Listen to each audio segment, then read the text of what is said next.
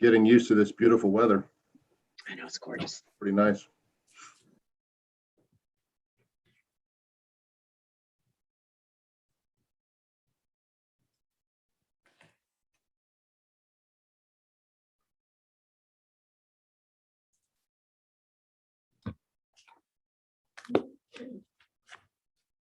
All right, I think everybody's here. Should I start, Lori? Yes, please. All right, welcome to the Board of Commissioners meeting for September 27th, 2021. This is a special 5:30 meeting to discuss the property located at 122 Matthews Station Street. And I think, Jay, you'll start the conversation. Sure will. Thank you, Mr. Mayor. Well, as requested by the board 2 weeks ago. I'm sorry, Jay, excuse me one moment. Yeah. John. Commissioner Urban. Yes, I need, since I've been working on this piece of property for 10 plus years with various different developers, I'd like to get a recusal. I'll recuse myself on this particular discussion. Thank you, Commissioner Urban. Thank you for reminding us about that. All right, we'll go on with Commissioner Urban recused. Go ahead, Jay. Yeah, so I was saying just a moment ago, I'll be leading a visioning discussion this evening for the property on Matthews Station Street. I find these to be fun exercises because it's brainstorming, big ideas like what could we come up with for this property. I have divided the presentation into three areas. So we'll talk briefly about the history of the lot. Some of you may remember some of the history and how we got here, some not. So I'll go over that briefly.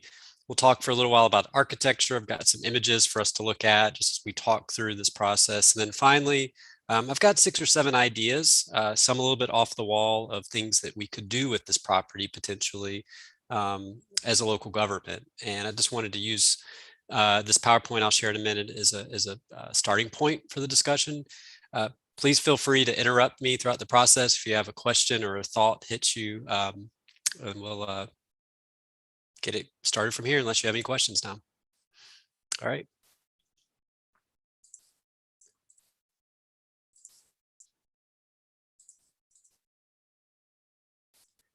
So I was looking back at presentations I'd done, and I think it was last July that we discussed a proposal we had from Lat Purser, and I'd put together this background information, which is really helpful because I've already got it assembled.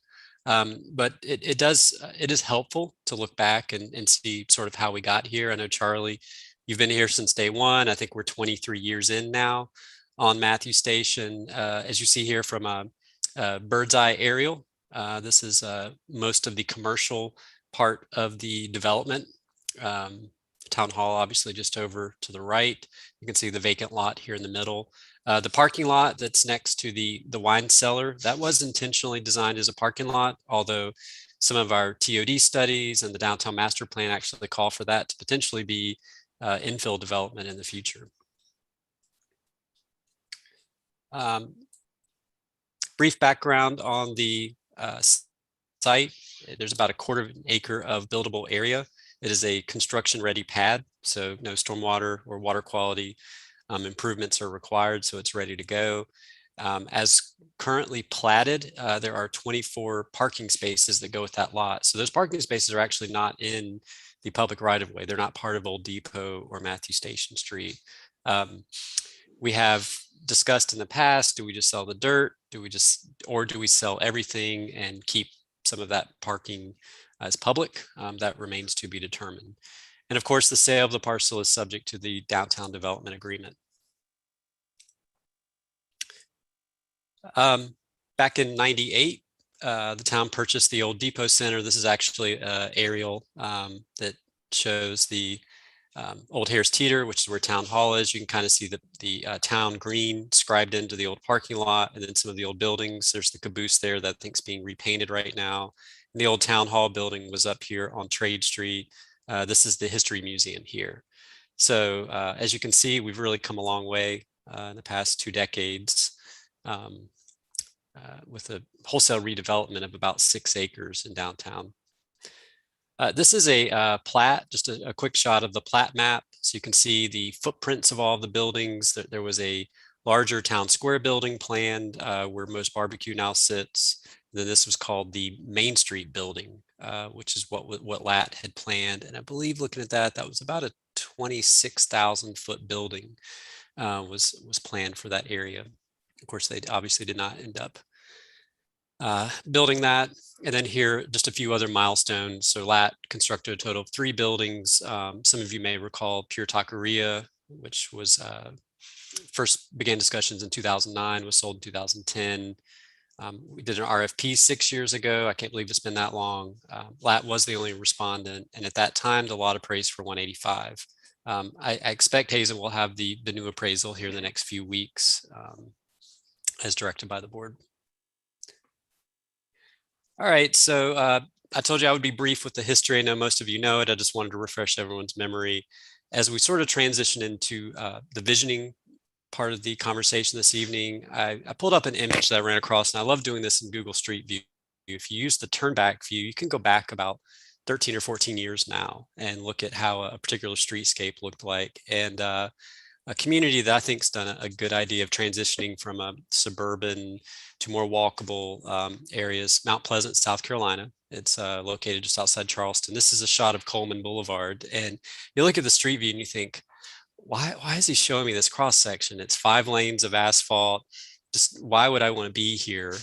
And you fast forward about a decade later, and they've put a median in, new buildings face the sidewalk, attractive architecture. So having a good vision, a good plan is very crucial for placemaking. So with that, I'm going to lean into some imagery, and I'm going to run through these really quickly. I don't want this to feel like art history 101 or something that might have, of course, it might have put you to sleep in college, but I do want to go through some imagery and get us sort of thinking about what a building could look like on this lot. And where I started was just from the ground level. So 1-story buildings. This is actually on that same street, on Coleman Boulevard. 1-story buildings in this location, some things to think about are presence. When the Moe's Barbecue building was constructed, the first iteration of the architecture actually had a very shallow pitched roof. And one of the things that the developer agreed to was that very steep pitch on the roof. It gave the building a taller presence. So that was really kind of desired at that entrance to Matthew Station Street. A mixture of building heights is okay. What you lose, all right. What you do lose is usable space on the lot. You would probably only be able to build about a 7,000 or 8,000 foot building on this site. Here are some just additional examples of 1-story buildings. And what I've got here are typically pretty contemporary examples of buildings. I'm not showing you Renfer hardware, but what a modern architect might come up with for that lot if they were conceiving of a 1-story building. Of course, this is North Trade Street in Matthews. I wanted to have a local example as well. And of course, I'm not an architect, but one can see here that when you're designing 1-story buildings, sometimes roof lines and variations in buildings can actually make them more interesting. This is a development called Springfield Town Center in Fort Mill. And as you can see, the designers have used different pitches and roof lines to really break up the building so they just don't look kind of flat and uninteresting.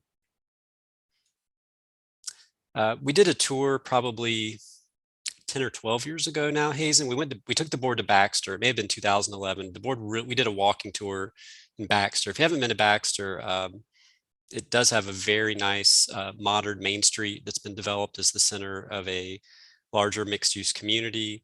I just put in a few examples here of architecture. This was another 1-story building.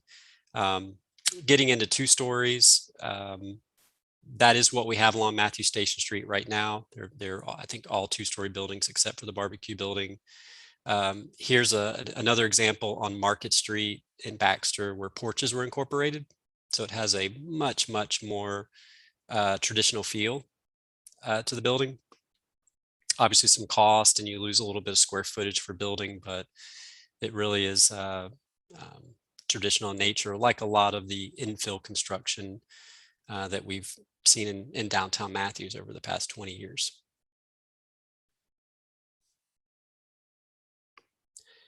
This is actually Davidson, and very stark difference. If you go back to this image, very traditional.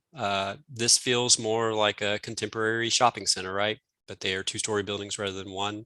Still a lot of brick masonry on the building, so kind of a sense of quality is established here. This is a mixed-use building near the Harris Teeter and Davidson off exit 30, and I believe those are offices upstairs. Also in Davidson, some infill architecture that was probably built, I want to say in the last 20 years. This is anchored by a CVS, but this is right on Main Street as well in downtown Davidson. But it's also good to think about how architecture is going to age when you're thinking about buildings. What looks good today may not look good in a few decades, but generally, this building, while not very exciting, I think it's aged well and become a part of Davidson. Another development in our region, this is Afton Village up in Concord, pretty close to the Mecklenburg line in Concord. This is a mixed use building, but I think it's a good example of how the best intentions don't always pan out. This has first floor commercial, upper floor residential, but the building, sort of the massing of the building just doesn't really seem to work here. So just because it has all of the right parts doesn't mean that it's going to be a successful development. So another shot of Baxter, we're getting into 2-3 splits here. So this is a 3-story commercial building that sort of sits at a corner.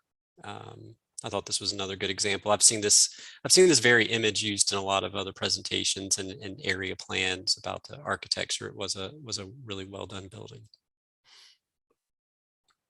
So now getting into a little bit taller buildings, Matthews Station at the terminus where Town Hall is, the Town Hall building is about 55 feet. I don't know if that's to the peak of the building or the average of the roof line, but it is the tallest building in downtown Matthews, to my knowledge. So this is a 4-story building.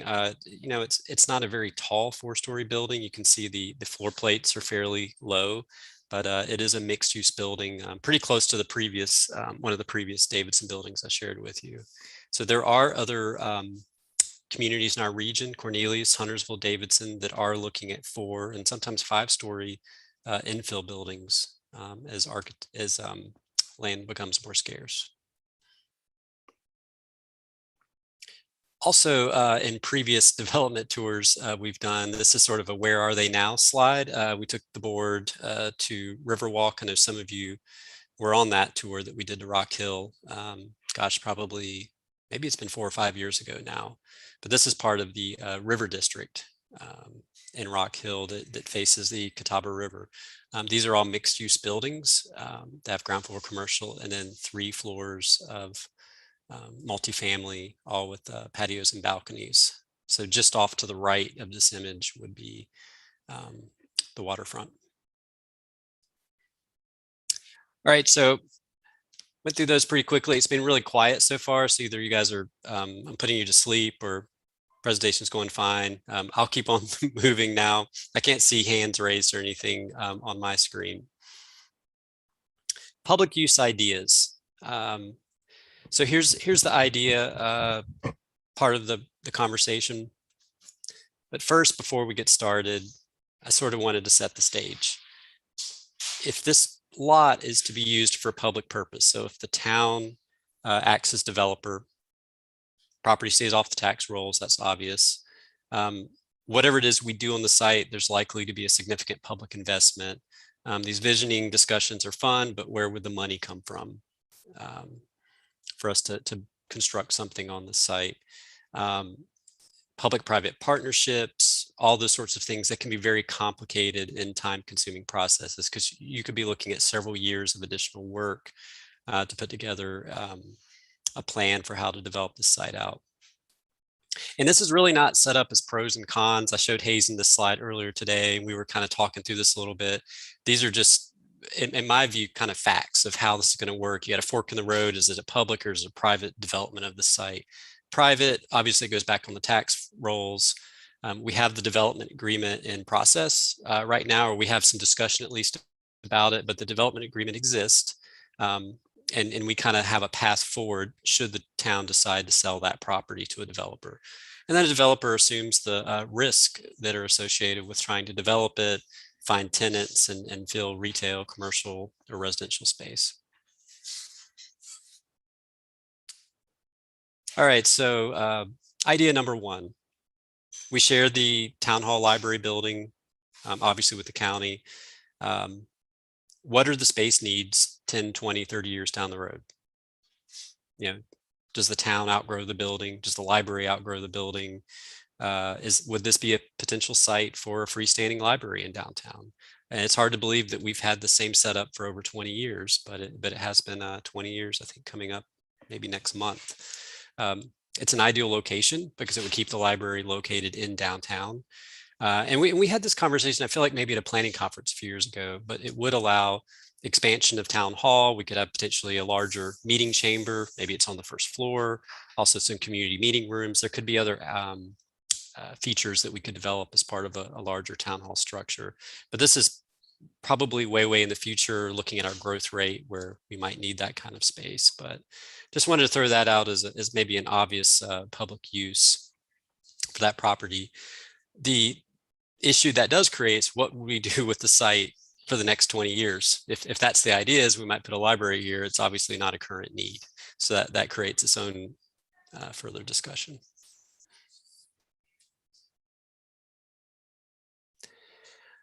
Also something we've talked about, and probably maybe 10 plus years ago, Discovery Place opened a kids museum in downtown Huntersville.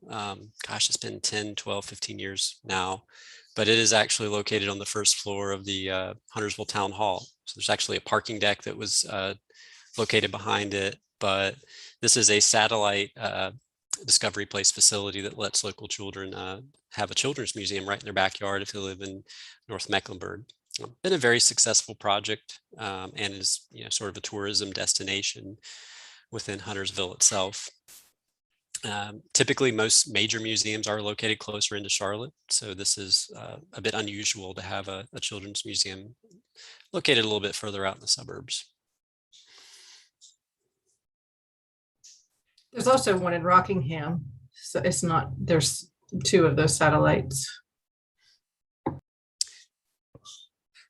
Mayor Pro Tem Garner, do you know if they've ever had any discussions about further? I have not heard Discovery Place talk about any further expansions since those first two opened. I haven't, but I believe that they're going to be under the Charlotte cultural umbrella now, so that it would change their funding structure. And I wouldn't assume it's off the table for them to further expand at this point. Right. And again, keep in mind, these are ideas. If that was a direction the town wanted to go, it may not even be associated with Discovery Place if the idea was that we wanted to have a children's museum or some form of museum in the town. This is a community in Kansas that did something I think is very interesting. So our building's joint use. I talked about the library on the first floor, town hall upstairs. This is actually Lenexa, Kansas. This is their city hall, but on the first floor, they developed a public market. So it's sort of a combination of a market / food hall that they put as their sort of central gathering space in the center of this fairly new community.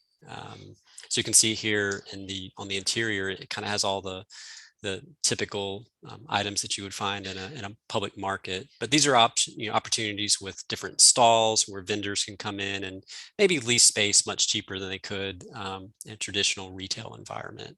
So those create a lot of daily activity. A lot of the public markets I've seen have been in larger municipalities. So I think if this wasn't something that the board was interested in, we'd need to look at communities probably closer to Matthew's size to determine if we would have the foot traffic that could bring people in. Also specifically here, this would not be a replacement for the farmer's market. This would be an altogether different programming potentially than a standard farmer's market. We had a creative use for the first floor of a city hall. Can I interject again? Yeah, I've been talking a lot. Please give me a break.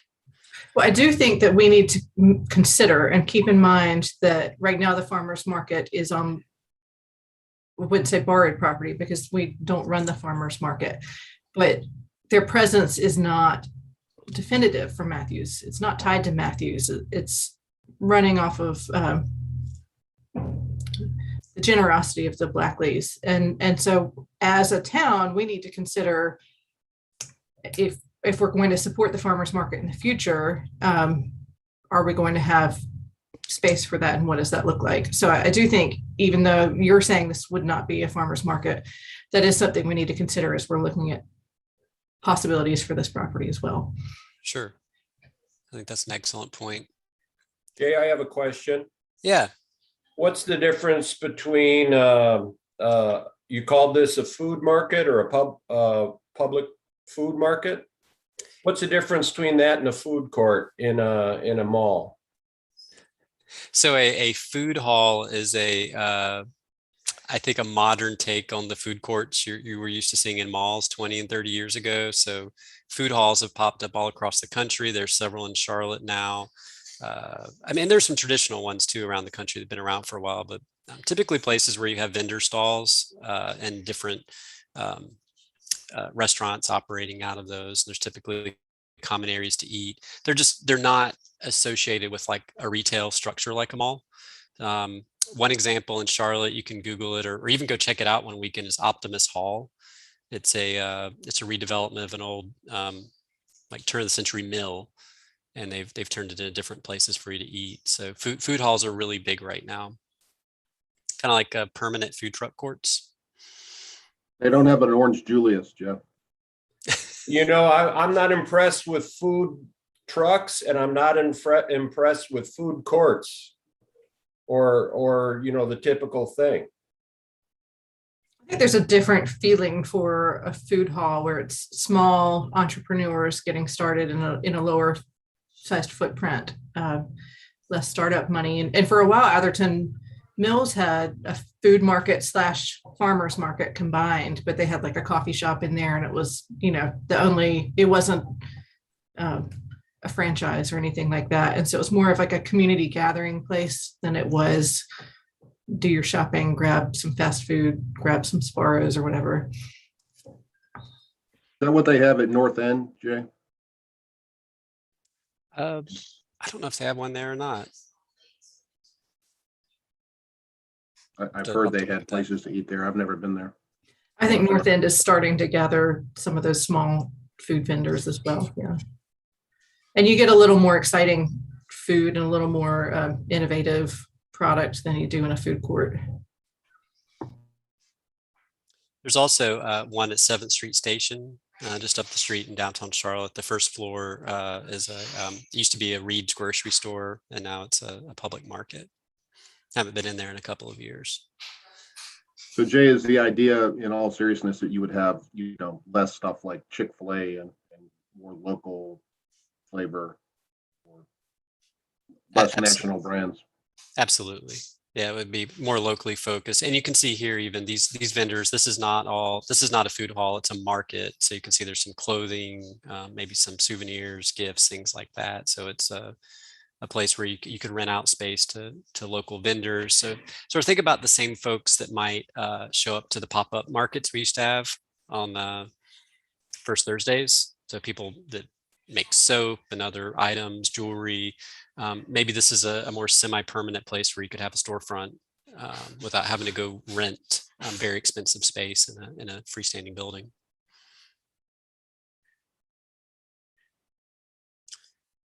All right. So anyways, I put the references here because I wanted you, and I'll send a PDF of this to everyone afterwards if you'd like, but you can do some of your own research if you're kind of curious about any of these particular places. Going a little bit different. This is a development on the outskirts of Denver, Colorado.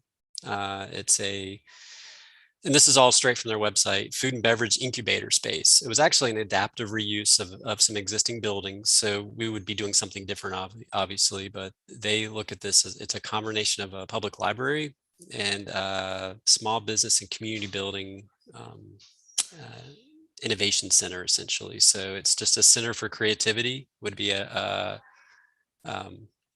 a very broad way to describe it, but this is part of a arts district in Denver, Colorado. So we have this, blank slate with the lot. What could we do in such a small area? But communities are using this as a way to attract people into their cities.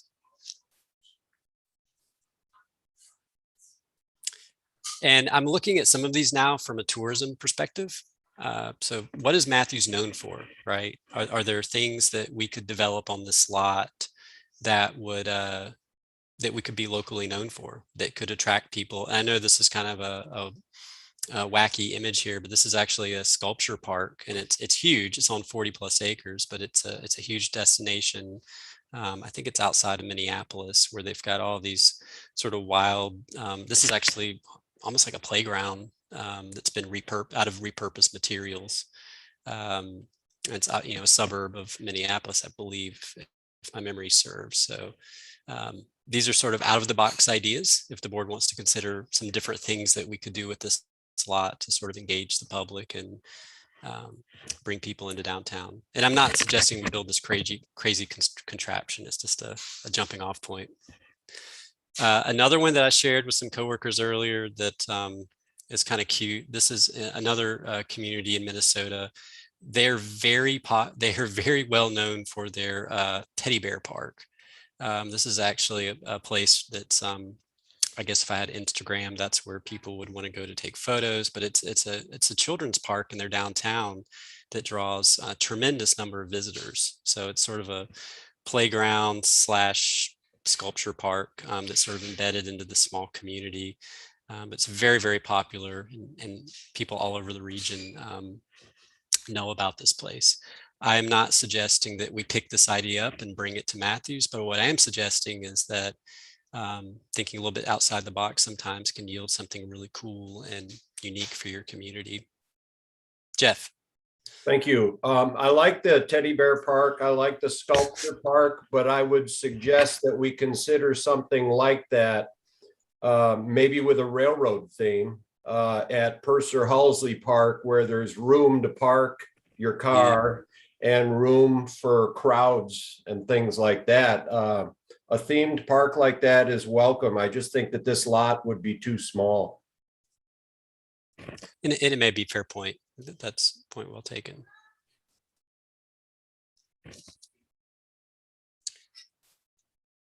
So this is my last slide. This is a more traditional concept. I didn't end with anything too crazy here, but could the town create an affordable housing combination retail incubator space? So downtown Matthews has a first floor commercial requirement, and on Matthews Station Street, we really would like to see an activated ground floor. But on the upper floors, could we do affordable housing? I know we've been having that or you all have been having that conversation all year now. The upper floors could be, studios, 1 bedrooms, so you could have more units, or they could be developed. We could put fewer upstairs. They could be 2 or 3 bedrooms that could potentially serve families. This falls into the column of more complicated. As I described earlier, this is not something that is going to happen overnight. This could take several years to materialize, but this is one potential that could work for this lot. One thing that I've been thinking about, because we've been talking about this as residential, and it really didn't occur to me until about a week ago. I have a friend who lives in Country Place, was talking about how loud the train has been lately. And for me, I've lived practically my whole life across the street from the train tracks, but I do think it would be very hard to have residential immediately beside the train tracks. And we need to consider that. Is that something that people are going to want long-term? Are they going to move in and immediately regret buying into that? So we need to keep that in mind. Mm-hmm. I've had that same thought. If you go to downtown Charlotte, there's a pretty heavily used rail line that runs on the west side of downtown, kind of close to where the Gateway Station is being constructed. A lot of residential right up against it. I don't know the train frequencies in that part of town. I think that might be Norfolk Southern. It's not CSX, I don't think. And then also some of the new housing you see built along Independence Boulevard as you approach downtown Charlotte. I mean, they're probably $1 million housing units that overlook 74. So when it's a prime location, I think that sometimes people are willing to look past some of the minor nuisances of living in an urban area. I don't know. I mean, I see that for Charlotte for sure, but there are Mhm. some sound noise buffers, and the sounds of John Street are nothing compared to a train barreling through Matthews at 3 a.m. It would definitely be a concern, especially having my friend who was bringing it up lives in Country Place, and Yeah. fairly good distance from the train tracks. Having a freight train is different than having light rail, and so your whole house, our whole house shakes every time it goes through, and it would be a big consideration for me. And not only that, they, I guess by law, have to blow the whistle or whatever. So I've actually been awakened here at my house, which is a few miles. That 3:30 or 4 a.m. train going through is welcome. They do Been have in a something deep sleep called, and woke up from that before, and I live a long way from it. That's a good point. they do have something called, I think they're called silent zones. And if you do enough secure improvements to the railroad crossings, you can prohibit trains from whatever throttling on that whistle. That's expensive, and the railroad gives you no help. Those are, Yeah, on occasion, I've thought the conductor or whoever blows the whistle was being a little sarcastic, because they'll just lay out it. It'll be 3:30 in the morning, and they're doing the whistle for a good minute or something. It's kind of ridiculous. I'm not sure I can wake everybody in the whole town up. it doesn't stop the walls from shaking either. Maybe we could work on that too. Commissioner Miller. Thank you. Jay, I have a procedural question. Help me understand. I'm used to an interested party maybe making an offer, and then the appraisal to see if it's a fair offer, and then buying the property according to zoning, and then reviewing elevations and critiquing the elevations. Is there a reason we're seeing elevations before the property is bought? There is, and I'll answer that, and I know Charlie wants to add. So think of this as a kind of a combination of what you deal with during the rezoning process, but also factoring in the fact that there's property changing hands. So as part of the development agreement, the board approves the site plan and elevation for every structure, any structure. So even if one of the existing buildings, someone wanted to build like a pergola or some expansion, any architectural changes are supposed to go to the town board for even the existing buildings. So it's just because of the public-private agreement we have with Lat Purser and or our purview? it's all through that development agreement. That's correct. Go ahead, Charlie. I'll let you. I was just going to say the entire development agreement is set out in the subdivision plan already on record. So whoever buys in that area takes it subject to the subdivision plan, and also the existing development agreement would have to be amended to add them as the developer of that particular lot. And the board has input on the what goes there. That's what a public-private partnership, and it's already subject to that public-private partnership. It's not just with Lat Purser, it's with whoever wants to develop there. Okay.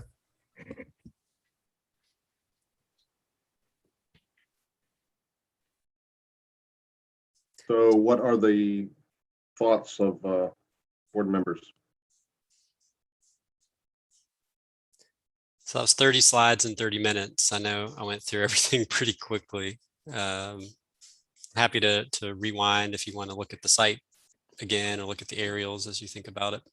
So when Jay and I spoke earlier during our agenda review, we talked about his presentation tonight, and I think what we're trying to get out of this is really not necessarily details on architecture, but what uses we would like to see on that property. And I know all of us have met with the interested party, MB, and discussed what uses we'd like to see individually, but I think it's important that we meet as a board and discuss together so we're all on the same page. So we had a lot of potential uses. Commissioner Miller, you got a comment, question? Yeah, I would say retail first floor, and if the end cap, if that's the right term, was restaurant, that maybe it be multi-floor so that we could have a rooftop or a second story something. I think maybe apartment, second floor, with the rest of the building would be best for Renee's point. Who wants to buy a property that close to a railroad? But if you're renting for 1 year, it's still fun. I mean, we all, or many of us, lived in a dorm room. That's not ideal, but it sure is a lot of fun. And so retail first floor, second floor, either expanding, and the rooftop expanding the end cap of a restaurant, but maybe apartments. I don't think we should get into micromanaging which businesses go in there. That's market driven. And the original renderings sort of mimic North End, and I would like to see it mimic more Matthew Station Street in character. And I think from a glimpse of what I saw in the agenda packet that perhaps they've made some adjustments. Yeah, I've talked to several of you individually, and one common theme was the possibility of a rooftop restaurant or bar or something. Everybody thought that would be pretty neat. Maybe with a open sky feature where you could, or with a canopy or something where you could eat outside. The weather here has become so mild, you could almost do that year round. What are some other thoughts?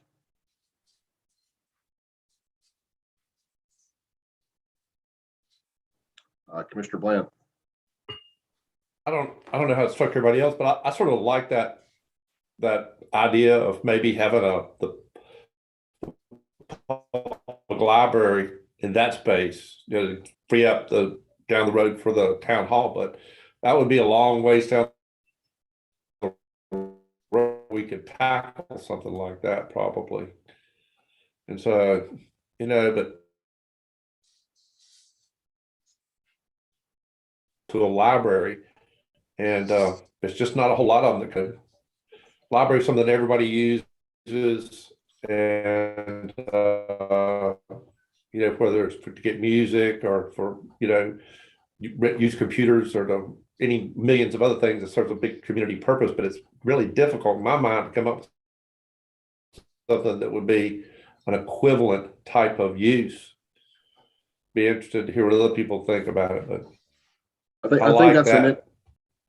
think that's an interesting perspective, but as Jay said, we're probably 15 or 20 years away from the need. So could we make a building that would be configurable later into a library and have some other use now, possibly? I don't know. Mr. Miller.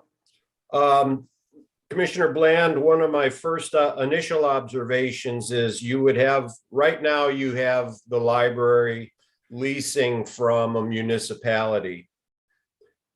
If it were to move, it would be then leasing at a higher cost, probably from a private entity. And that would be the biggest change. Right now, we have more of a handshake agreement and things like that, and common government uses, including voting. I mean, our libraries. Go ahead, Commissioner. Our libraries not individually or owned by Charlotte-Mecklenburg Library System. I'm thinking of like Morrison, and there are standalone libraries where they would purchase the property and not lease from us. They would purchase and build a library. I do like the idea of, because how often have we talked about having an event space or, larger conference areas and the downstairs of town hall. would be suitable for that. But I'm just going to fit all my comments in here, if that's okay. Or do you need to? Okay. I think when Lap Purser brought us a design at the beginning of our term, it was at February of 2020, and we talked about really envisioning what this property could be. We lost a lot of months to the pandemic and just kind of staying afloat on things and not really planning. But I think there are a few opportunities in downtown to create something unique and special to Matthews. And I see this lot particularly as an opportunity for that. And I don't see retail and living spaces as being that, being a draw for Matthews as a community. I think there are lots of opportunities, and maybe partnering with Discovery Place would be one, but or any other science museums. I feel like something like that would serve the people of Matthews and would also draw people from out of town to visit our restaurants. And I do love the idea of something rooftop, so maybe it is like a science museum with a rooftop park, or, this is a chance to dream instead of saying, okay, the opportunity is here and let's do what is sort of normal for development right now. Commissioner Bland? This may sound like a really weird idea, but I know my law firm goes on retreats all the time, so we're always looking for places like where you can have like a, like 7, 8, 9, bedrooms or something around a conference like type situation. I know there's places around where they have big conference centers and stuff like that for like a retreat center or something like that, where you could have that might be I don't know. I know there's very few places where you can get out unless you're going to sit in a hotel room or something like that. And you get a small conference center that you can rent out. Looking for something like that. That's We usually go to interesting. places like Asheville or things like that. But there are a lot of neat things in downtown Matthews where people can walk to. I know a lot of the places that we've been to, you're either out in the sticks and there's nothing else to do, you know what I'm saying? Or, there's a lot of interesting things in Matthews within easy walking distance of that site. And, for small companies that want to sort of, get out of their office so they can go brainstorm and do stuff like that and like sit around a common area and just a comfortable place and shoot the breeze. That might be something that there may be an interest in. I don't know. It's just a thought. I think that could be highly successful. There's definitely that's a niche that's not available. It's all these conference centers are either for 400 people or, they're big, they're very expensive. If you had something that would accommodate maybe 20 people, I think that could be very successful for this area. The other comment that I've made to the person that's currently interested in the lot is I think we need something, and Jay brought a couple of them to light, like the teddy bear park and things. And I agree with Commissioner Miller, there's not enough room there, but having some things in our downtown area that would, that families would be interested in with small children, because we've mostly, let's face it, we've got Renfro's and we've got beer and barbecue and restaurants, and there's not a lot of interest for people with small children. And we have a lot of those folks in Matthews that, like I said, I mentioned earlier, a toy shop. There used to be a toy shop in Park Road Shopping Center. I don't know if it's there anymore, but they sold only American-made, like handmade toys for kids. It was wildly popular. A lot of people took their kids there. Just anything that's more associated with children, to give them something to do and to be able to walk through town other than to just get a beer or go to Renfro's. We need some more shops that have other interests, particularly for families. And that's what I would like to see. Commissioner Bland.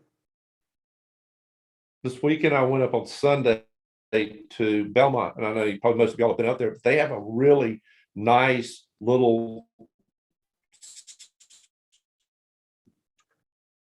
Dave, you're breaking up. Downtown You might have to turn your Belmont, video. Can where you they turn your have like video off? little- Dave, can you turn your video off because you're breaking up really bad? At least, is he breaking up for anybody else? Yeah, There you go. Okay, I'm sorry. Can you hear me better now? Yes, sir. Yeah. Go ahead. In downtown Belmont, they had a really nice place. It was beautiful Sunday, obviously, but there's places like little picnic tables where people could sit around, and then there was a real nice like playground area for the children to get out and play on, where you could sit and watch the children play, and then, like I said, a bandstand, and they could also do small events like for a small wedding or a small something like that. It was really nice thing, and it was like everybody in the community was walking down and spreading a blanket out and just sort of enjoying it. I don't know if that site that we're looking at is certainly not probably big enough probably for something like that, but I see where you maybe having a playground area or something there. I guess that would be possible, but beyond that, there's not a lot of space. It's not big enough, I don't think. Commissioner McCool. I know parking is a big issue, but I've known other people to say that like a small boutique hotel, with like a rooftop restaurant would be interesting. It's something we're missing in downtown is somewhere for, put heads in beds. We got hotels around by Independence, but we don't have anything really in downtown. So maybe that's a spot for a small boutique hotel.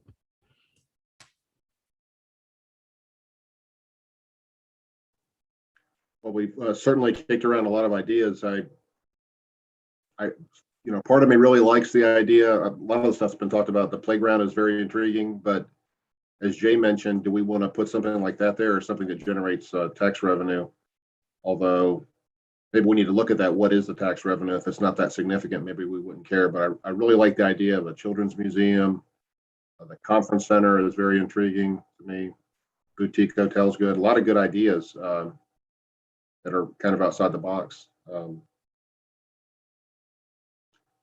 Commissioner Miller. Just a small observation. I always found the Minicozy study very rewarding. It takes the footprint of land mass and studies it by tax revenue. And Weaver, Bennett and Bland was #1 in the downtown because of the amount of separate businesses or stories of the building that pay taxes differently. And therefore, I support retail on the ground floor to be determined on the second floor and the rooftop, but a second floor and rooftop restaurant on the end cap would be attractive. And you'd have, I don't have the elevations memorized, but you'd have 4 or 5 tax-paying entities versus 0 to 1. Yeah, I think, consider, Jay, do we have to have retail on the bottom or can we, I guess we have to for the town Station Street. So 50% of the first floor should be commercial. So retail, restaurant, could even be a bank. I mean, anything that our code defines as retail. So the question about tax value, and I meant to put a slide in here and I got busy and didn't get to it.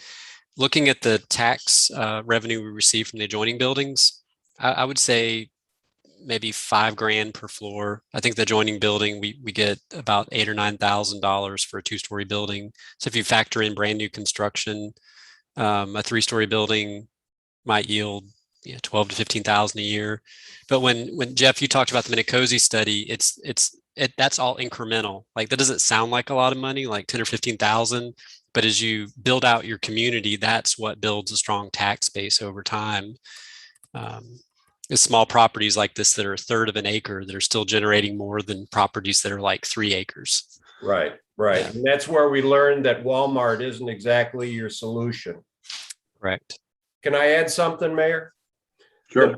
The best location in this commissioner's opinion for a hotel is at Zab's Place, or what's it called? Designer Marketplace, former Flapdoodles. Those 2 corner lots would be pretty good for a hotel, 4 to 5 stories with parking to be worked out, in my opinion only. Thank you. Well, I'm wondering if we can come up with some sort of hybrid, maybe have retail on the bottom. I'm really intrigued by the idea of a small conference center. I think that would be really successful. And I know there's a lot of small companies here that would, I think would use a facility like that if you had a nice place to meet and you could maybe spend the night. And of course, I'm thinking of our planning conferences where we always are sometimes caught some grief for going out of town. It'd be a good place for a planning conference right next to town hall. But I like that idea is kind of intriguing, and I think it could be financially very successful. I don't know. Yeah, Mayor, the general rule, and this is about conference centers, which are bigger than what you're talking about, but conference centers are money losers. Now, that's what I've always heard, whether it's Durham or Asheville or now, could you make a smaller thing work? It's possible, but I don't know, I don't know how many times you'd have to fill it a year to make it break even. And as long as we're okay possibly losing a little money, that's understood. I just my experience, conference It's a centers. fair point. I know some of the older homes in Charlotte that have been turned into conference centers haven't done particularly well, but if it could be a multi-purpose space for, some of you have mentioned maybe you could get married there, you could have a special event there, you could have a dance there, you could have, whatever, you could use that space for lots of different things, not just conferences. I would think in that location, because as was mentioned, one of the beautiful things, when I worked at Combraco, a lot of people, what is the Waverly? A lot of the folks would stay up at Waverly that came from all over the country, and they liked staying there because they would park their car, they'd walk to dinner, they go have a cocktail somewhere, they can go to a movie, they can go to the Earth Fair, they can, there's a lot of shopping there.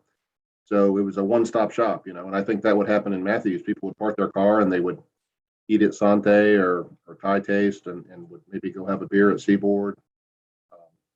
So I think it would be good for our businesses, something like that. When I think of conference center and what we're talking about, I think more of like Kannapolis and Morrisville, where their town hall is built with, a large meeting space. And it's not necessarily a conference center, but it's multifunctional and built into the daily town business. And so I guess that's why the library idea also struck me as interesting, because it would change how town hall functions if the library were in a different place. And Kannapolis was just an incredible building, and I'm sure also incredibly expensive, but I'm in dreaming mode, right? Jay, how many square feet, or Hazen, how many square feet is our current library, and how many square feet could you put on this property if you did multiple levels?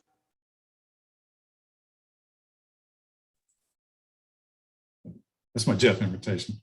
Ours is 15,000 square feet, and there's each floor is 15,000 square feet. Each floor is 15,000 square feet. Wow. So you could put the entire library on a floor? It already is. No, you're saying, on the new lot.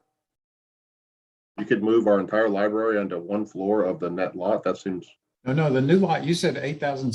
Did I hear you say 8,000 square feet? That's what I'm asking. Could you put the currently sized library on that lot and however many floors? Seems like that's not big enough. It would probably need to be multi-level, just because it's not as deep as town hall. The slot's more narrow, or not as, it's more shallow. And we don't know if this would even work for the library. These are just ideas. I didn't run this by them.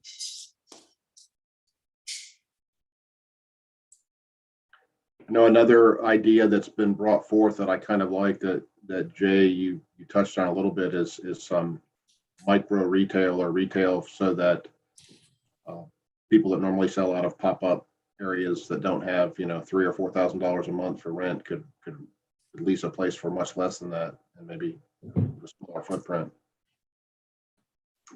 Commissioner Miller.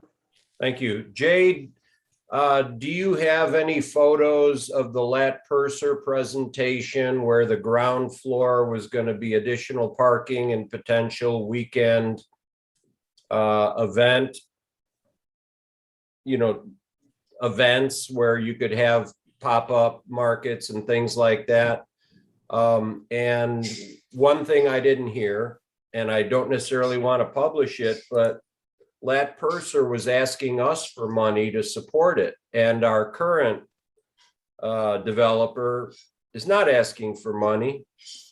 And we don't have an appraisal yet, but I hope that appraisal plus would satisfy the commission.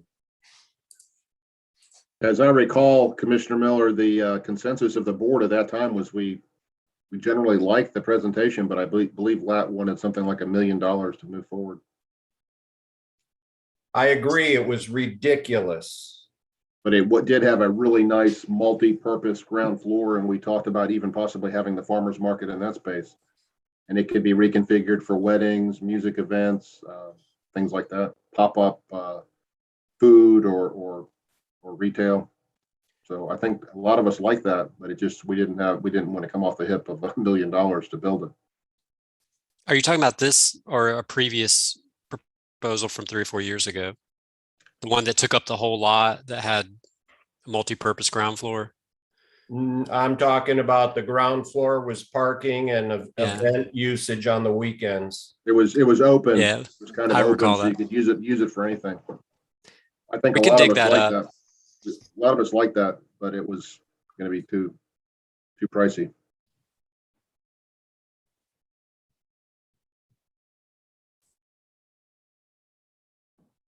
Were there any other comments on this topic? I don't think we've arrived at any conclusions, but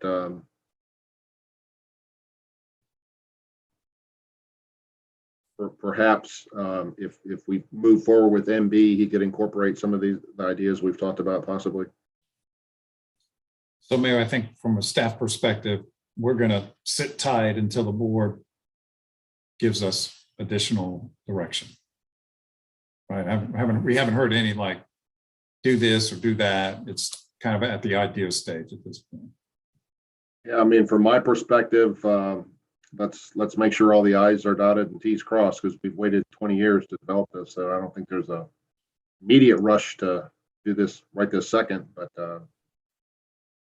we would like to see it eventually something put there rather than just have a piece of property that has no real useful purpose right now.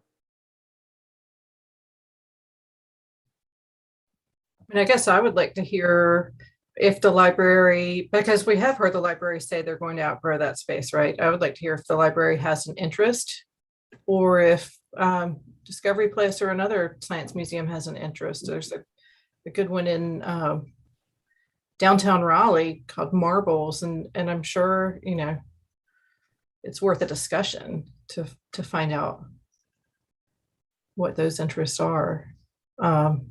What I guess I would hate personally, I would hate that we settle for something because it's immediately in front of us. And that's what I was hoping the discussion would come from, is hearing from other board members. Do they agree with that, or is it, you know, the general consensus of the board that we should move forward and finish the development? Hazen, is it true that the library is thinking of leaving? No, you know, several years ago, I worked with one of the fellows that works downstairs, and he was, I think, working on a master's paper, and we had a discussion about future of the library. I have no idea where maybe it's somewhere on some of their planning documents, but you know, I think, well, like Pineville is working with them now to build what we have, this shared space. And you know, you have, you know, Myers Park Library that's like 4,000 square feet. You know, we're going to have a ton of competing needs. Now, I guess if the town said, or we told the library, we'll build it, they'd say, when do we move in? Provided they could make that site work. I think they'd have to get used to multi-level library. Of course, they're used to one level now, and you know, but that's, you know, the some of the bookstores, Barnes and Noble, some of them are 2 levels, look great. So we can reach out to them. I do think realistically, just because they consider this one new, even though it's 20 years old. I think the library's like, this is a great library, and we're all proud of it too. I know they haven't grown out the space today. Library's doing fine today. Yeah, that being said, yeah, I think I talked to the same gentleman you're talking about, Hazen, and he said that this is one of their most successful branches as far as use. I mean, I think we're like number 2 in the county or something for people checking out books and media from the library. So they're very happy with their current arrangement. Plus, I think they have a pretty good deal on the lease rate. So For those of you that don't know, the main library is closing, I believe this fall. That library was built, I want to say in the late 1980s or early 90s, and is being replaced with this structure here. So it's a huge mixed use redevelopment. That's Spirit Square just to the left. So it's a big multi-story building. I think that's 5 stories. So if you're curious about what the library system's up to in downtown, this is what's going to be opening in probably 3 to 4 years. we better ask Commissioner Urban to check that out. It looks like it's going to tip over. I do want to clarify that I didn't say they were thinking of leaving, but they are, I have heard library staff said that they're outgrowing their space. And so, and there's a difference in those 2 points, and in that, you know, would they be more comfortable in a larger space? And Moorcroft is a several-story, multi-story library. So there are possibilities there. All right, Hazen, do you have some direction you're going to? Well, it's always the interesting case, like Mayor Pro Tem said, could we look at kind of the library, where the library's at on a new library, or, you know, another library, or growing this space, and then kind of, are there museums in the region that may want a partner or looking for a partner? But that's a one-off comment. So really the question is, and it's always a dilemma, is, okay, what's the consensus of the board, or is that something you want staff to go look into? Or, but you know, we don't always act on one comment, and that's what I'm looking for. I think I heard a consensus, and maybe we can clarify right now, but there is an interest to find out what the long-term reasoning of the library is, and if they have a desire to move out into a newer or different space at any time in the future, or would they consider moving into another space? Are they going to buy it then? I don't know. Mayor, Yes. to that point, the only limitation on the public-private partnership that we find ourselves in here is that we cannot expend more than 50% of the project with public funds. And right now, the private funds are greater than the public funds. We paid for all the infrastructure, but I'm not sure how much LATPERSA has paid on this. But if we go out there and build another public building there, that will increase the public expenditure, and we've got to be careful we don't go more than 50% of the total project cost. So that's, but we may not be close to that. I don't know. I'm just pointing that out. Is there a consensus of the board? Please speak up to at least talk to the library and see what their plans are. Is that reasonable to everybody? I'm seeing some heads nod. So No, it's more bureaucratic red tape. The library system is working on a facilities master plan right now. I sat in on sort of a session earlier this year, I think, and I did ask if it would get into the specifics of needs 20 years from now, and I got a non-answer. Like, they really wouldn't commit. I mean, they're looking at like underserved parts of the county, particularly for like new libraries, but I don't know if they're going to drill down and say, yes, Matthews is going to need an expansion in 10 or 20 years, but we can push back on that since they're in the middle of drafting that facilities master plan. Mr. Miller. Why would the library system move a half a block away? Why was the motivation for that?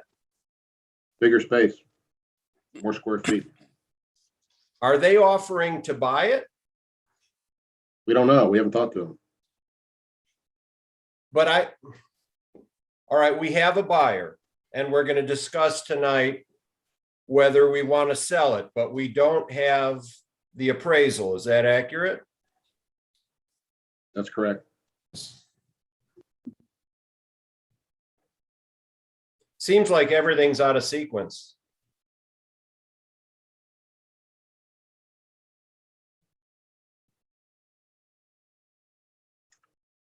Well, I Well, guess if- I'm not if- sure what you mean by that, Commissioner Miller, but what I can say is we got the proposal to buy the property, whatever, several weeks ago. We engaged somebody to do the appraisal on the 15th of September.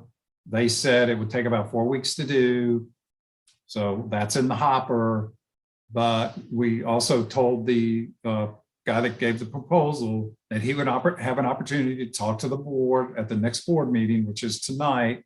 And, you know, in my mind, at the last board meeting, y'all said, well, can we have a 5:30 discussion? So we had a 5:30 discussion today, and we've heard that.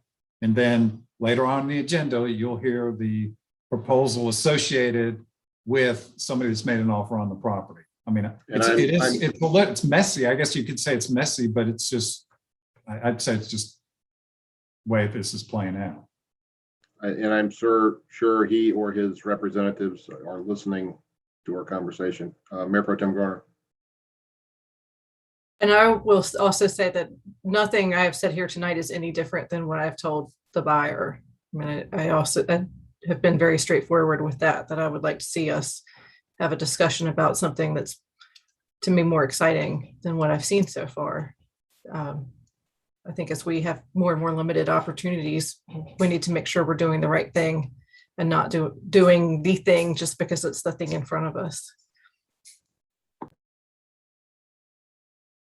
So we would replace the current library with a food court?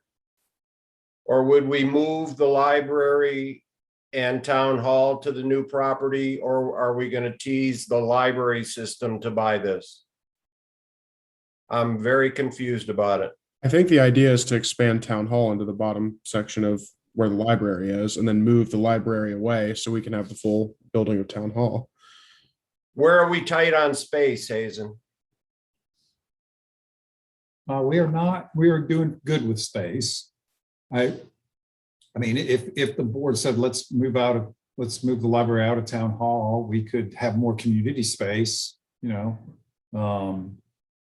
more breakout rooms. Maybe it could be a little conference center type thing for small gatherings. Anything forbid us from putting retail in town hall? No. Put a coffee shop or a. But I think in reality, if you go this route, and I know we're just in the discussion stages, I think the property would just continue to stay vacant. Now, maybe you could do a playground there or something that you know is temporary for 10 years or, you know, but there's a lot of folks lined up for capital money from the county. And this is, in their minds, a perfectly good library. Right.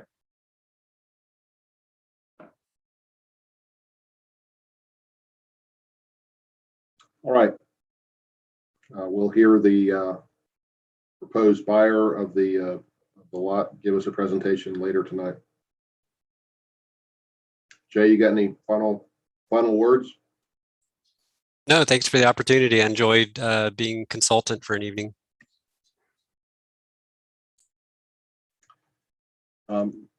One final comment I'd like to and I've shared this with many of you, and probably some of you share this. I remember as a kid growing up in the Charlotte area, going to the Nature Museum over at Freedom Park, and what a beloved experience that was, and how excited we all got to be able to go over there and see turtles and an observation beehive and native animals and a lot of interactive stuff and a lot of people. And I'm not even sure, is that still there? Does anybody know? I think it's still there. I believe it is. I haven't been there in many years, but that was such a great experience as a child that a lot of people I talked to that are my age and older remember going there. I think that was built in the 50s or something and been around for a long time. It's something that was a huge draw. It was always very, very packed with lots of kids. And I think we need something like that in Matthews, maybe not on this lot, but perhaps at another location, but something to draw kids in like that. Made a lot of good memories at that museum. All right, if there's nothing further, we'll adjourn. Everybody please log back in at about 6:55. Same bat channel, Lori? Yes. Okay, so you just want to mute and turn your camera off and come back in about, what is that, 15 minutes? All right.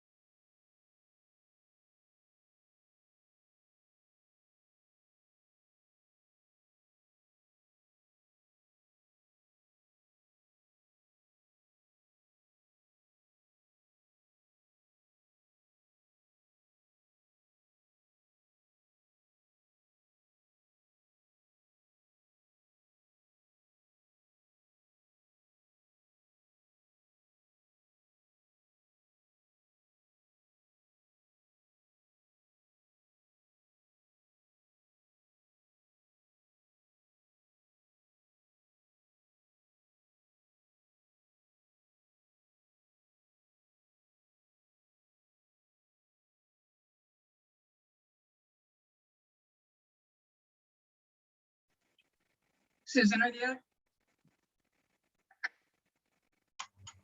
Hey, Lori, I was just looking to do a mic check. Okay, sounds good. All right, thank you. Thanks.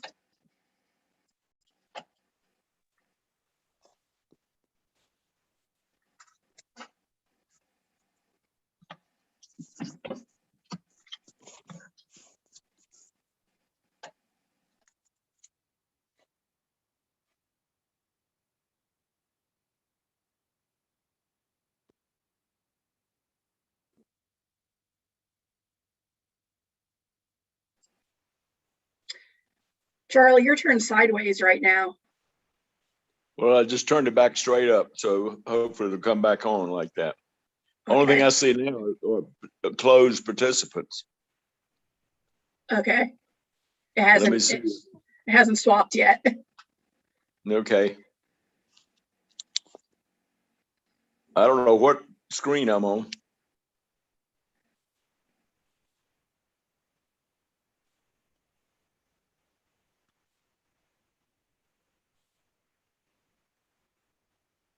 Still sideways. But I can't get to the screen. It's right now, all it's showing is closed participants 20 and lists all the participants. Are you on a phone or a tablet? What do you want? On a phone because my computer's not working. Can you flick I'll the have to go ahead and screens come with your back in. finger? Huh? You should be able to flick through screen options.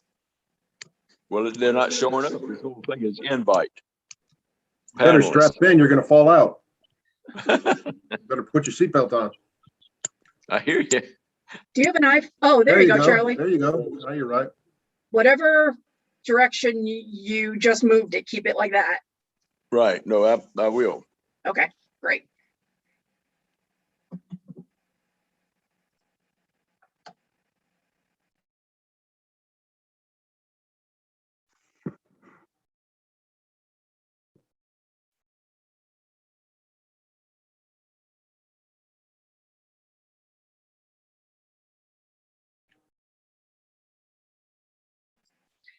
Time check, everybody. It is 6:55. Please start making your way back.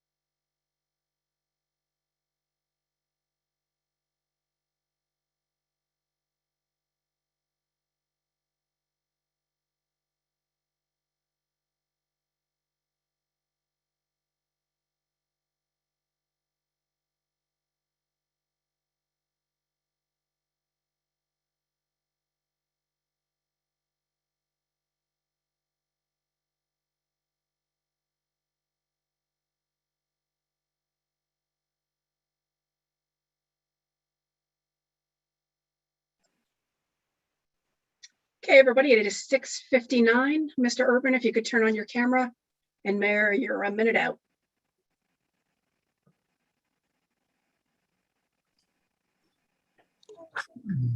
Thank you, sir.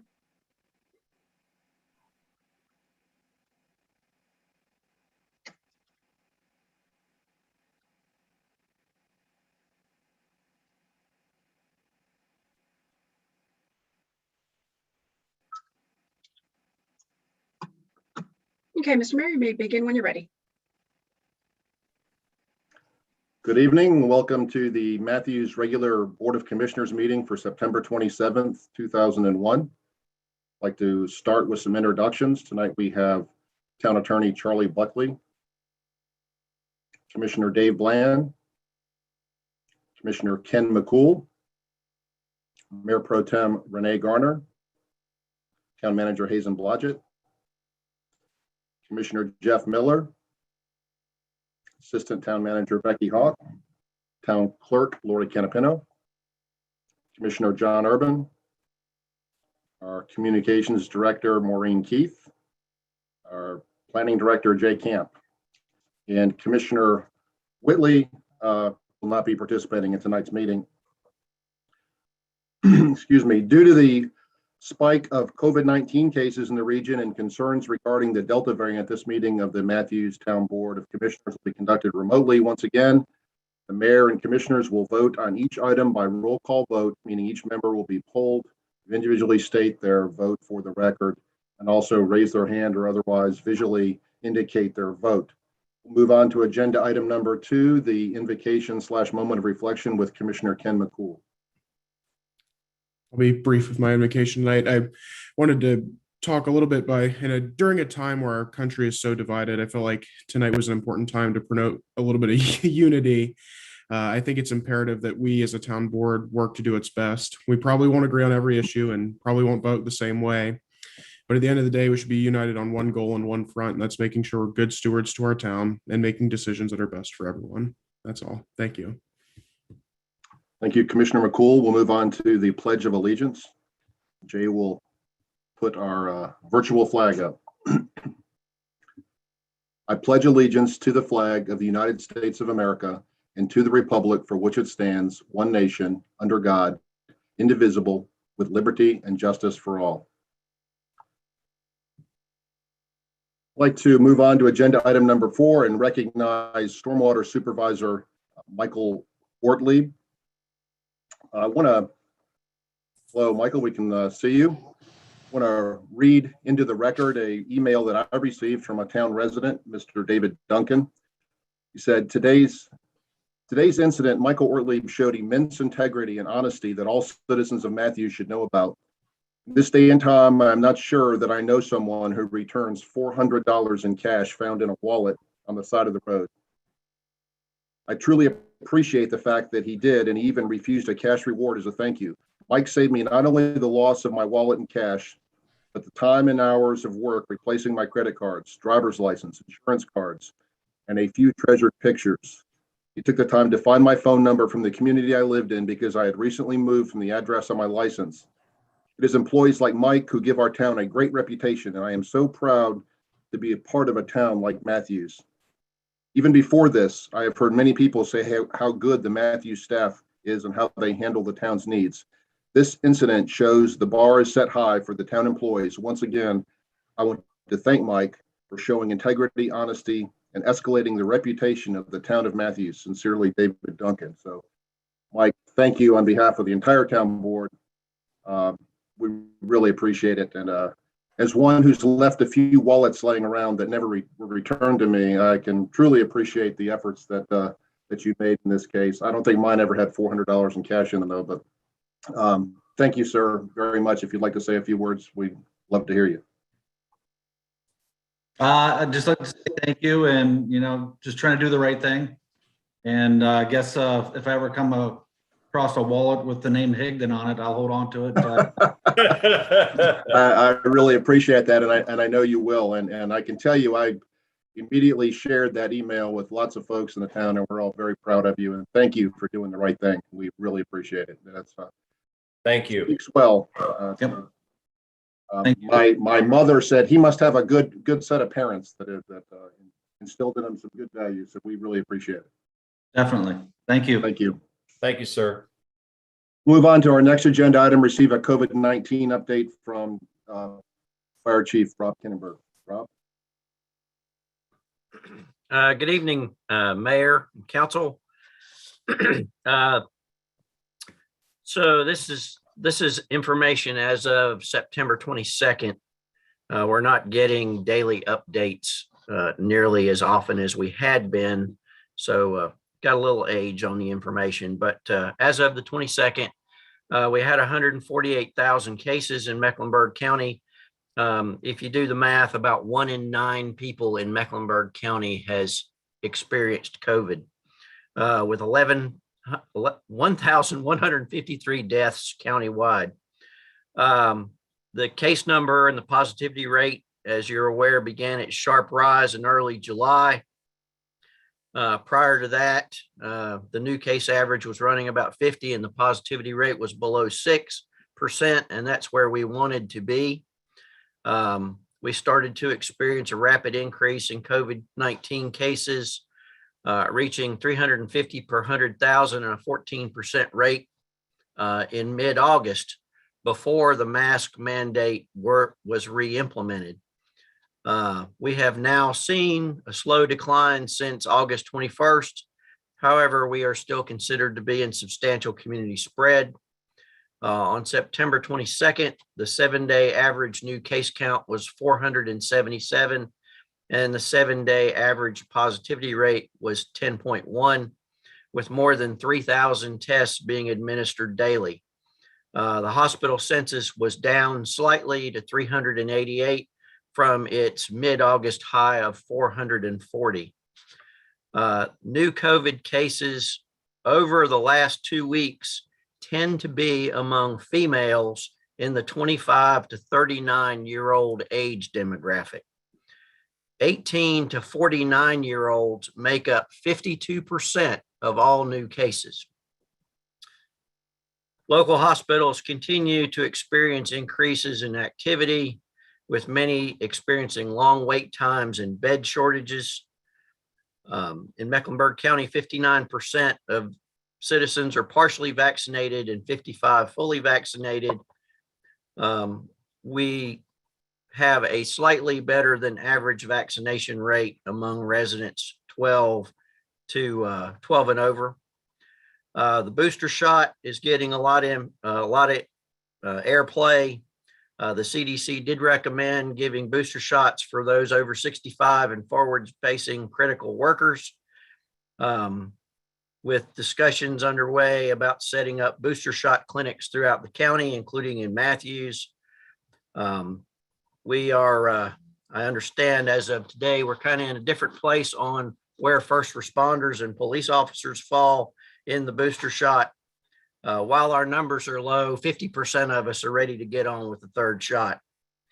County emergency management efforts continue throughout the county. So that's the end of my report. I'll entertain any questions you might have. Have any questions for Chief Kinnenberg? Commissioner Bland? I was just wondering, what is the percentage of our, first responders and police that are fully vaccinated? We are tending to follow the community. We're about 55% fully vaccinated.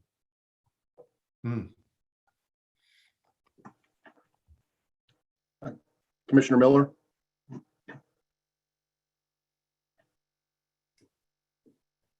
Chief, thank you for your report. I think you said roughly 350 out of 100,000 got COVID, and I did the back math on that. It's not 3%, it's not 1%, it's 0.3.5% according to my math. Is that accurate? 350 out of 100,000?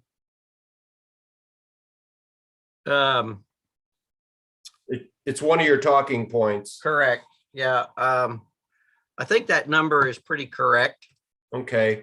And Sir, excuse me for 1 second. You said 1 in 9 people had got COVID. That's not the percentage. No, my math's off. I missed a decimal somewhere, but I can't put my hand on the report right now. And what I'm hearing on the airwaves is that over 90% of the people that are hospitalized are those who had never been vaccinated. And so I just want to log that in because we'll be talking about it later. That is a correct statement. Thank you, Chief. And you know, I haven't editorialized too much through this whole thing, but the hospitals are overwhelmed. Healthcare workers are stressed.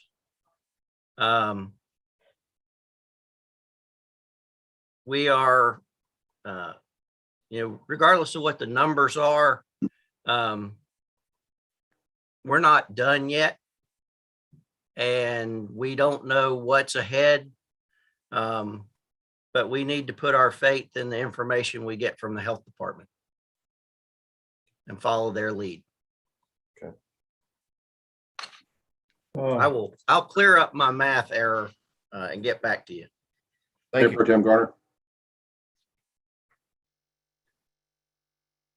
Chief, I just want to extend condolences. I know that the fire department is a brother and sisterhood, and I'm sure that somehow the death of a Huntersville fireman has impacted Matthews. And, when I heard about that fireman, it really made me think about our department and how that impacts your staff. It's been a wake-up call for some. All right. Any other comments for Chief Kinnenberg? Well, I just want to make a quick, if I understood Commissioner Miller's comments. So there's about 1.1 million people in Mecklenburg County, and about 150,000 have had COVID. So I don't know if that's 1 in 9, 1 in 8, but those are the raw numbers.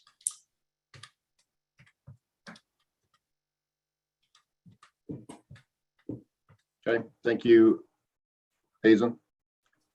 Any other comments? We move on. And I don't have a calculator in front of me, but if you divide 1.1 by 1.1 million by 148,000, it's somewhere in the 7, 8, 9 range. Math without a calculator has never been my strong suit.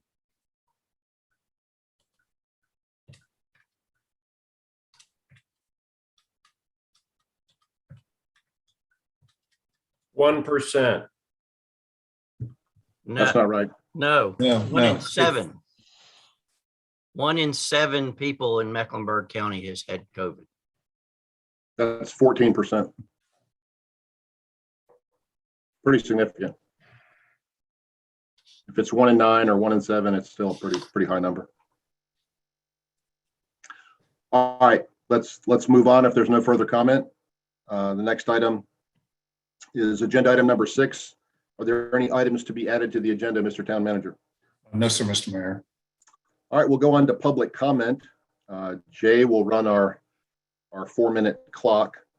I want to remind everyone that we are now allowing people to make comments when appropriate without registering in advance. They will be allowed only during the public comment and the public hearing items. So you may now indicate your desire to make a public comment by using the Zoom's raise hand feature. If you're on a desktop or mobile device, click raise hand in the webinar controls and you'll be recognized by the name listed in your Zoom window. If you have joined by a telephone, dial *9 to raise your hand and you'll be recognized by your telephone number. Once you're called on, please unmute yourself, turn on the camera if you have one, and state your name for the record. You will have 4 minutes to speak. Lori will call on people as they do this procedure. And Lori, do you want to go ahead and call on the folks that have pre-registered? Yes, we do have 4 folks who have pre-registered. The first is Ginger Monette. The second will be Joseph Swicciani. The third will be Mark Tafano. and the fourth will be Luann Hoverman. So Ms. Monette will be first. The other three, just be prepared to go next, and then we'll take anyone else from the audience. So Ms. Monette, you can start speaking once the timer starts counting down. You have 4 minutes, and we will let you know if you are still speaking at 4 minutes. Thank you. Good evening. In discussing zoning and land use at the last meeting, you all listened to constituents, asked really good questions, and were willing to think outside the box regarding ordinances. I hope you will do the same tonight as you discuss using taxpayer dollars to pressure town employees into taking the vaccine. The proposal from the town manager includes a weekly testing program for unvaccinated employees. So I would say, why are you just testing the unvaxxed? We now know that the vaccine does not prevent COVID. It may lessen the severity, but does not 100% prevent someone from getting or spreading it. And let me repeat, the vaccine does not prevent someone from getting or spreading the variant. The conclusion is supported by the COVID numbers we're seeing right now. Even with 50% of the population vaccinated, September COVID cases exceed the cases from September of 2020 when there was no vaccine. And what about those who have already had COVID? You just mentioned quite 1 in 9 had already had it. Natural immunity is far superior to the vaccine. Will you spend money to test them because they haven't had the magical vaccine, but not test those who have had the vaccine, which is actually have a greater chance of getting it? The recommendation also includes a $250 bonus for employees vaccinated within 30 days. That's $20,000 in town funds. You raised our taxes this year and defended it, saying you just couldn't find the money. Would you suddenly be able to find money for these gift incentives? The recommendation also includes $250 if 75% are vaccinated within 30 days. Would you go so far as to shame those who opt out? That would be akin to the state telling you that they would reduce every town's school funding by $10 million if you and Matthews don't put a school where they want it. Is that fair? Before making sweeping decisions on behalf of all the town employees, why not ask the unvaccinated why they haven't gotten it? I expect that many have strong justification that goes far beyond them, that they just haven't gotten around to it. If an employee who you incentivize has an adverse reaction, like death, amputation due to blood clots, miscarriage, myocarditis, Guillain-Barré syndrome, will you pay their hospital bills and take responsibility? Because the vaccine manufacturer will not, even if it's proven that it is due to the vaccine. They are conveniently exempt from lawsuits because the vaccines are still under emergency status use. Yes, the vaccines that are currently available do not have FDA approval. The only one that has FDA approval is not available currently. If you would argue that Biden is mandating it anyway, it may be more accurate to say that he is attempting to mandate it, and his grounds for doing so are extremely shaky. First, nearly half the governors have pledged to legally challenge it. Second, mandating a vaccine violates the Nuremberg Code, which was created to protect humanity from the kinds of atrocities committed during World War II. And let's take a step back and see how much has changed in just a very few short months. Just 5 months ago, Nancy Pelosi said, and I quote, "We cannot require someone to be vaccinated. It is a matter of privacy to know who is and who isn't." She's correct. That's a HIPAA law. In order to invoke your incentive, you'll have to ask them if they've been vaccinated. White House press secretary said that there would be no federal mandate requiring a vaccination credential, but yet here we are 4 months later and they've reneged on that promise. In July, Biden said you're not going to get COVID if you've had these vaccinations. That's proven not to be the case either. So what's next? Now we're looking at a booster. They're already ramming it through, as you mentioned, even though the FDA panel voted 18-2 against it. So then what? Are we going to get a second booster, a fourth, fifth, a 10th? Will you incentivize those too? Will you support building quarantine camps all in the name of public health? They've already got them in Australia. Do you see where this is going? And look at who's not required to be vaccinated. Congress, congressional staff, White House staff, CDC employees, FDA employees, NIAID employees. That's the agency that Fauci is the head of. Illegal aliens, not even Pfizer and Moderna require their people to be vaxxed. Do you think they know something that we don't? I urge you, don't just go along with a course of actions because other towns are doing it or because you think the vaccine is a good idea. Ask the employees why they haven't taken it. You don't want Raleigh making decisions for you about where to build schools. Don't do the same thing to the town employees by pressuring or shaming them into taking 4 minutes, medical treatment that clearly doesn't provide the protection it promised it would. Thank you. And I would be happy to take questions, especially about the comment about hospitals being overwhelmed and worker stress, and about deaths relegated as to COVID when many of those are actually vaccinated people. Thank you, Ms. Monette. We'll move on to the next public comment. Okay, Joseph Squicciani. I am not certain if he is here right now. Give him just a moment. I'm the handsome man. Oh, I'm sorry. So you may begin speaking when the timer starts counting down. Okay.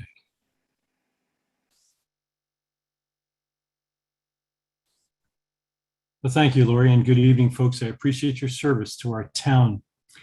Congressman Davy Crockett was running for re-election in Tennessee and visited upon a farmer who said he would not vote for him. I'd like to share that conversation with you tonight. I think it's germane to your vote. Well, Colonel, it's hardly worthwhile to waste time or words upon it. I don't see how it can be mended. But you gave a vote last winter, which shows that either you have neither the capacity to understand the Constitution or that you're wanting in the honesty and firmness to be guided by it. In either case, you're not the man to represent me.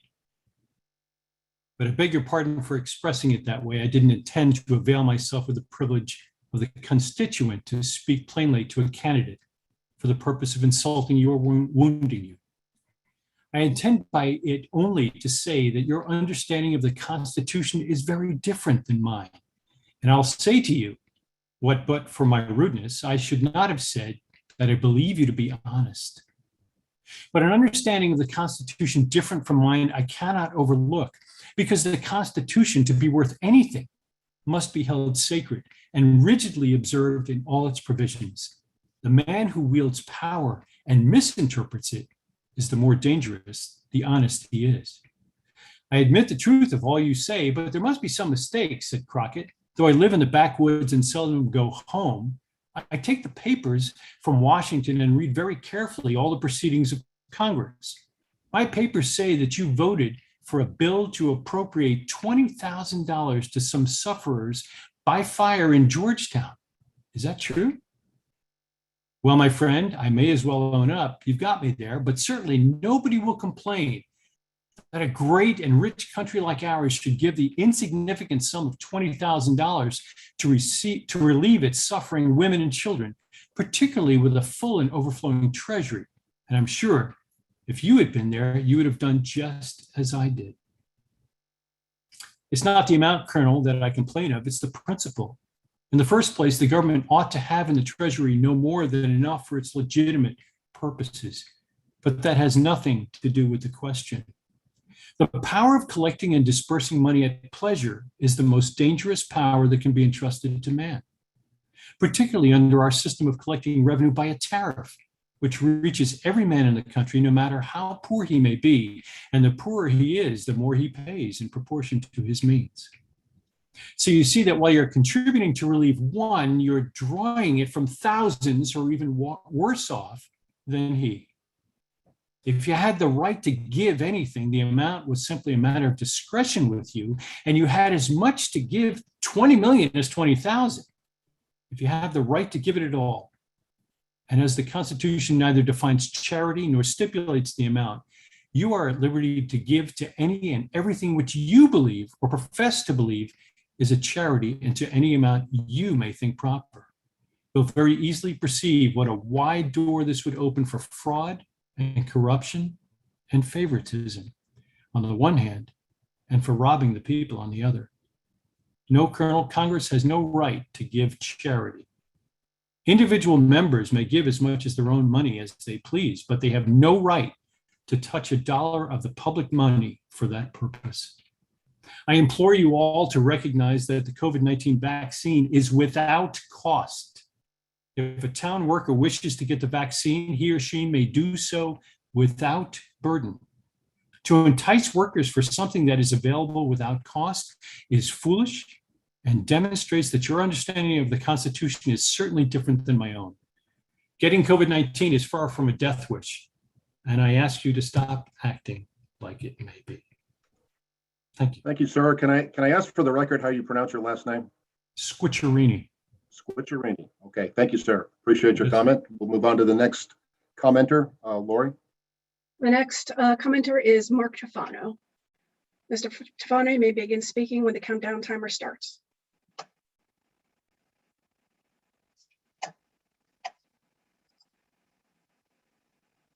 Good evening, everyone. My name is Mark Tufano, 259 South Trade Street in Matthews, North Carolina.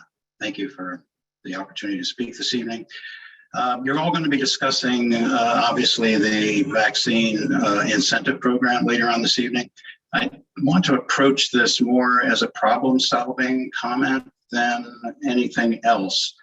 So I want to define what the problem is. And I think the goal here is the safety of our employees versus the goal of vaccination. So I want to really talk about what we need to do in order to properly ensure the safety of our employees.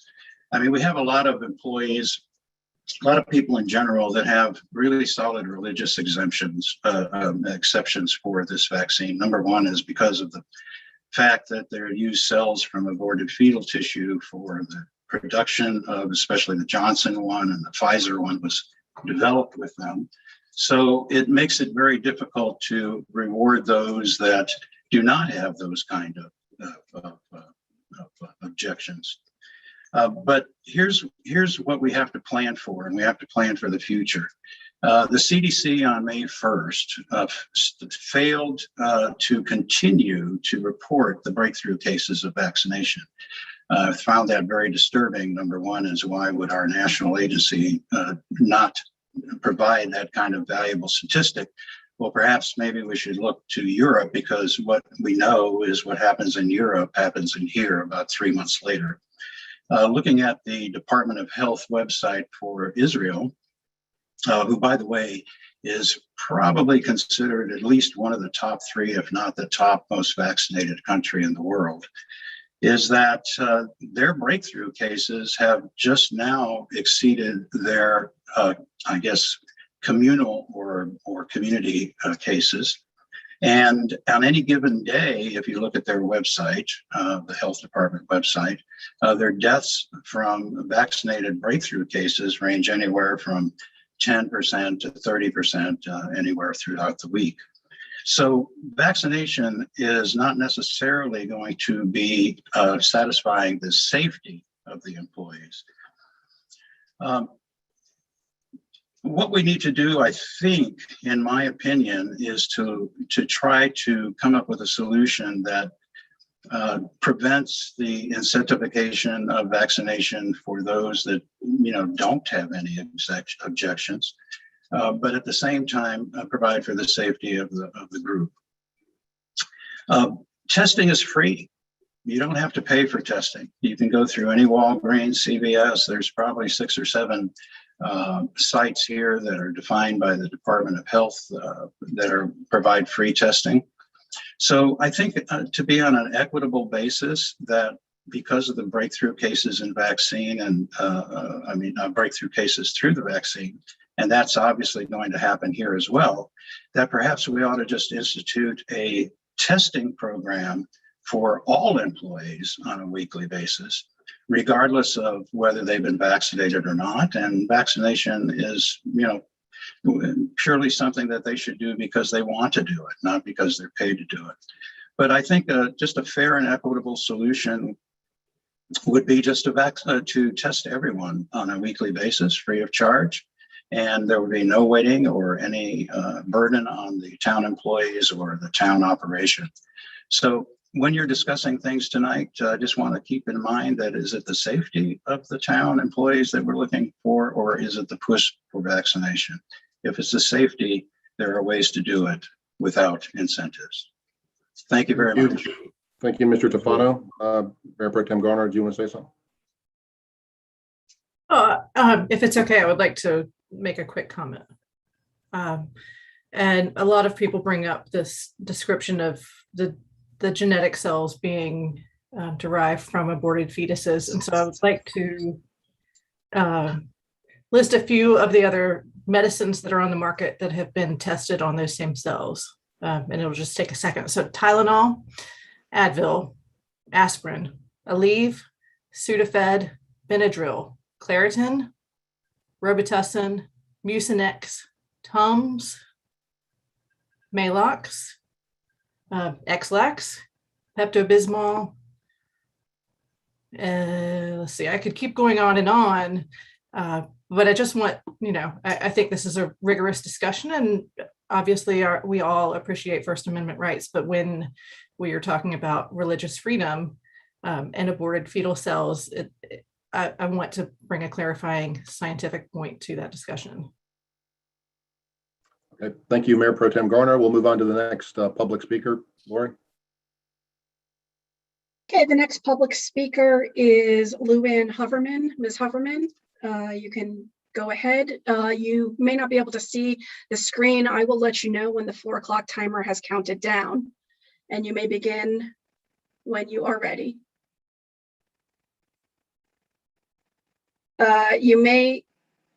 You should be unmuted. You may need to press *6 to unmute yourself.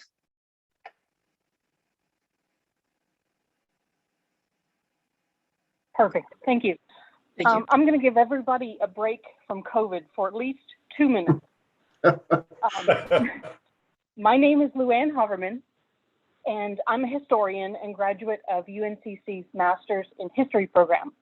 Some time ago, I took an interest in voluntary grave restoration and cleaning, having had training in historic preservation, and I use the same techniques and solutions that are used by the caretakers at Arlington. But to do this, I need permission from the cemetery owners. And I've contacted the owner of the historic Matthews Cemetery, which is Christ Covenant Church, to obtain permission to clean gravestones and discuss cemetery maintenance, but I haven't received a reply. The town of Matthews gifted the historic Matthews Cemetery to Christ Covenant in the mid-1990s. And based on the condition of the graves, there appears to have been very little caretaking involved beyond just mowing the grass. Many old gravestones are broken, and a large number are either sunken or overgrown. This is really unfortunate that a church with arguably deep pockets would allow this cemetery to go into such disrepair, especially considering the respect that a religious organization shows toward the deceased. And it's especially distressing given the number of children and military veterans buried there. And at the cemetery, there's a mix of historic and recent burials, and it's the resting place of many notable figures from Matthews' history. Like Thomas Jefferson Renfro, he was the original owner of Renfro Hardware Store. Ellison James Funderburk, the owner of Funderburk General Merchandise. B.D. Funderburk, owner of the Funderburk Livery Stable and one of the first investors in the Bank of Matthews. And Jeremiah Solomon Reed, he was the head of the committee that created the town charter. Now, the town entrusted Christ Covenant to care for the Matthews Cemetery. And I'm hoping that the town, having entrusted Christ Covenant with the care of the cemetery, will lean on them a little bit to improve cemetery conditions and also encourage them to maintain better contact with individuals who reach out with questions and concerns regarding matters other than burial service.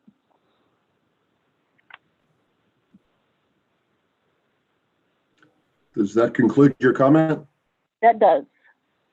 Right at 2 minutes. Like I said, 2 minute break from COVID. Thank you.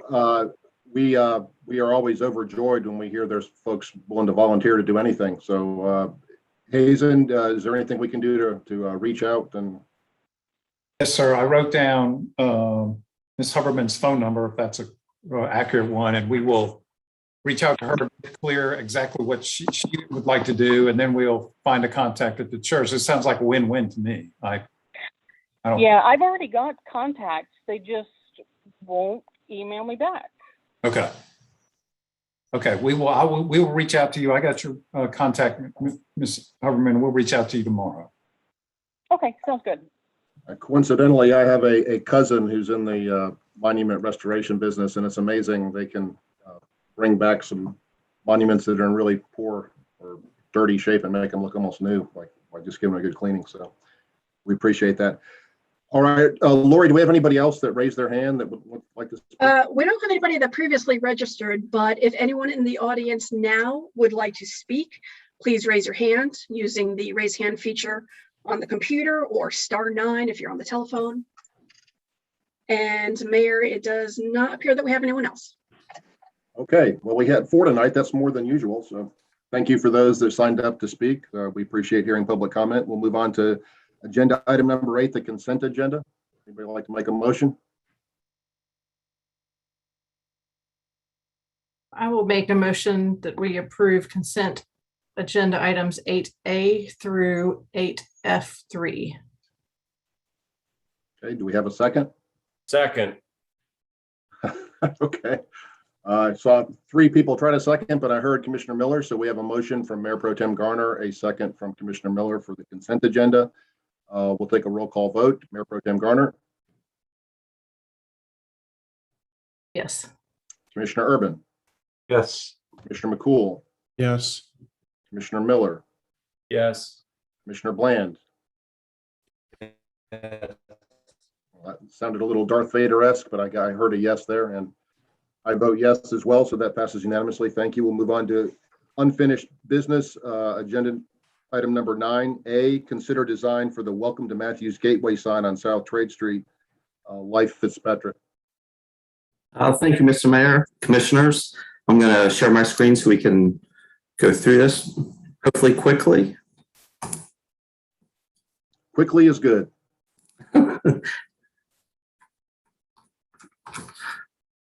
All right, so this is, we're following up on the meeting from August when we had Kirk and actually CJ was filling in for me. I was out of town at that point. We got some feedback on those original designs, and based on the feedback, we're coming to you with the final design and a few color options that we're looking at. Based on the board's general preference, it was the teardrop design, and I'm just going to go to the first design that we're talking about. And this one has the dark letters with the lighter background, matching color at the front wall. This is option 1A. The second option would have a contrasting color on the bottom wall.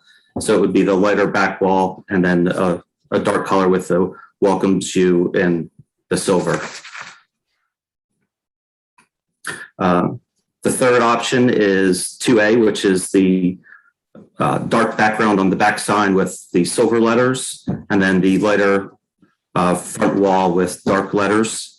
And then the final one, this is the one that staff recommends, is the dark teardrop with the silver letters, and then also the dark front with silver letters. We feel this one matches the existing town signs best.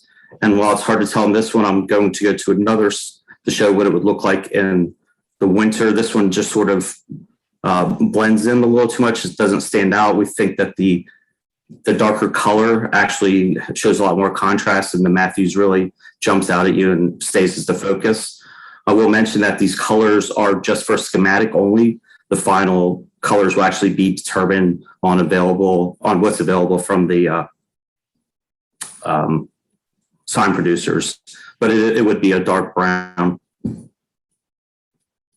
there any questions you have, or I can go through more of the details if you have questions about cost or anything? Life, the last 2 comparisons you made, was that 1A, and the one you recommend, was the first one 1A? Do you make this one we're recommending? 2B is the one we're recommending, right?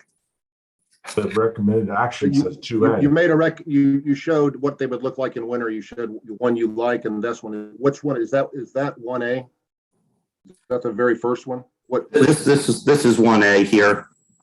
Yeah, because I initially liked that one the best, but I see your point. It does kind of look kind of bland in the winter, so I maybe tend to agree with staff recommendation. I saw Commissioner Urban raise his hand. Yeah, the memo says staff recommends design 2A.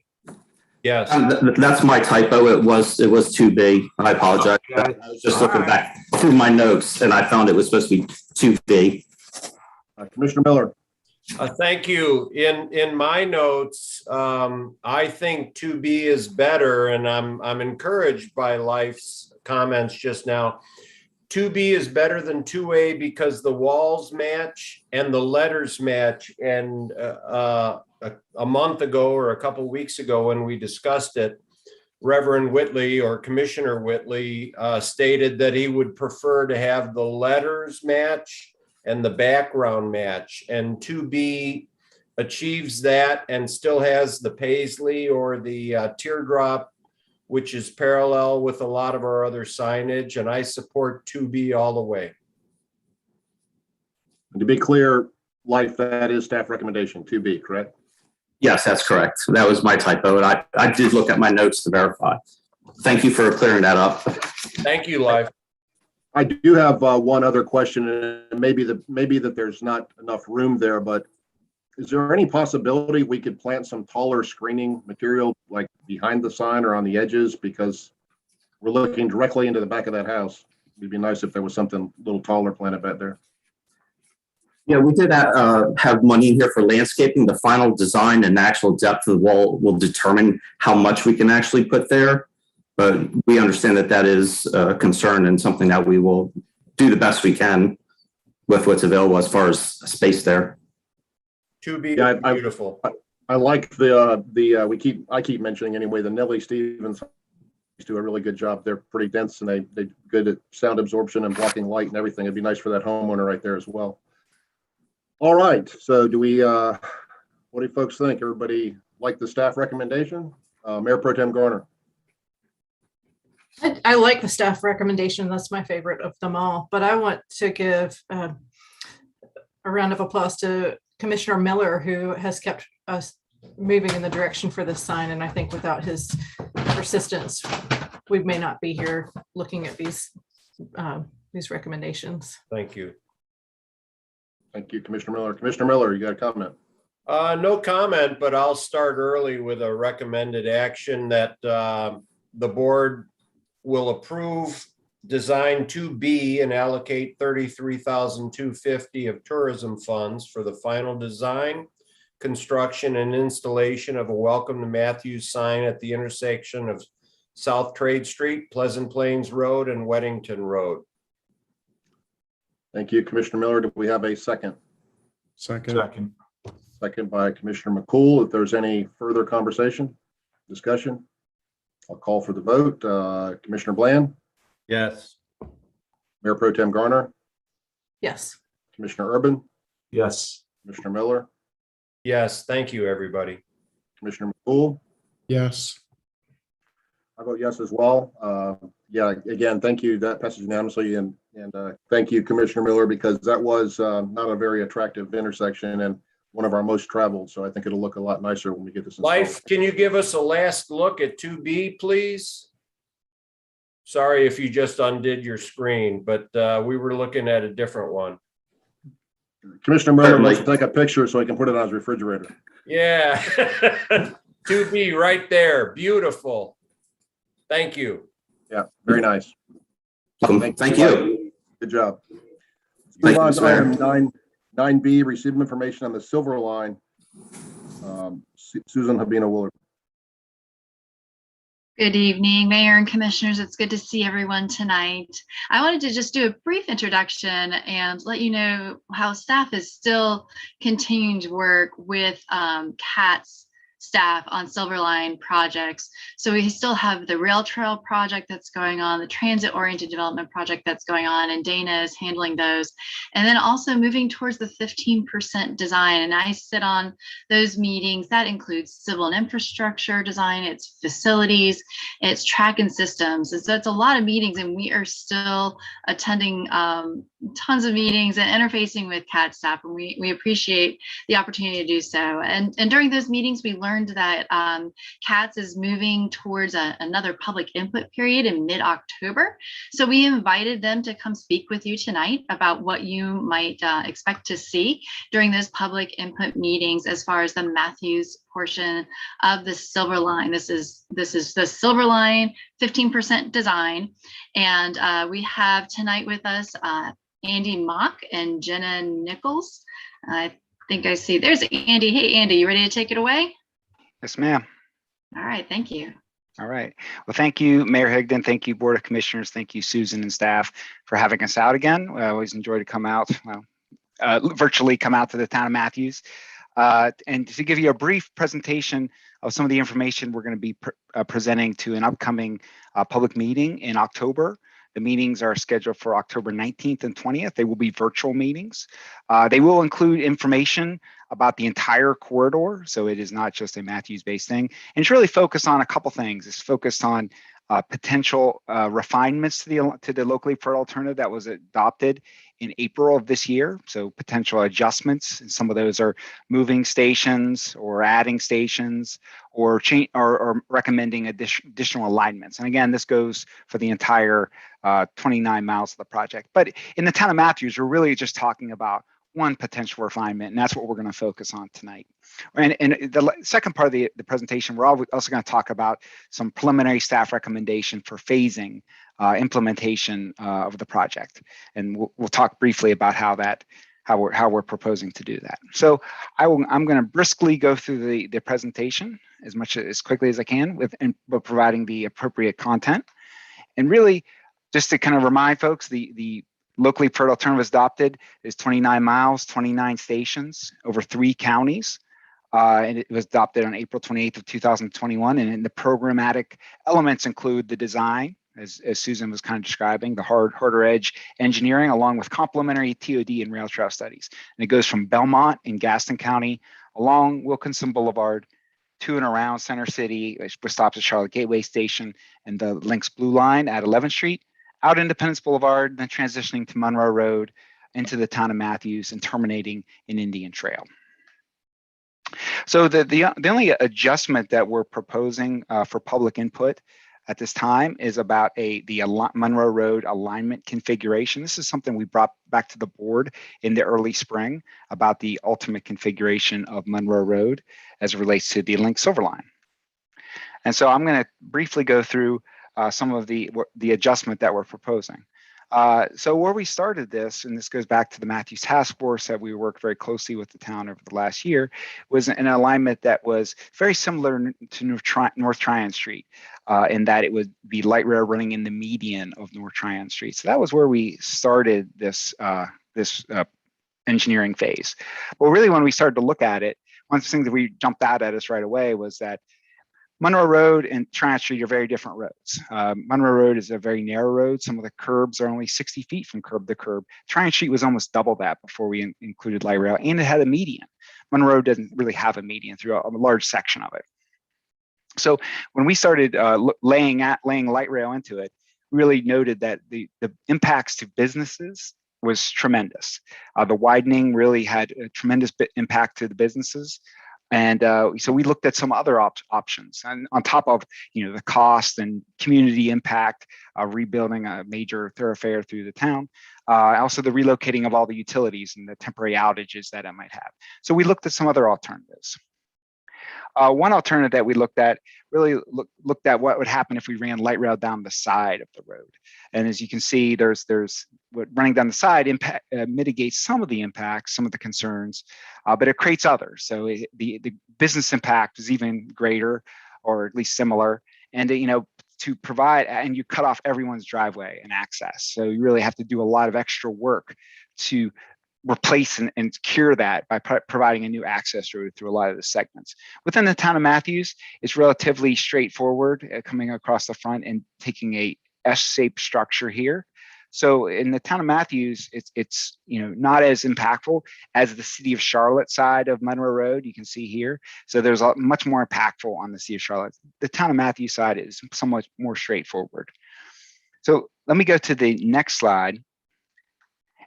And so in this case, really what we're talking about is a similar type of a configuration for the town of Matthews, where the light rail would run down the edge with a station at Galleria, and an S-shaped structure that goes over Monroe Road with a station here near Matthews Township Parkway and Industrial Drive. In the city of Charlotte side, the alignment would kind of veer away from the main section of road to mitigate some of those business impacts that we were trying to improve. From in our analysis and review and working with town staff, we noticed a couple benefits of some of these side running options from the town of Matthews perspective. One benefit that we see is that the station here near Industrial Drive allows for a station to be at grade, so not elevated. So this would be easier for people to access, very easier for accessibility issues that we always struggle with. So having it at grade is always a benefit for us. It also provides an opportunity to really develop the site a little more cleanly than the other option, which was more aerial and was kind of cutting across the site in a more oblique angle. Another benefit that we saw with with this option is to provide a gateway opportunity with this bridge right near the edge of the town of Matthews. You know, we're definitely want to work with the town to create opportunities for placemaking and a gateway to the town right near that. And it could be some art treatment, forms, handrails. We have a pretty broad experience in creating special places with bridges. So absolutely want to work with the town on that option. Last time we talked about this, there was also a suggestion by the town to meet with some stakeholders, some community stakeholders, and we've done that. So we met with the Taft Corporation, some of the representatives there to talk about what that bridge might be. And they kind of noted some ideas for some ways that we could treat the bridge, you know, whether that's a retaining wall bridge or an open structure. All those are design details that we were absolutely willing and open to have those conversations with the town and with the Taft group about. Also, we met with Levine Properties, who is a major landholder in this area, to get their input, and they seemed to think that this was, you know, a good opportunity for them as well. So they saw the benefit of it.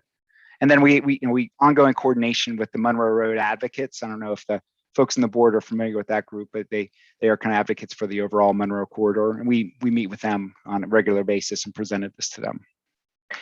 So from if you'll recall, our scorecard way of doing things, we identified the least risk option as the rear side running option, primarily from the perspective of it really mitigates a lot of the business impacts, improves access, and leaves better development opportunities, as well as doesn't require the reconstruction of Monroe Road, creating business and community impacts, and doesn't require utilities for over a mile to be relocated. So that's a pretty impactful to the project and to the town.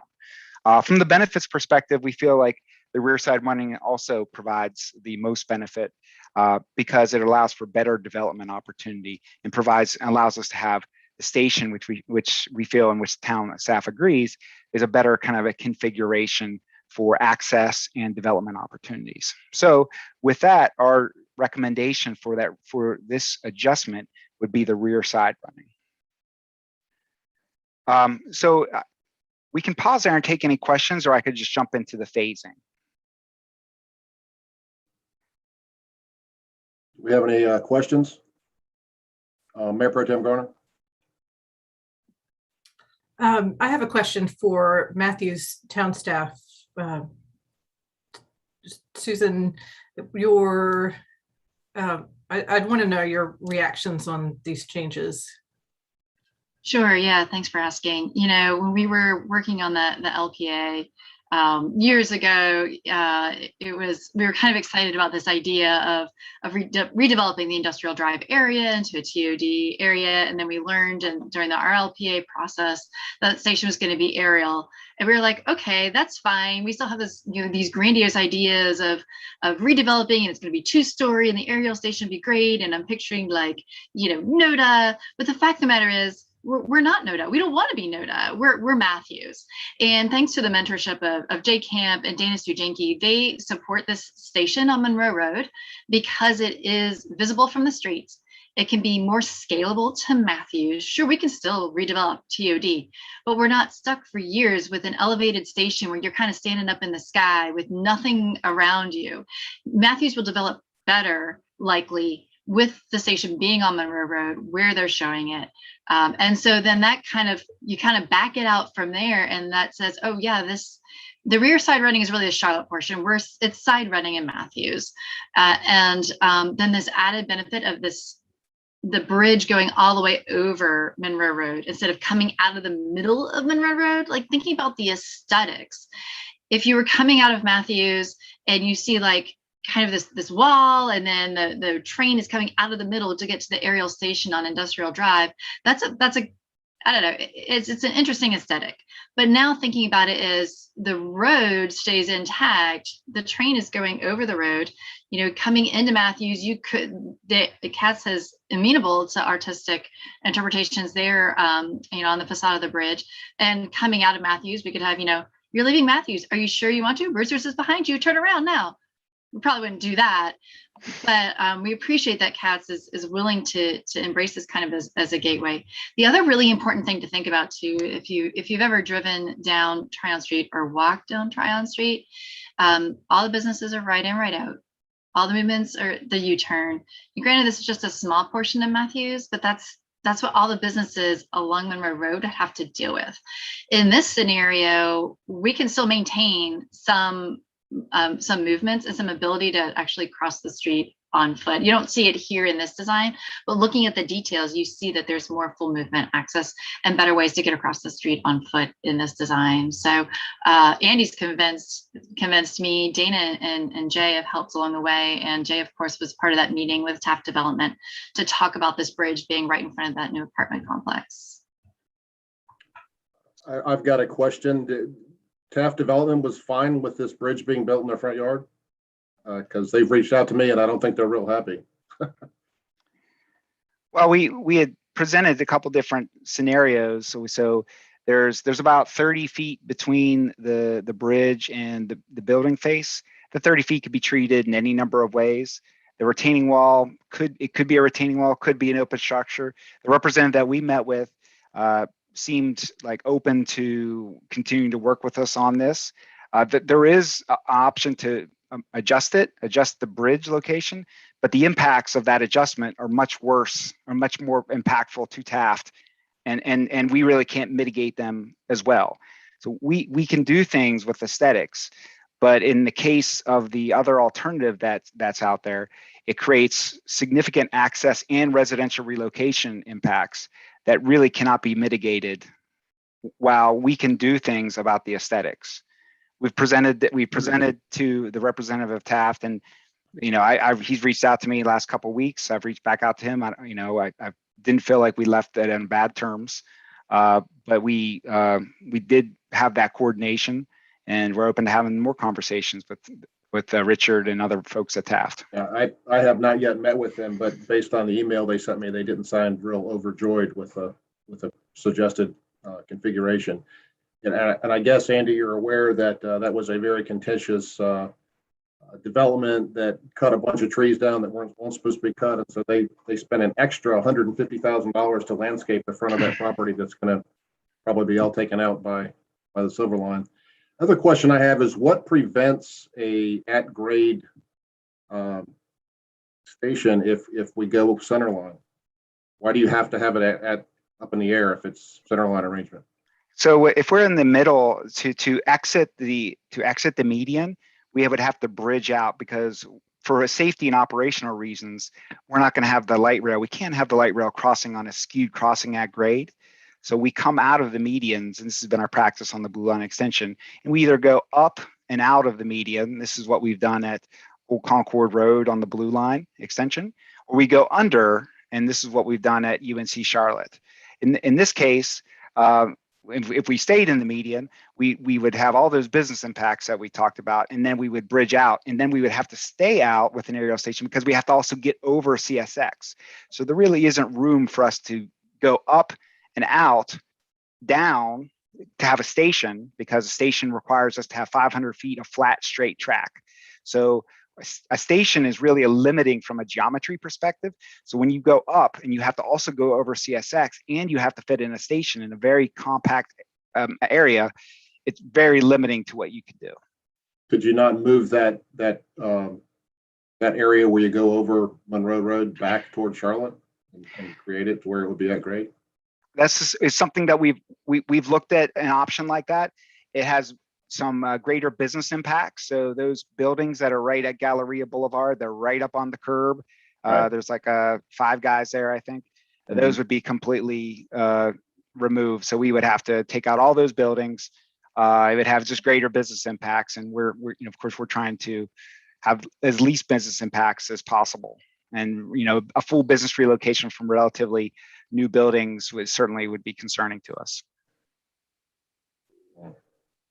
We also would lose a station at Galleria in that scenario, because again, we need flat, straight tracks. So it started to change where the station locations were, and also started to make it hard to have two stations in this location, in this area. Yeah, we've looked at this a lot. So we're going to present this for public input in October. If folks from TAF would like to have another meeting with us, then we're 100% open to that. Tell Richard or whomever to give me a call, and we're happy to do that. Anything else? I certainly think it would have to be some sort of open structure, because I would hate to see a 30-foot concrete wall built in front of the apartment complex. I think that would be, with all the efforts made for landscaping and putting fountains and all that in, to just block all that off with a big wall would be incredibly aesthetically unpleasing from my viewpoint. We've provided a couple exhibits for what that could look like, both with a wall and with an open structure, to the town staff. So if they would like to share that with you, we've provided that to both Taft and to the town staff. So if they want to share that with the board, that's 100% okay with me. Okay, thank you. No problem. So the next part of the presentation is hopefully a brief part of the presentation about phasing of the Silver Line. And just as a note, the Silver Line at 29 miles is likely the longest, most complex light rail project, if it were one project implemented at one time, in the entire country. So it's a massive undertaking. Both the Blue Line and Blue Line extension were a little over 9 miles each. So this would be 3 times longer and more complex than either one light rail project that CATS has ever delivered. So for someone who's worked on all 3 and knows what it takes to get it done, kind of makes my head spin to think about how we could do something like that. So initially, we really started to think about, okay, how are we actually going to implement this, more than just the big picture vision of 29 miles? How are we actually going to get into the details and get it done? So really, it immediately took us to a conversation of phasing and what is the implementation path that best makes sense to set us up for success.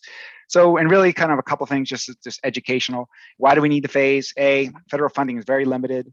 The longer the project is, the bigger the project, the longer time it takes to implement. So we're trying to put forward projects that we can deliver sooner rather than later. Local funding commitments are required because we're outside of the MTC jurisdiction with the locally prepared alternative. We have sections in Gaston, sections in Union. By the very nature, unless those funding commitments come to pass, we're going to have some sort of phasing. Now, we are continuing to reach out to our local partners in the counties, and they may come to that commitment and we'll proceed. But for now, until that commitment's there, we're going to stop at the Mecklenburg County line. And there's also precedent within other big transit agencies, transit departments, for phasing based on cash flow and what projects make sense. Dallas has done this, Denver has done this, Seattle's done this.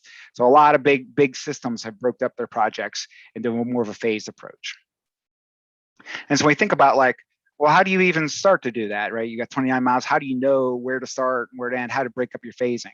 So we really want to start with each phase has to be a logical termini. It has to make sense. It has to be a standalone project.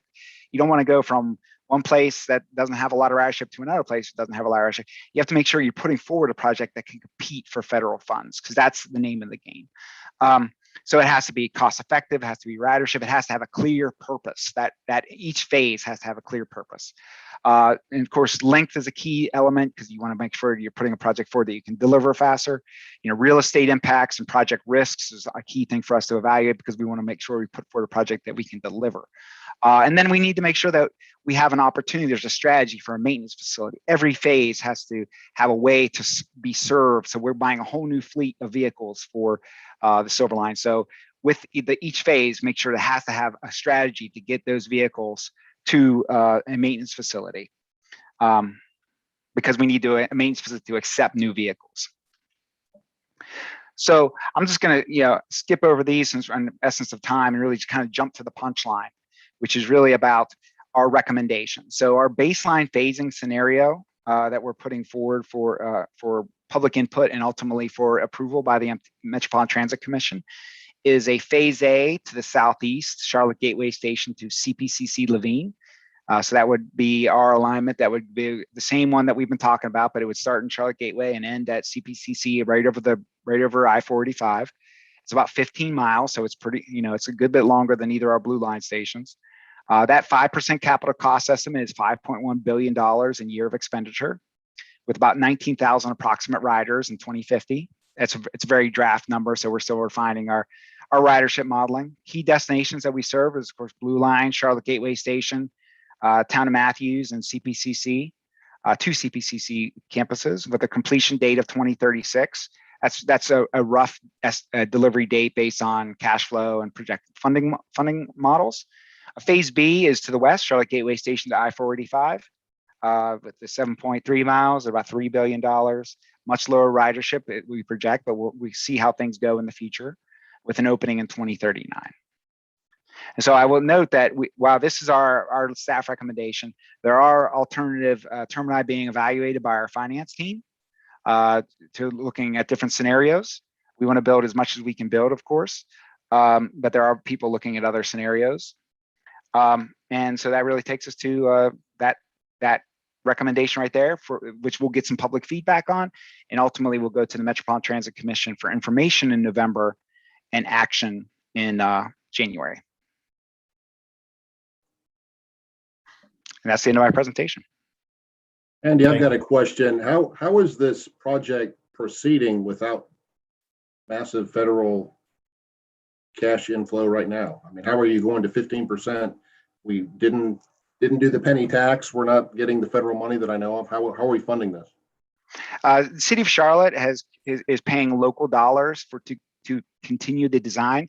So Charlotte City Council approved a $50 million contract to extend design, environmental services. Also, the TOD is federally funded. That grant that project's funded by a grant, and there's also a new project that we just opened up or just starting for safety and security certification, which is a process.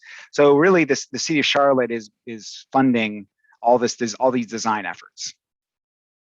And sorry to ask this, but I feel like you're the expert. What determines what's at grade and what's up in the air? I mean, do you have to be up when you're coming into Matthews because you got to go over Sardis or whatever? Or... Yeah, it kind of depends. It's a complex. I mean, it depends on what's in the way, right? So if we have to bridge over a river or a railroad or a very busy road, I mean, we would normally bridge over that. It's very complex to figure out where you would bridge and where you wouldn't. So it really kind of depends on the context of what you're doing. I mean, our preference would always be to be at grade. It's less visual impact, more cost effective, better access. In our experience, it's better in most ways. So left to our choice, we're always going to be at grade if we can help it. But there certainly are scenarios, so undulating topography or whatever, that force a grade separation, whether that's aerial over or a cut underneath. Yeah, I was gonna ask if there was a specific situation you were thinking about, Mayor. Well, just the whole talk of building this massive structure in front of the apartments. Why is it up in the air? Why couldn't that be at grade? Or why do we have to be up in the air at that point? Yeah, it's because of this. It's the safety and operational issues with crossing Monroe Road at grade on a skewed crossing, and it would create a really complex traffic scenario for Monroe Road. I know there's a lot of cars on that road for sure. Yes. Yeah. And did you have a comment? Oh, I was just going to say, sometimes we're trying to avoid, certain utilities or railroads, that kind of thing, that also can force us up into the air. And Andy had mentioned the topography. So Monroe Road changes. It actually has quite a bit of topography that's made it challenging for us to try to find locations that we can site the stations and we're really trying to keep it at grade as much as possible. We like it straight and flat. Unfortunately, not a lot of that around here. There's not a lot around here, unfortunately.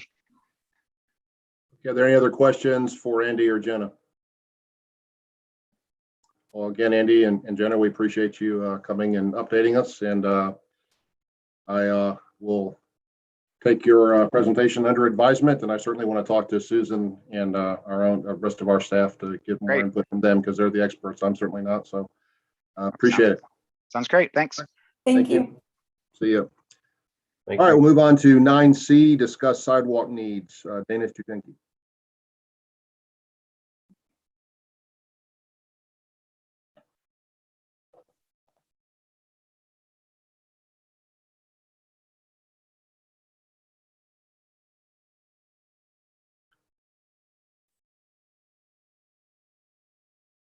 She should be joining in just a minute.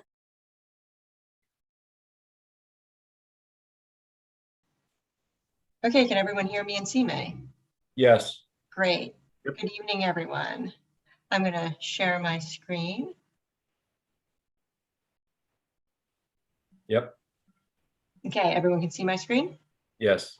Wonderful. Good evening. Thanks for having me here tonight. I'm here to give a follow-up discussion about sidewalk gaps and projects from the August meeting. Susan did that presentation, and I'm helping her out and doing this presentation tonight. And she's gonna, I think, help me wrap up this presentation. So I just want to apologize up front. I'm going to use some acronyms. Charlotte Regional Transportation Planning Organization is CRTPO, and so you'll hear me say CRTPO, so you know what that means. And then I'm going to talk about a funding source, which is the Surface Transportation Block Grant, direct attributable. It's a mouthful, and I'm just going to call that DA. So those are a couple things you're going to hear throughout this presentation, as well as the presentation on 10B. So let's see if I can get this to forward. Here we go. Okay, so the two things we're going to talk about in this presentation is the sidewalk gaps and projects, as well as sidewalk matrix with matrix. And those are the two things that we discussed at the prior meeting that you discussed with Suzanne. And I just want to remind everyone about this map. And it just looks like a map to you all. It's a really important working document that Susan and I use. We update this every 6 months or so, trying to get the real projects on the map so we really can understand what's going on out in our town. The black areas are all the constructed projects. That brown speckled is NCDOT funded. That bright green is what we need. The purple and pink are things that are in the works. And then you have that blue, which is development driven. So things that have changed hands or is being developed by developers, and they create infrastructure for us, sidewalks, roads, and this is obviously showing sidewalks. And the reason I bring this all up is this is how we make decisions. And this is something that's really important for the spreadsheet that we're going to show you, as well as the projects that's going to be at the 10B discussion later in the during the meeting. So I thought this was interesting. This was back in 2017. This was when I was doing research for this is something from the city of Charlotte, and they looked at when a developer does a project on the ground, and these numbers obviously are old, about 4 years old, but $60 per linear foot at the time of development, because, you know, people, when you're doing big development projects, you have economy of scales and crews are already out there. And then when you have to retrofit something, it's much more expensive. And so they're showing that it's about $315 per linear foot. And so I just thought that was interesting, because as we go through this is something we need to be mindful of when we're creating infrastructure and working with our development partners. When we looked at all the segments of projects, all that map and all the different segments across the town, we grouped them into 14 different sort of groupings of projects. Those groups ranged in price from $170,000 to well over $4 million. And it's problematic funding it all, right? We don't have enough resources to fund everything. And so, you know, you can pull from the general fund, or we can use different grant opportunities. We had that DA dollars that I was talking about earlier, that we're gonna go over some opportunities with that particular grant through CRTPO. And then, you know, we have other grants, those sort of one-off things, sort of the one that we're funding right now on North Ames Street was a community development block grant opportunity. Okay, this is hard for you all to read, so I apologize. You guys should have a spreadsheet in your packet that you can look at. And I just wanted to show you numbered 1 through 7, and then there's a big black line, and then there's 8 through 14. And 1 through 7 is a grouping of projects that are really, we're thinking of as ranking for general fund, because the one caveat with that DA dollars I was talking about, it has to be over $1 million in order to build. They won't, CRTV won't allow us to build anything under $1 million for in that pot of money. So all of the projects here that we 1 through 7 would be targeted for that general fund. And, you know, they range in price. And then the way we looked at this is sort of twofold. If you look in sort of the middle of the screen, and I think you guys can see my cursor, in this column is the tiers, you know, sort of what tier it is. And we heard loud and clear that you guys are very concerned about creating sidewalks in our downtown. Our downtown is pretty walkable. I mean, we have some gaps, but overall, it's, you know, I think we've done a really good job creating development that has sidewalks, and it already had a structure for sidewalks. But our first project is in that area. That would be West John Street and South Ames Street. And, you know, there's opportunity here. You know, it's about $500,000, but we really feel that this project, if we, you know, sort of had enough money to do all of this, this would be our first priority because it scores well. It, you know, John Street obviously is an important linkage. There's not great connectivity. It's basically just a big parking lot. And then connecting South Ames Street, it's a natural linkage when you're doing economy of scales, getting crews out there. It makes sense to do that as well. You know, I can step you through all of these projects, but I'll just say that so the next one, you know, is number 2, Matthews Mint Hill. That's a standalone project just because of that cost. And that is the project basically from the hospital to Crestdale Road.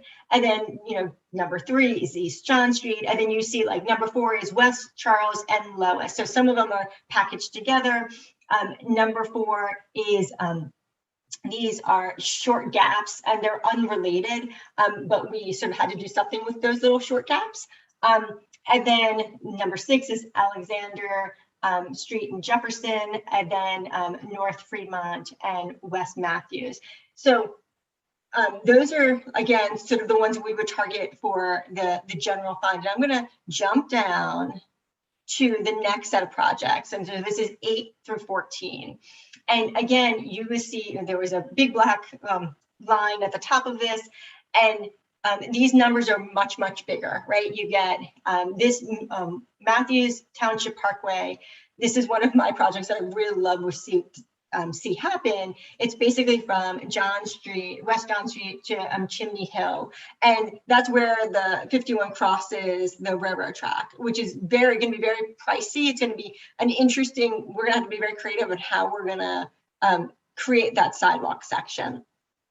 We've rough costed out at 2.5 million, which when we're using DA dollars is a little high. I mean, it's doable, but it's not going to compete as well as some of the other projects. And then the number 9 is all very important. These are sort of, again, these sort of one-offs, and they all could be done by developers in a redevelopment process. So we've got more Monroe Road right in front of Family Dollar. We've got that Samuel section right at the corner of 51. So those, again, are all grouped together. And then we have this number 10 that's highlighted. And this is Moore Road and Marglen Drive. And I think this one, and the reason it's highlighted is because when Susan and I got a call for grants for reimbursement for DA dollars, we looked at all these. We pulled out our handy map that we always have, and that's updated. And we saw that we really thought that this would be a strong candidate for those DA dollars. And then again, I can march you down the list of 11, 12, 13, and 14, which are Pleasant Plains, Windsor Run with Idlewild combined, Fullwood Lane, 2 sections of that, and then East John and Kent Drive. Again, this grouping is particularly costly, right? All of these projects are, you know, well, except for I guess number 13, they're well over $1 million, and that's a big sum of money. And I guess for us, really, I wanted to understand, is this what you all were looking for when you and Susan had that conversation at the meeting in August? And you wanted us to create sort of these nestings of projects. Is this what you all wanted, or, because obviously you can help us change this up if you'd like. And we're just sort of we're looking for direction from you all. Commissioner Miller. Thank you. Dana, thank you for your presentation, and Susan as well on the input on this. My feeling is, if there's already a sidewalk there, 3 feet, 4 feet, or whatever, we don't need to make it an 8-foot one. It's kind of like if you have a small home with a gravel driveway, you might want to have asphalt or cement driveway, but the gravel functions. I guess my main question, if we're going to watch our tax dollars, is you're suggesting a 10-foot wide multi-use path on some of the roads, and I'm only going to go to the first slide of the 3. If a 10-foot wide will support multi-directional travel, such as a greenway, plenty of room to go both ways, why do we need it on both sides of the road, such as Fullwood only has one side? Right. And it functions fine, yet 51 is suggested both sides. If we're going to save tax dollars and we're going to create function, wouldn't one side be good enough for now? Okay, so I'm happy to skip. So I was hoping for input for just the story of projects, but I'm happy to go into your question, Commissioner Miller. And I'm going to pull up Susan. Susan, we were going to do a presentation. And I don't know if you want to wait until after Susan does her presentation on the matrix. Whatever you want. It's Okay. okay. Why don't we do that? Let's wait till Susan gives her portion. I do have a comment that a couple constituents have reached out to me talking about sidewalks. Sure. And for those of you that have known me for a long time, my opinion regarding sidewalks has evolved a little bit. I wasn't really a big advocate for sidewalks for a while, but I've come around. I see their value. However, the concern that I have, and I think you noted this, wherever we have opportunities for developers to build these sidewalks, we really need to encourage them to do it and not have the town do it. And I believe the item we have coming up later on our agenda has some huge open tracts of land that are probably going to be developed, and yet I know we're getting a great deal with a grant and everything. We're only paying 20%, but I just want to make sure that we're taking every opportunity to encourage developers to build sidewalks as part of their conditional rezoning or whatever when they come in to build a development, and we're not building it for them. Got it. I understand. And I think you guys are on board with that, but I mean, that's just a comment. A few people have said that, as Commissioner Miller said, wanting to limit the burden to our taxpayers. Like, why aren't these developers building these sidewalks? Why are we paying for them? So. And I will say that, and I can, when we talk about in depth for a 10B more road, I can go through and, we're suggesting a 5-foot sidewalk on that. And we are keeping the 5-foot sidewalk that's existing. And then we're doing it on the north side, which is it's a lot of, we've got a development partner who's doing a big portion of it, and we're filling in the gap. So for that particular project, I think we are really mindful of wanting our development partners to build infrastructure, just like we're building infrastructure, right? We're doing it in tandem. Dana, I'd like to add one more follow-up to that.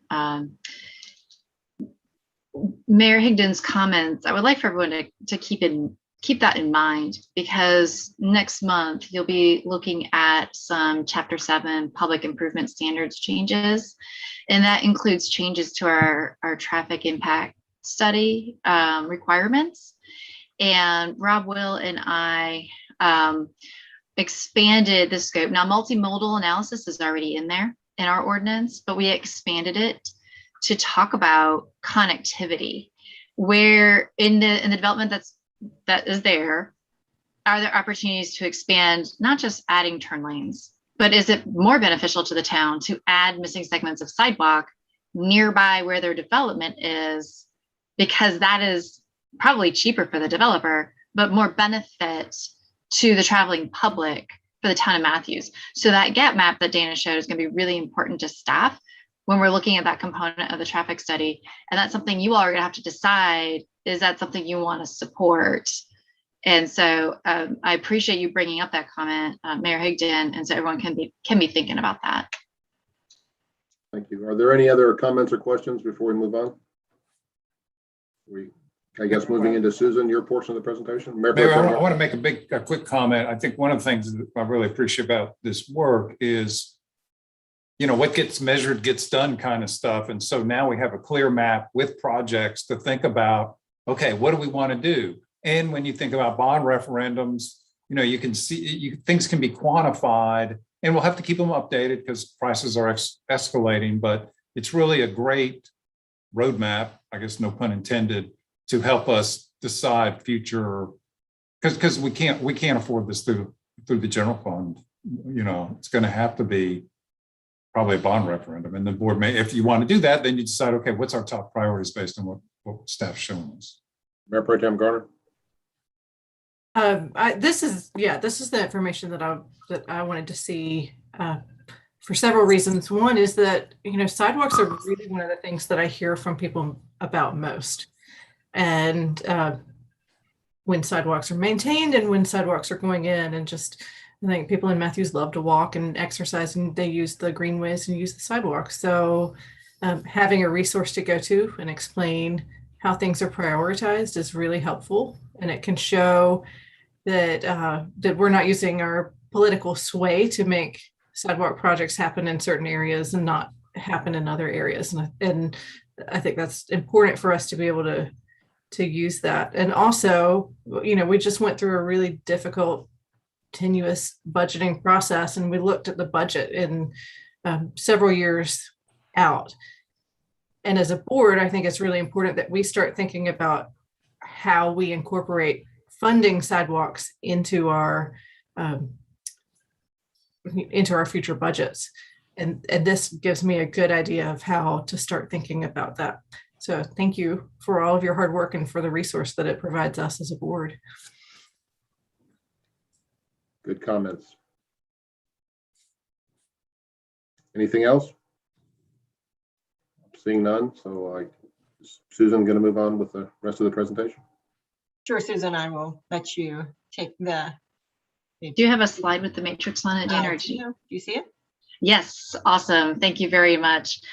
So Dana did the background research on this and developed this matrix idea, and I really took to it because I thought it was a really easy way for developers, designers, and staff to understand what the sidewalk width requirement is. And we talked some last month about like density of development might result in a wider sidewalk because there are more users and perhaps different types of users.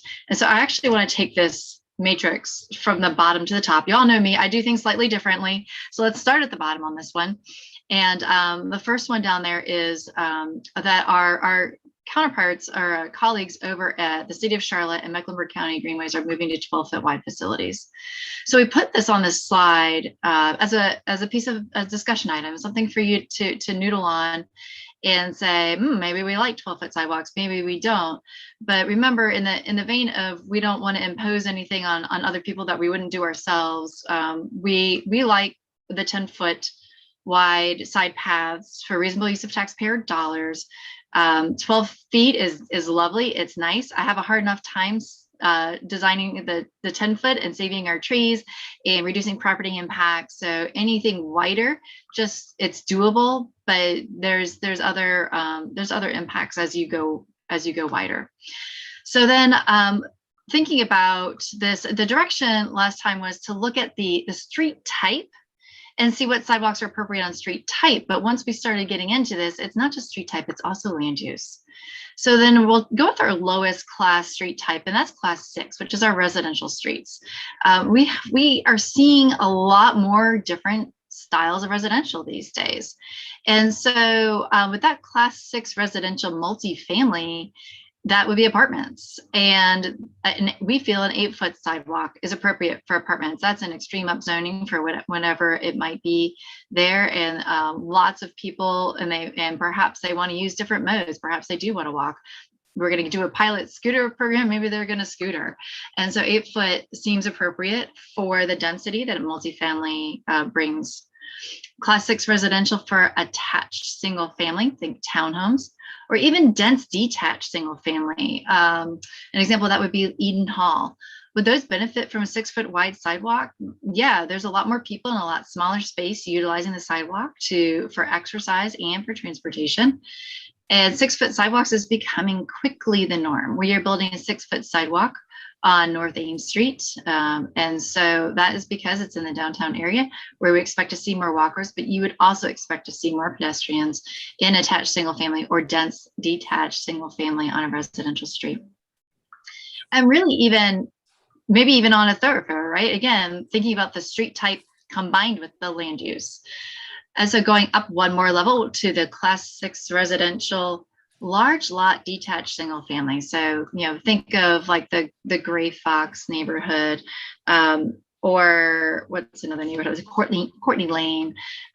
Is 5 feet good enough for them? Do they deserve 6 feet as well? We'd really like to get your feedback on that. We left it as 5 feet on this chart based on some preliminary feedback we received about those large lot detached single family, thinking there might be fewer, there's fewer houses per that acreage because of those large lots. But why wouldn't they use a 6 foot sidewalk? Perhaps there's larger families in those large lot detached single family homes. So that's our class 6 residential street and the different types of residential uses we see along those streets and the recommendation from staff. And this is both sides of the road, the 8 foot, 6 foot, and 5 foot. Sidewalks on both sides of the street in residential areas is what our ordinance requires. So now moving on to a class 5, that's our collector street. We don't really see a lot of those. The ordinance does specifically call out collector streets and when they're required. But let's look at the non-residential collector street. 10 feet on both sides of the road. I believe this is something, we can talk about this now when we're thinking about collector streets. So a non-residential collector street would be a commercial street. So think Northeast Parkway, even though there's residential on it too. And maybe on commercial collectors, you have a lot more businesses fronting the street with a lot more activity out on that sidewalk, people walking there, coming in and out. Maybe they got shopping bags. Our ordinance requires bicycle facilities on collector streets. Well, we know from having worked in the town of Matthews for 5 years and talking with lots of people in the town of Matthews, people prefer to be out of the pavement on their bicycles, especially when they're doing it for these short trips, like to shopping or to meet friends for coffee. And so now you've got your pedestrians, you've got your shoppers, you've got your shopping bags, you've got your cyclists, and then add into that mix the commercial traffic that has a higher truck percentage. And now you're really thinking, can I cross the street to get to that bicycle facility? Is it harder to cross the street? If my destination is on the same side of the street, I would just like to stay on the side of the street to cycle there.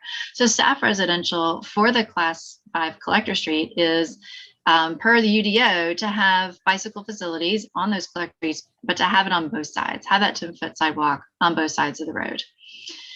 But then looking at residential, maybe a lot less hustle and bustle, maybe less truck movements, maybe less shopping bags.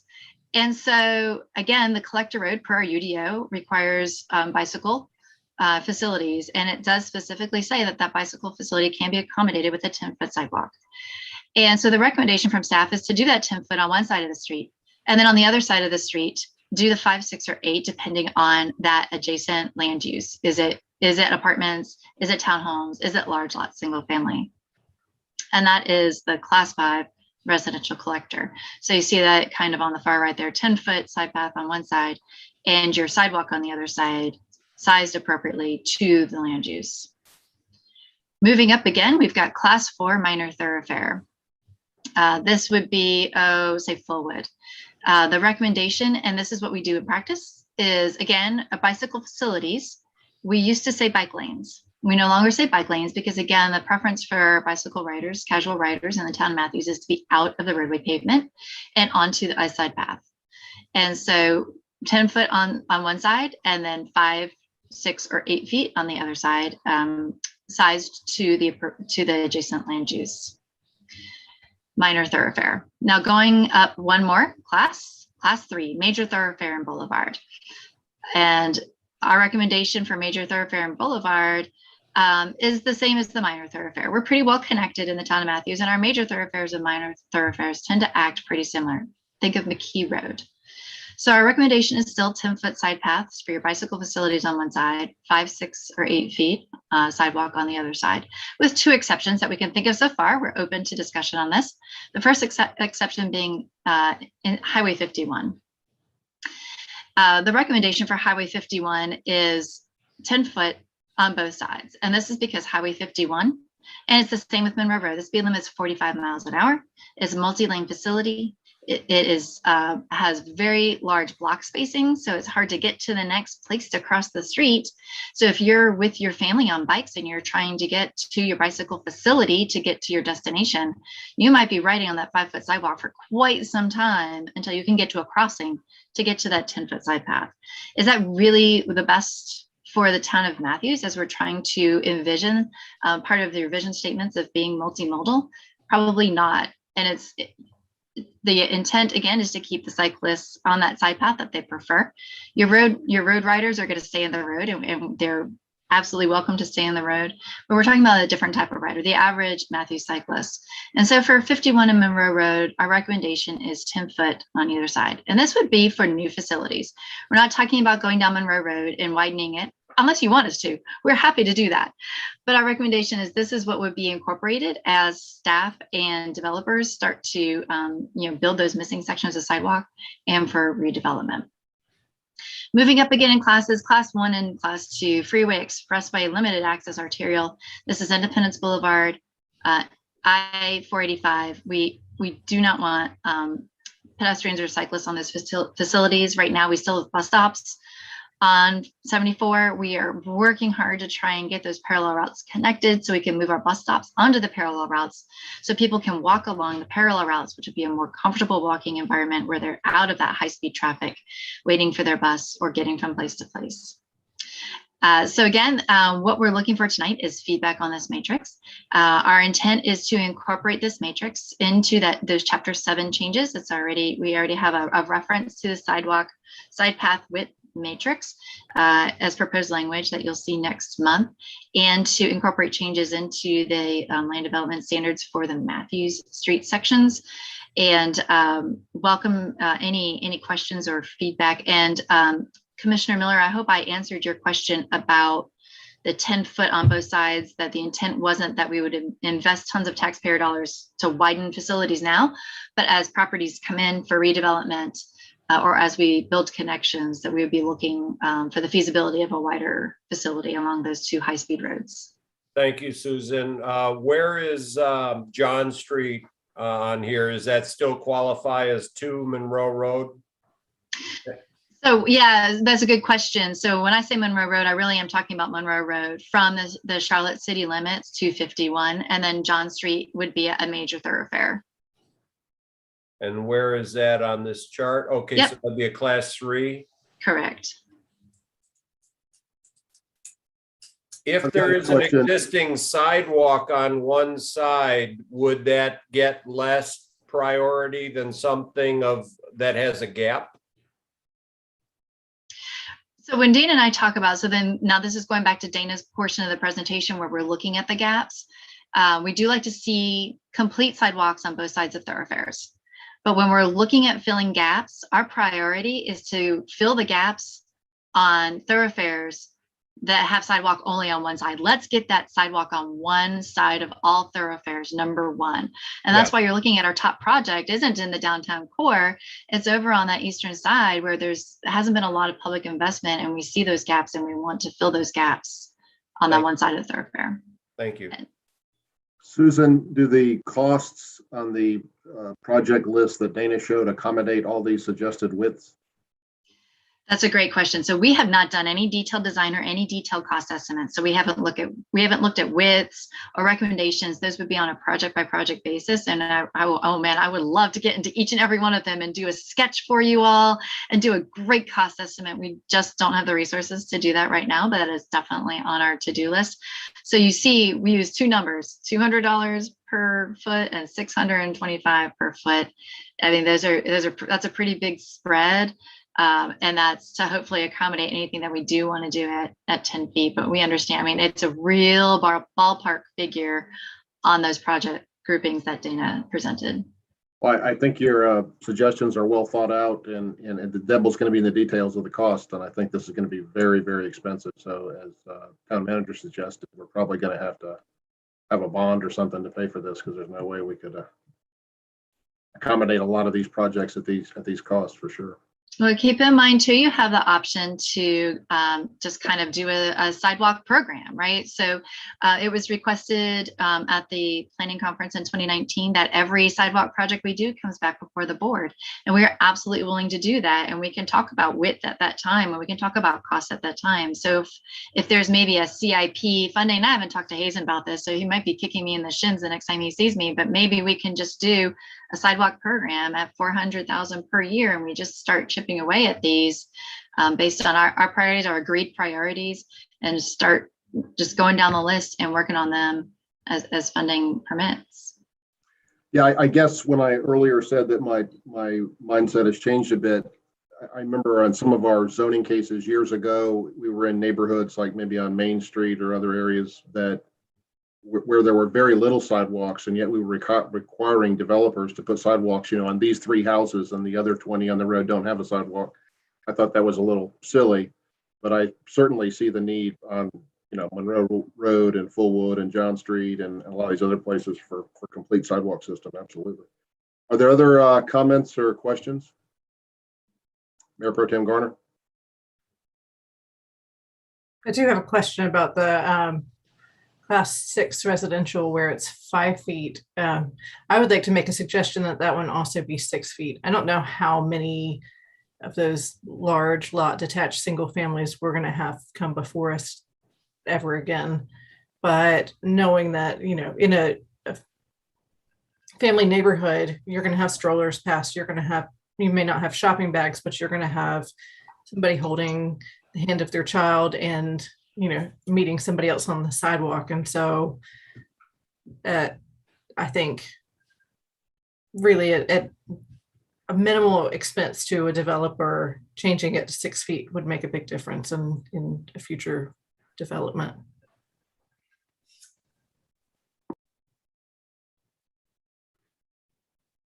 Commissioner Miller. Thank you. My question is for Charlie. Is there a certain circumference around the downtown historic district where tourists would be using these sidewalks? I think it's the whole town, Jeff. There's not one in place at this point for tourism expenditures. So there's no opportunity to use tourism funds for walkability? Well, it depends on the project. Unless it attaches to a park, perhaps? No, not just to a park, but to historical trails and that kind of thing. And what destination of that sidewalk? Is it going to the, like where we have the destinations going out to the soccer park? Yeah. That certainly is a pull for tourists. So people coming overnight and that kind of thing, but it all is going to be project oriented, and it's going to be project driven as to whether or not it's going to be qualifying for tourism funds. Would Purser Halsey or something of that magnitude with a dog park in the future? You'd have to look at that, but just because it's a park doesn't mean it's tourism generated. All right, thank you. Mm-hmm. Any other comments or questions for Susan or Dana? Or Hazen? Yes, sir. So the way I see this, and Susan, Dana, please weigh in, but the first presentation y'all made was big picture, these are projects, please keep them in your mind. You know, we'll need to talk about a planning conference or budget time or whatever. The second portion of this really is something I think staff would like to see the board incorporate into our development standards, so that when developers come to us, we can say, yep, here it is, the town board approved it.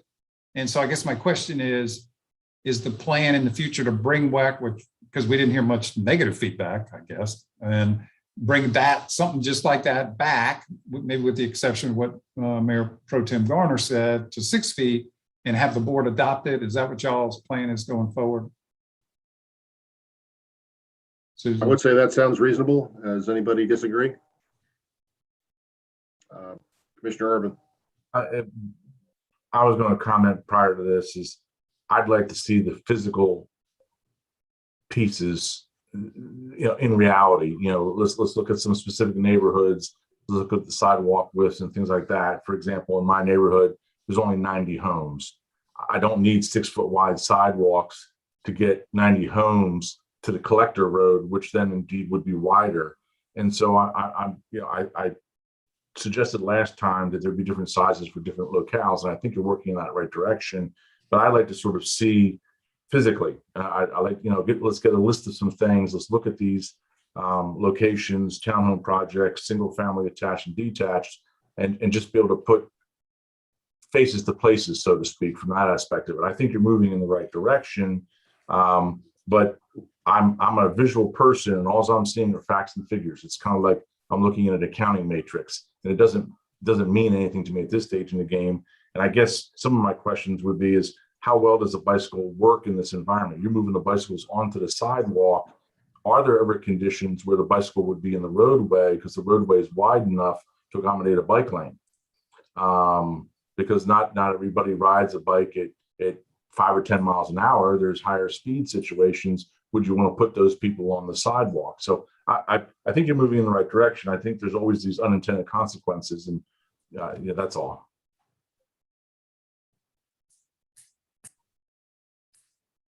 I guess I'm not an experienced cyclist, but I would much prefer to be on a sidewalk or trail than on the road. I think I see some of these folks cycling. I'm like, man, you're taking your life into your own hands when they're on, you know, Monroe Road, going down the road there. So. Well, but I mean more in a downtown environment. I mean, I just got back, and there's a bike lane, and there's a roadway, and there's cars, and there's buses and trains, and everybody's very mindful of their space.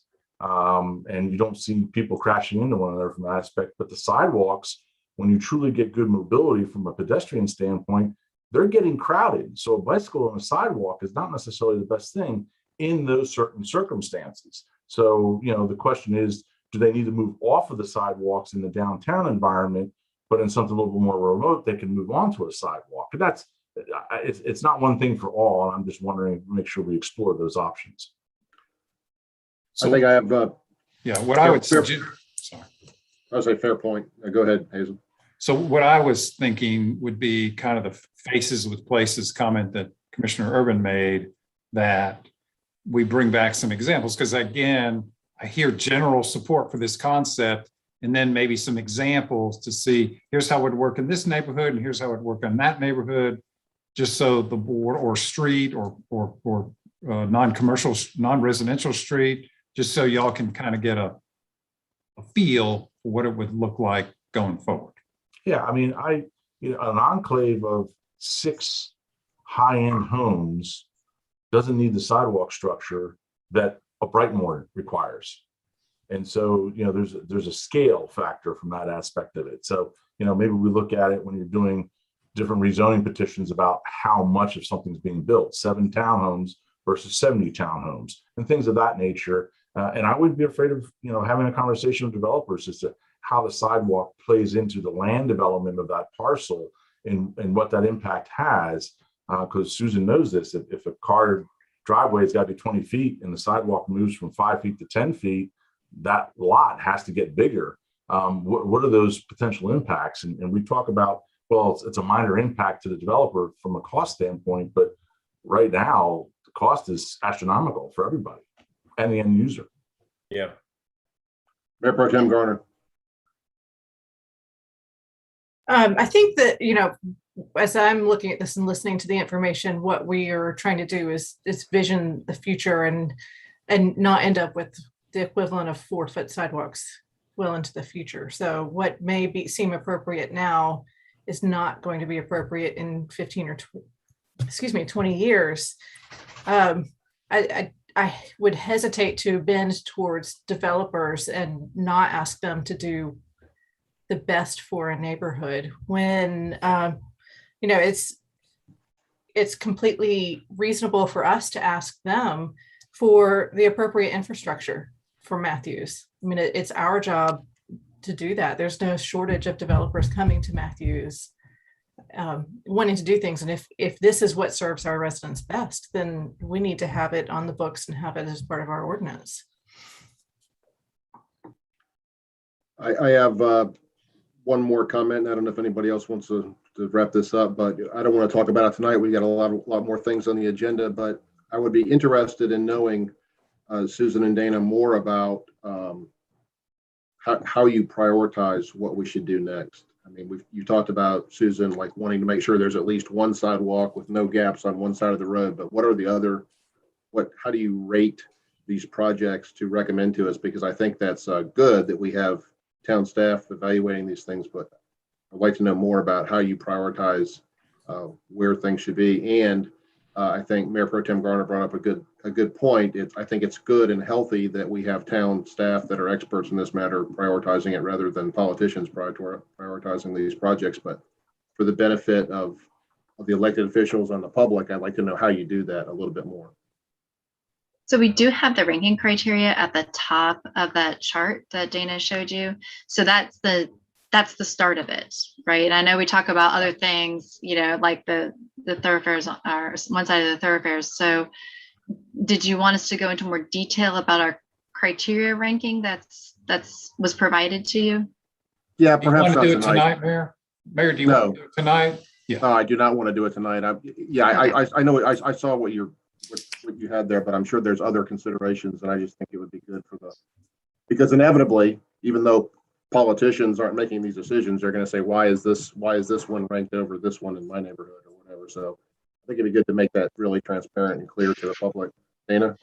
I just would like to make a clarifying point that, Mayor, while we do have a very, I think, solid ranking system in place, we also have to be mindful of the money we're going after. Sure. Because those grants have different criteria and we want to compete. So while we say, hey, I really want to make sure, as a staff person, that we are putting a sidewalk where there's bus service, and that's one of my top, one of the priorities. That may not be where the priorities are for the grant. It may be completely. Sure. The community development block grant was solely based on census. Where we could literally what sidewalks were available to be developed in one census tract. So we have to pivot and be able to pivot in order to apply for these grants. And these grants come quick and fast, and we need to make decisions quickly. So hopefully you all will, allow us to be able to pivot like that. But we are happy to come back another night and develop this fuller.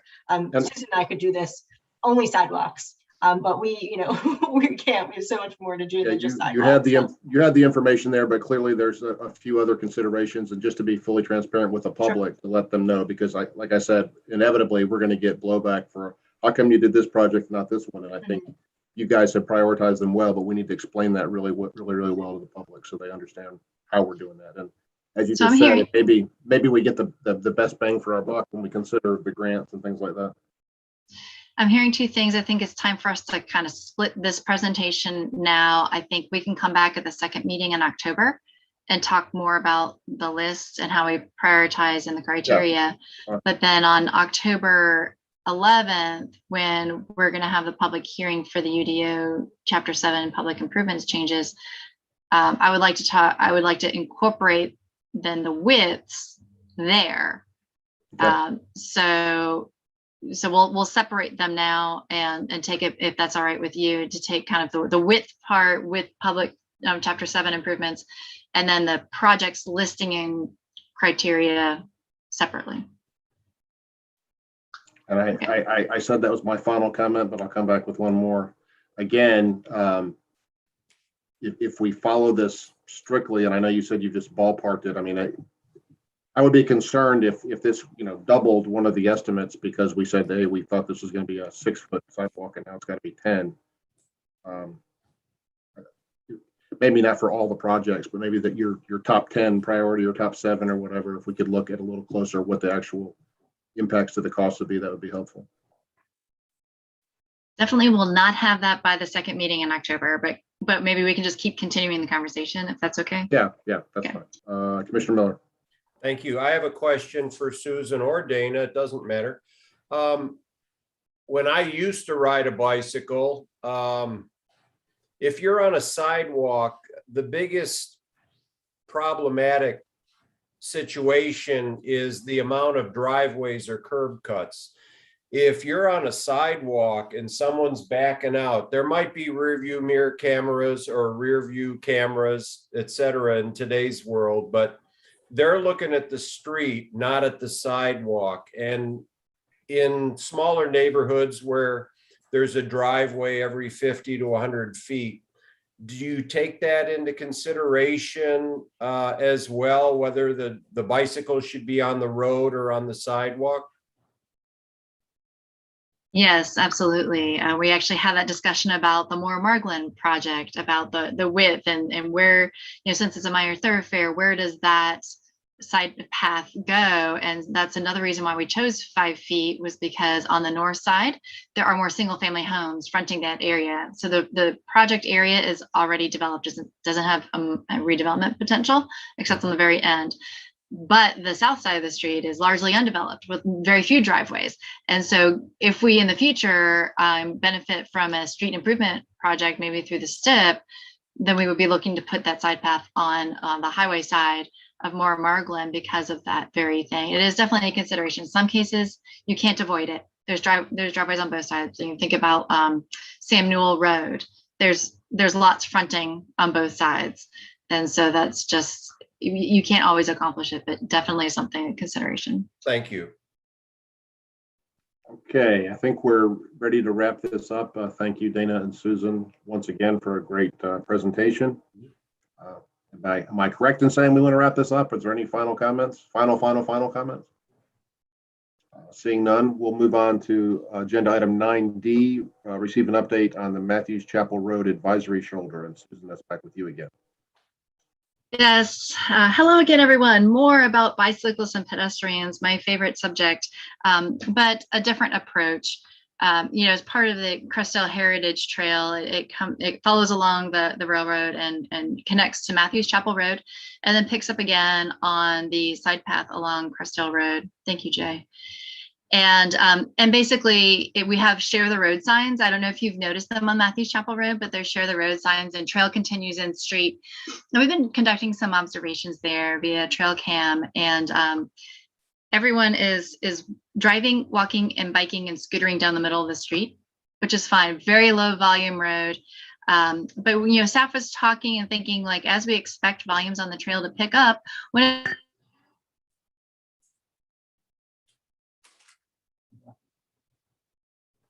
Frozen. I can't hear you, Susan, so maybe you turn your camera off. it'd be nice to kind of organize the traffic on this. My internet connection is unstable. Can you hear me? No, yes, we can hear you now. Okay, great, excellent. Not sure where we left off. I was talking about Crestdale Heritage Trail and the users of the trail in Matthews Chapel Road. Staff thought it would be nice to organize the traffic in Matthews Chapel Road, especially as we want to encourage visitors to use the Crestdale Heritage Trail and to help them kind of get from where the trail comes out and along the railroad track and get over to the side path on Crestdale Road.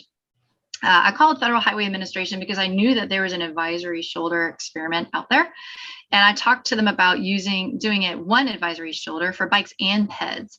And preliminary conversations, they understood the goal and said, yep, go ahead and submit that. So I came to you in April and requested that I submit that to Federal Highway. And I talked to you about the options that we considered for Matthews Chapel. The do nothing, because very low volume road and people seem to be handling it okay currently. To add bike lanes, to add a sidewalk, Both require widening and improvements, impacts to the adjacent railroad drainage system and the church property, or for low-cost advisory shoulder. Well, I submitted that in mid-May, and shockingly, 4 months later, after many emails and phone calls, I got a rejection letter from Federal Highway because it wasn't like all their other experiments. Well, I called you and told you it wasn't like all the other experiments, but they seem to have missed the fact that our primary user, it would be a pedestrian. And they said, well, we want you to widen Matthews Chapel 1 foot and stripe advisory bike lanes. And I was like, that wasn't really what the vision of the staff was. I noticed that the state traffic engineer was copied on that correspondence from Federal Highway Administration. So I called him to get his thoughts on it. And he agrees with CJ and me that striping a 6 foot shoulder for bicyclists and pedestrians on Matthews Chapel Road is very low risk. And he couldn't understand why the Federal Highway would deny an experiment, but he says, you don't need an experiment. You can just do it, but we need to understand that it's not in the MUTCD, the Manual of Uniform Traffic Control Devices, and therefore we're not covered under that federal protection. And so that means that the board would have to agree that, yep, we understand we're installing a device that is not part of the manual, but we're okay with it. We understand it's probably very low risk, but we accept all liability for installing that device. So the staff recommendation tonight is to allow us to proceed with installing that advisory shoulder, but we wanted to get your permission because it's not a standard device. Now we could leave it as is and do nothing, but the last I presented it to you all, and when I presented to the Transportation Advisory Committee, everyone seemed excited about marking this advisory shoulder, and more so creating a community event about putting some art in that shoulder. So the request from me tonight is just to allow Public Works staff to mark that shoulder 6 feet from the edge of pavement on the church side. So that's on the north side of Matthews Chapel, accompanied by a crosswalk at the end to get people over to the trail going behind the Crestdale Community Center, and associated signage. That's the trail warning sign, and that is shown in the attached exhibit.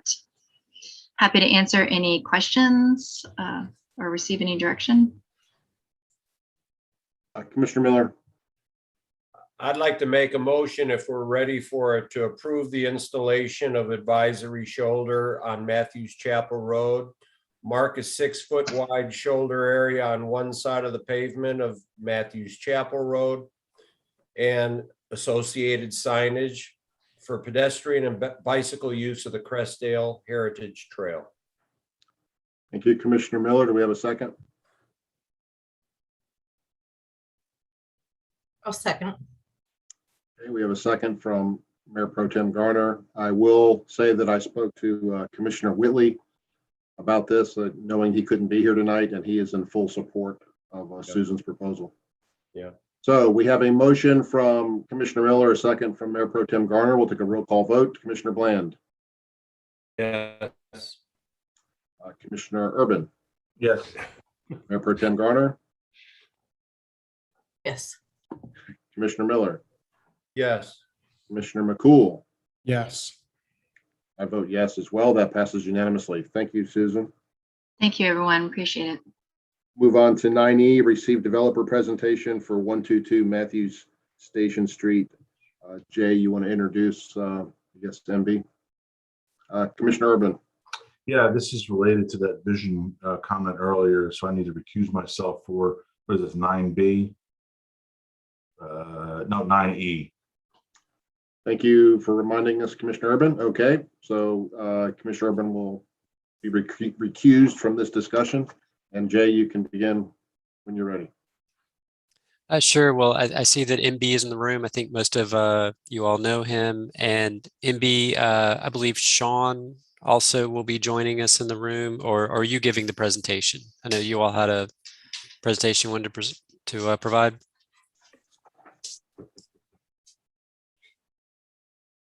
You'll have to unmute yourself. Hi, everybody. Me and Sean both are here, and part of the presentation that I will introduce, and then Sean will take over. Great, thank you.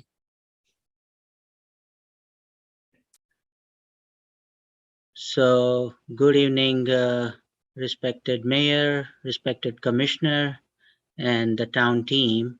We are here and excited to present long due that small lot that the town owns. And we are excited to present the mixed used small building with the retail, small apartment, and rooftop option. And that's what our intention is. And this will provide us a small place of commerce, entertainment, place of work, place of living.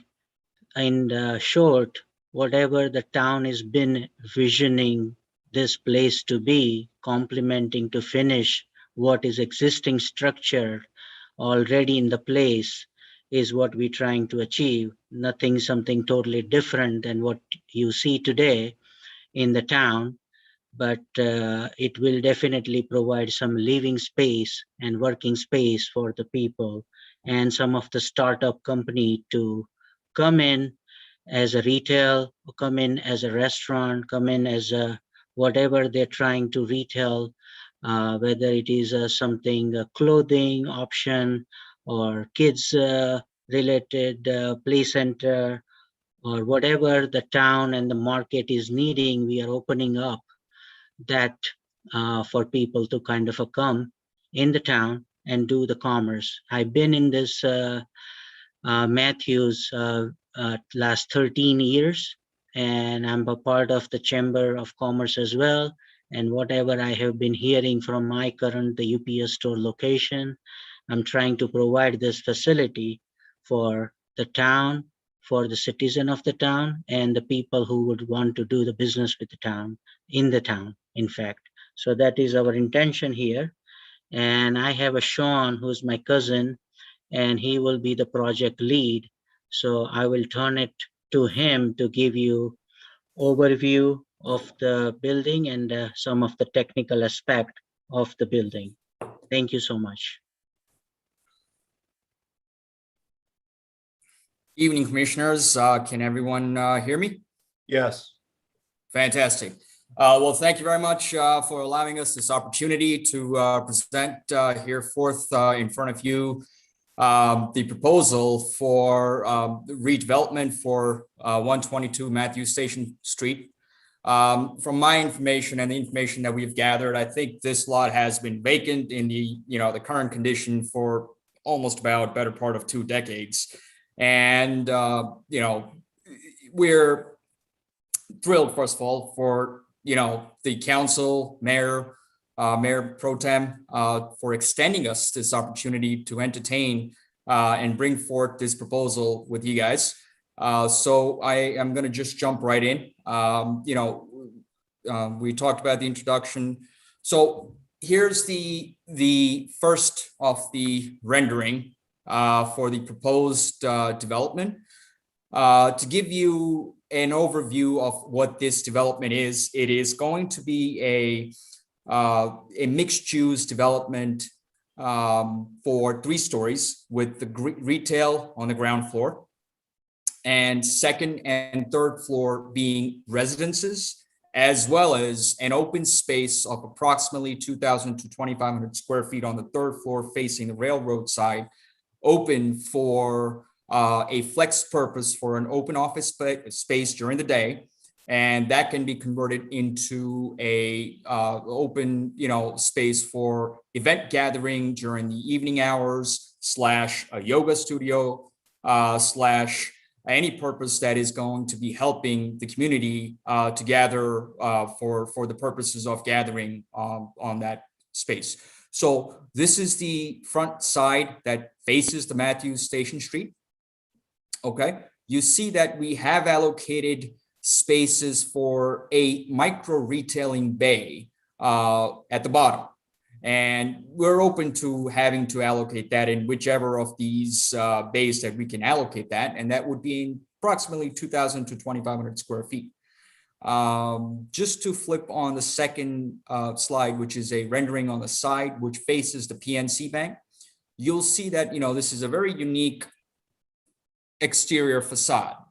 Now, we have gathered as much of the information that we have gathered from respective commissioners, including the town staff, and we have tried and incorporated an all-inclusive design in this year. And we have included a living wall, quote unquote, which is a sustainable feature of this building.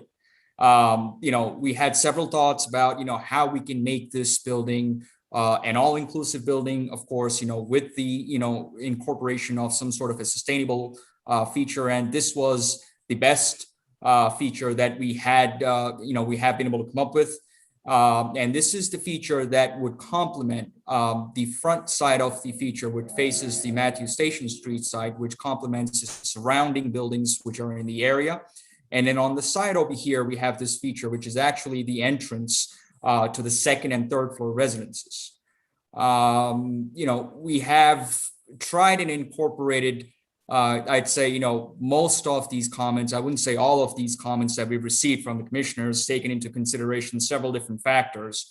And, we felt that this is the most lucrative proposal in the essence of, the time that has been spent and the parcel that has been sitting here vacant for better part of 2 decades, that we're able to come up with and resolve this as an issue.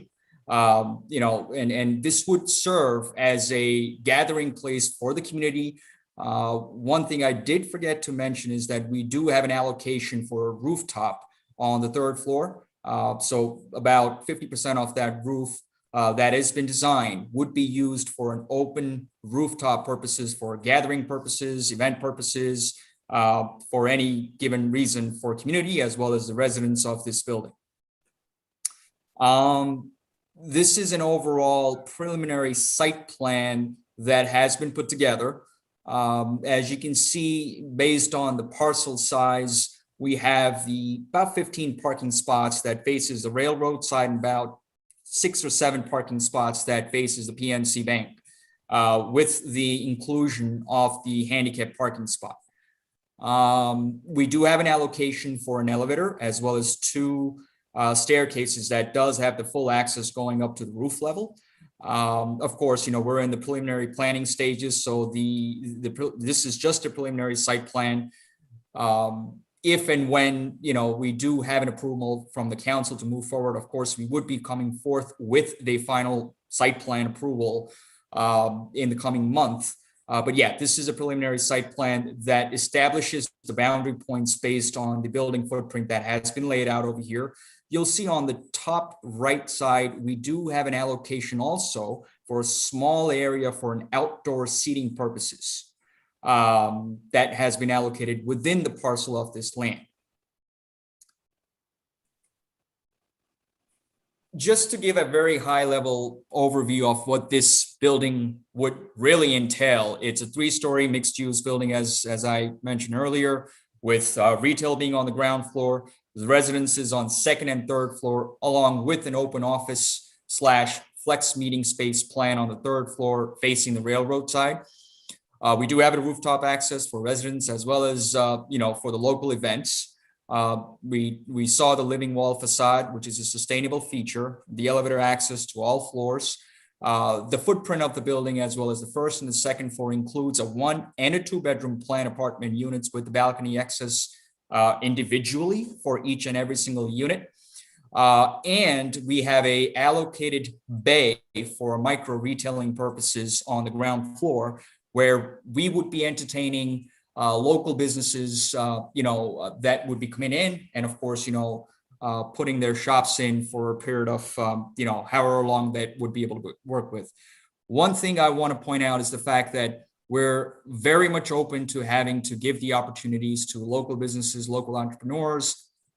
We ourselves being an entrepreneur, and we have been in this space, for a number of years, and we understand, what it takes to be in a local environment where you do get a sustainable rent and provide the sustainable services. And so we have thought about, how we can allocate all of the different components that we have gathered from, respective commissioners in their comments, and tried and incorporated that into this one inclusive proposal or preliminary proposal that we're here with.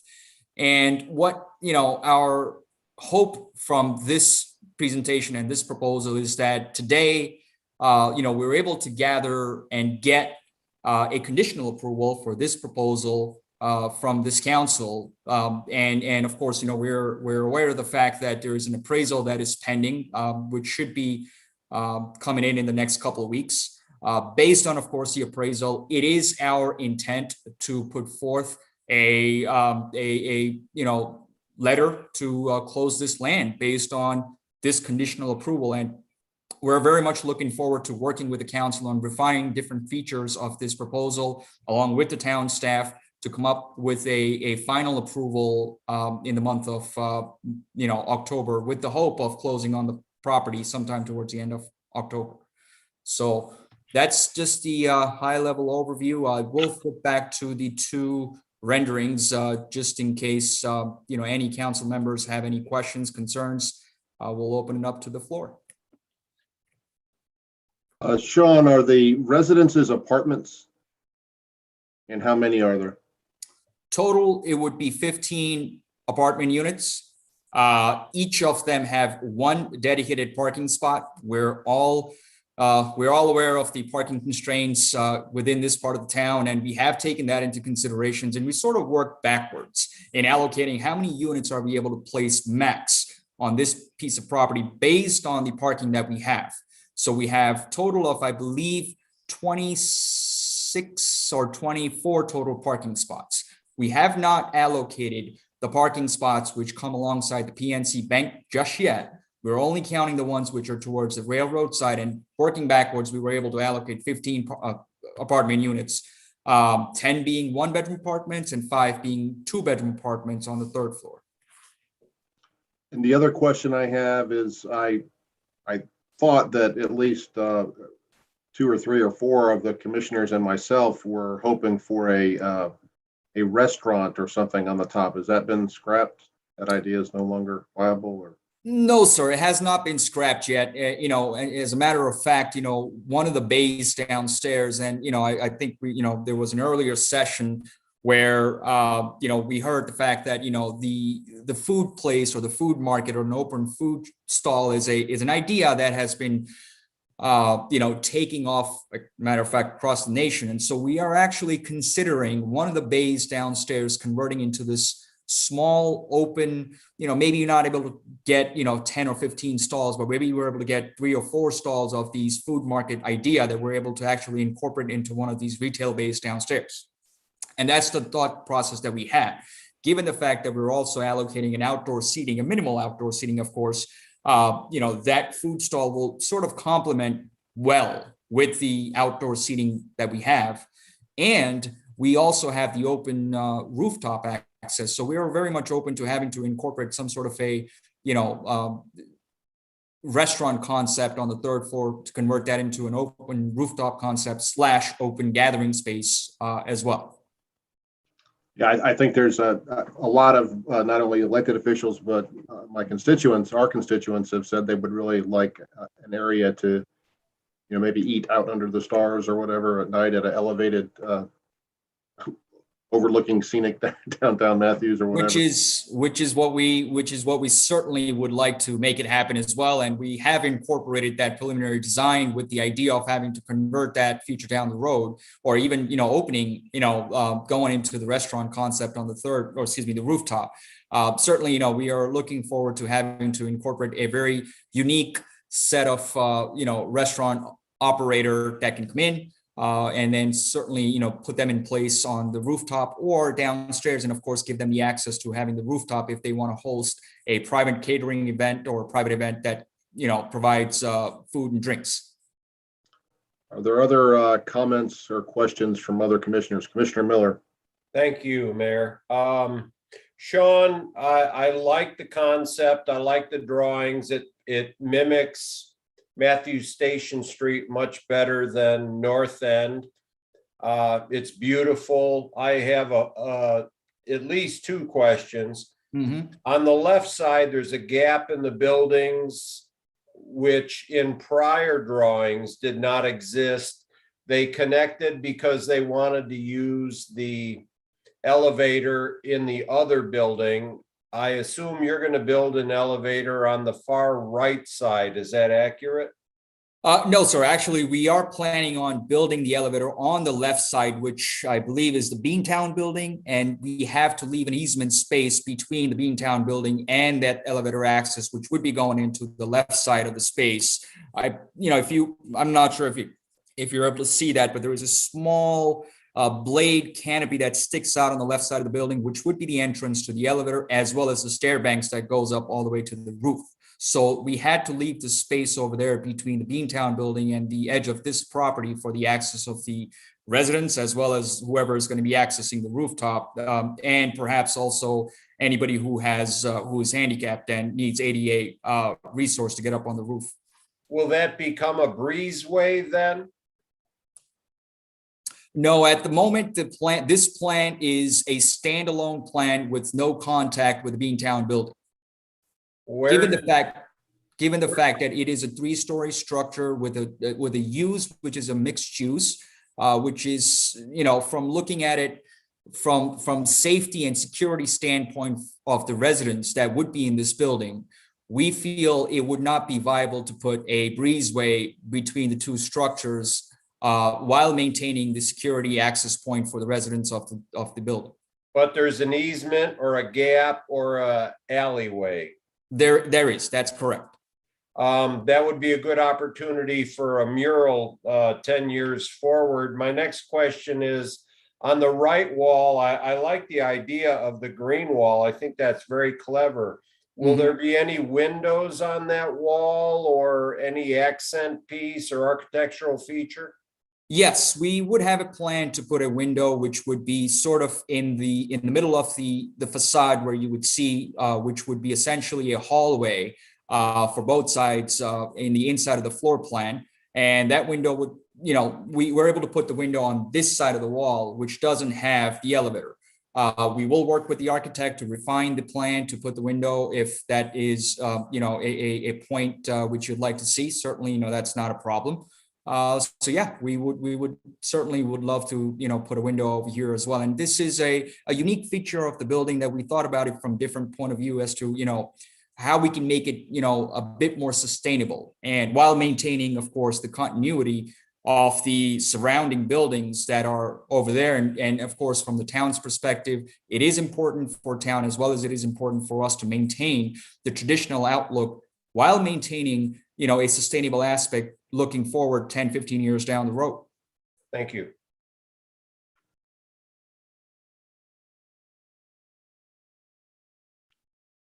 You have any other comments or questions?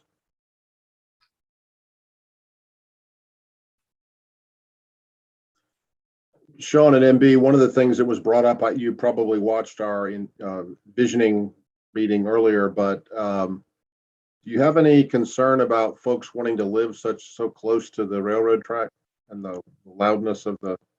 We did hear that, sir. And one thing I can point to that is that, any downtown environment, you take it, any metropolitan big cities or any downtown cities, and where you have a railroad, slicing through the city.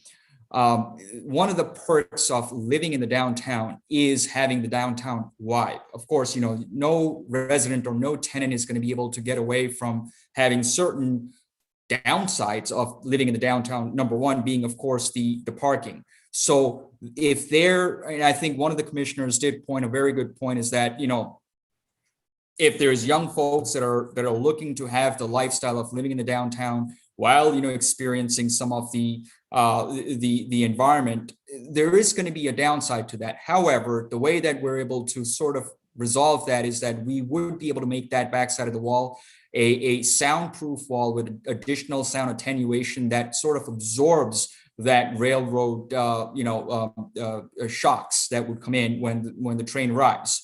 But this very much is a downtown area, and given the fact that in future, if there is going to be a station nearby, it is our bet the fact that whichever tenants end up living in this complex, if this does end up moving forward, would sort of oversee the downside of having to live in this complex more so than the upside, which is having the accessibility of a lot of these public features in the surrounding areas in the coming years. All right, and another concern, and MB, I believe I shared this with you when we spoke, the other apartment building that's near Town Hall, I believe has 24 units. Is that correct, Jay? Yeah. And I believe we only allocated like 22 parking spaces or something for that, or something that I recall back then that I thought was insufficient. And with 15 units and only 24 parking places, most units are going to have 2 people in them, probably with 2 vehicles, which means some of our parking for the library and town hall is going to be taken up from people that live in this building. So that is a concern that I have. So if I may jump in, and maybe, if I'm incorrect, certainly, feel free to stop me, but, right now there's about 24 parking spots that are allocated with this parcel. And as I think I mentioned to you guys, we've only allocated 15 parking spots, which equates to 1 parking spot dedicated per resident of the 15 units.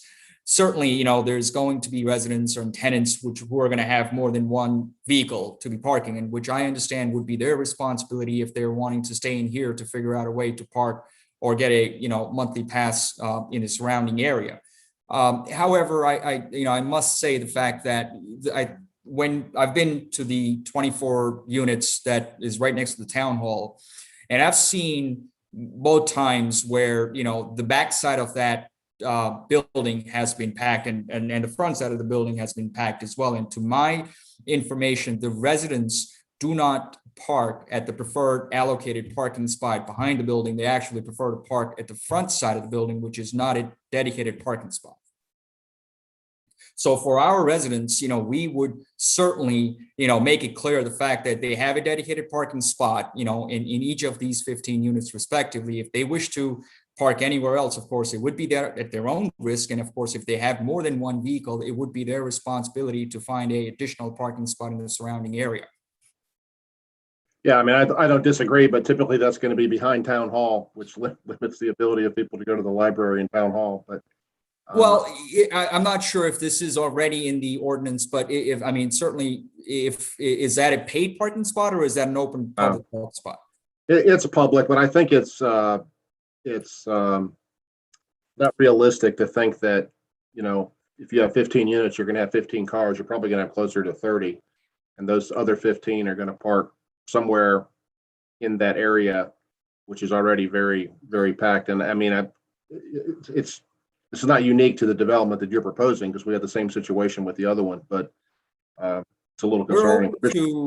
We're open to work out a plan where, certainly based on, who the tenants are, we would work out a system where, their license plate is registered with the town. And if, of course, they end up parking over there, it would be towed at their own expense, and they would have to certainly find another alternate parking spot, in the surrounding area. So that would be certainly a landlord responsibility to notify the tenant at their own risk, and thereby avoiding the situation of having to take up the public parking spots that are behind the town hall.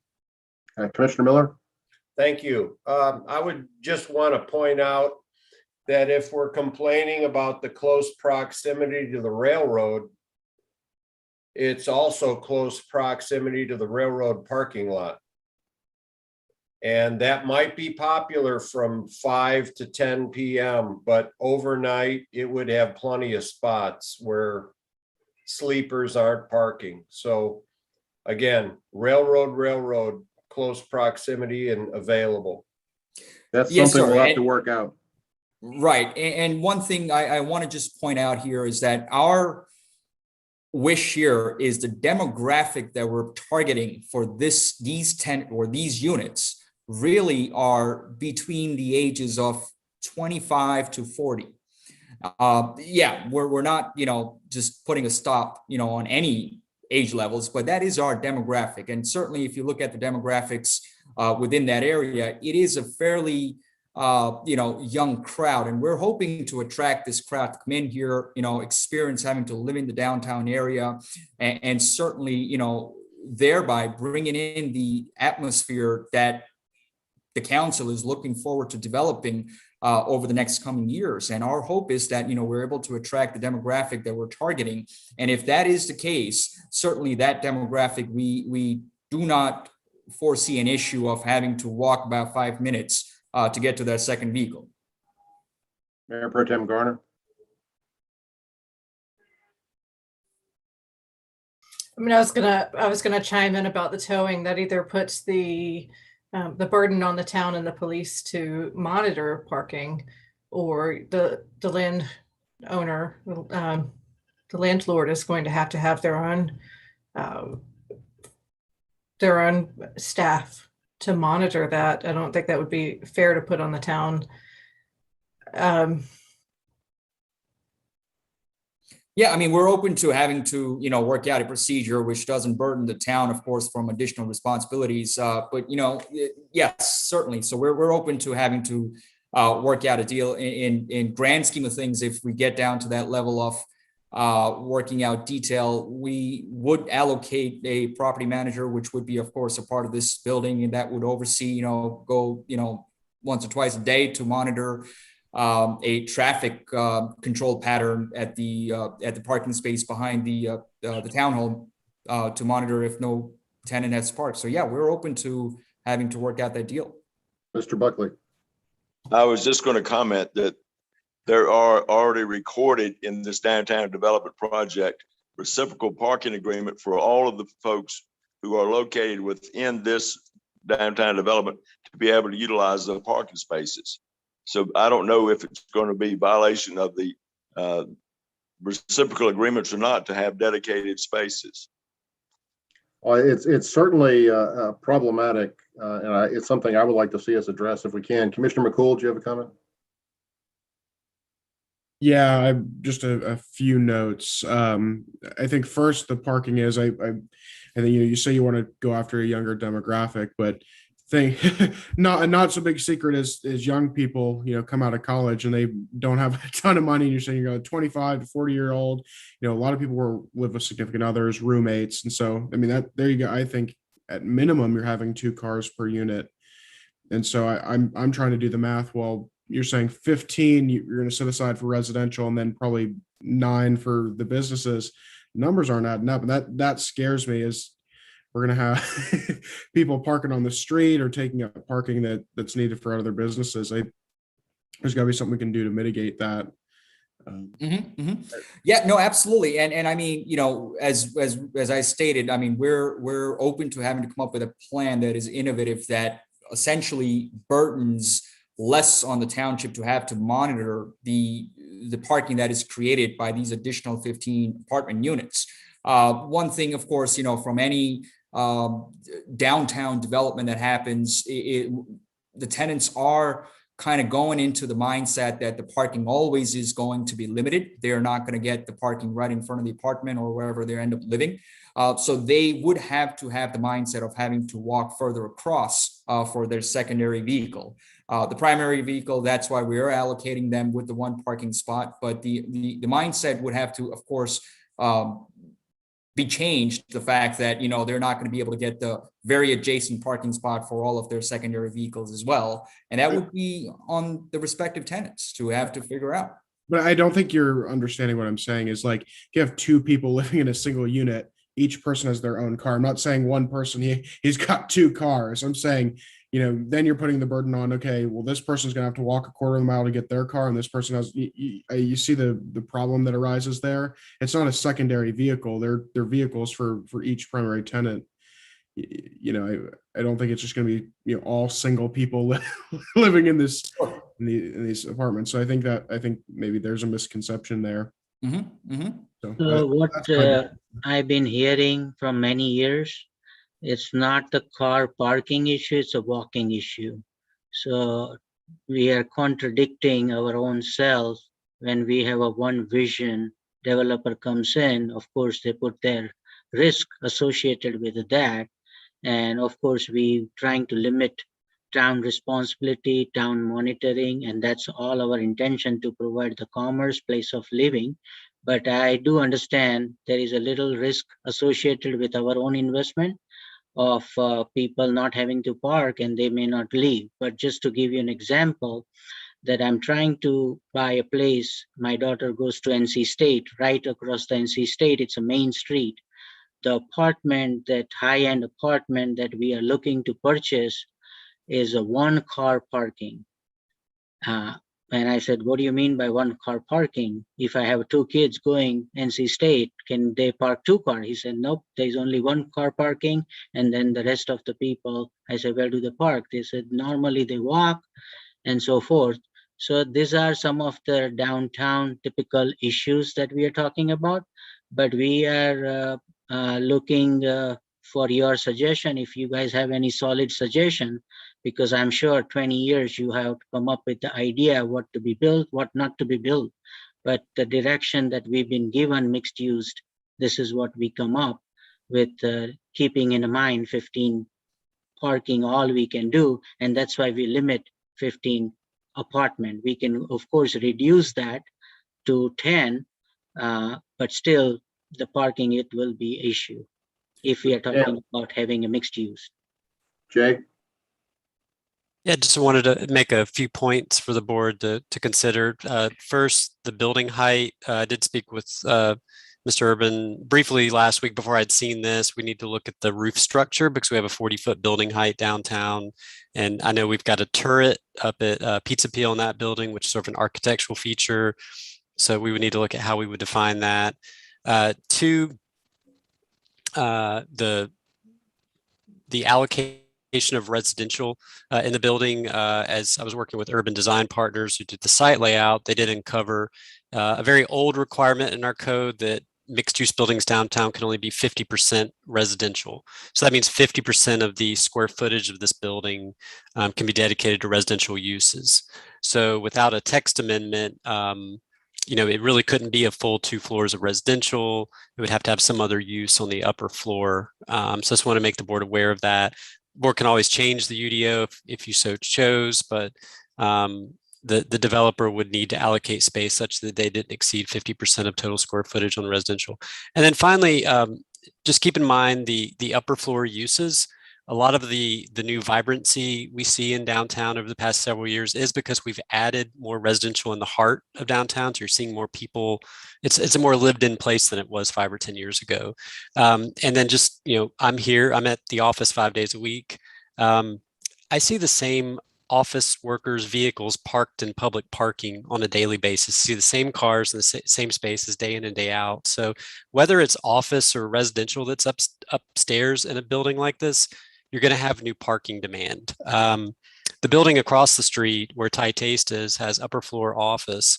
It has 0 parking associated with that building pad. So every worker, every visitor to the offices upstairs has to park in publicly accessible parking. So I think you may have some differences in hours of usage where you have more office use during the day and more residential in the evening. When people aren't working from home as much, the residential users tend to leave during the day, which kind of frees up space for the office workers coming in. So, and just as a plug, Dana and Susan do keep updates going on our parking study. And I think, Dana, I think that's next week that we're going to start running those numbers. I see some of the faces are still here, but we are keeping track of parking utilization in downtown.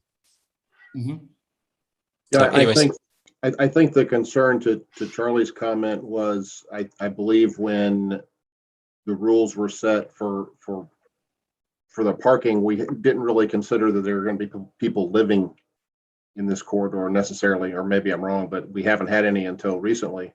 And so when people actually live here, the demand for parking is, much more than when they don't live here. It's weekends, it's at night, etc. I think Commissioner Bland, you had your hand raised a long time ago. Let me get you. Everybody's raising their hand.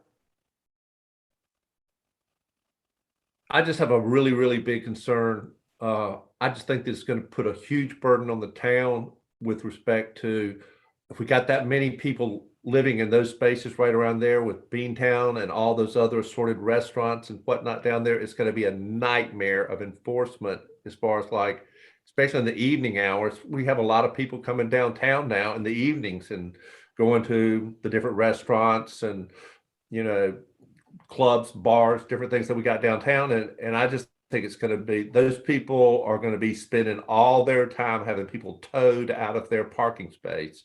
And I mean, we can say, oh, well, they can walk a long distance, but I don't think it's going to pan out that way. That's just my opinion. I think that particular site is just not well suited for what they're planning on doing. I don't think, but that's just my opinion. Commissioner Miller. Thank you.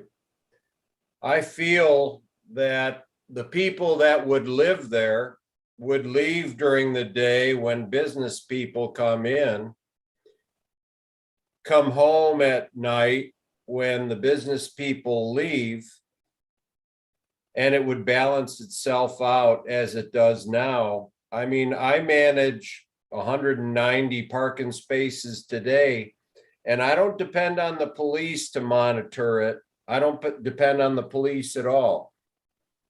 It's $1 a parking permit to buy. We bought them for Weaver, Bennett and Bland at one point to sit in reserve spots along the railroad lot.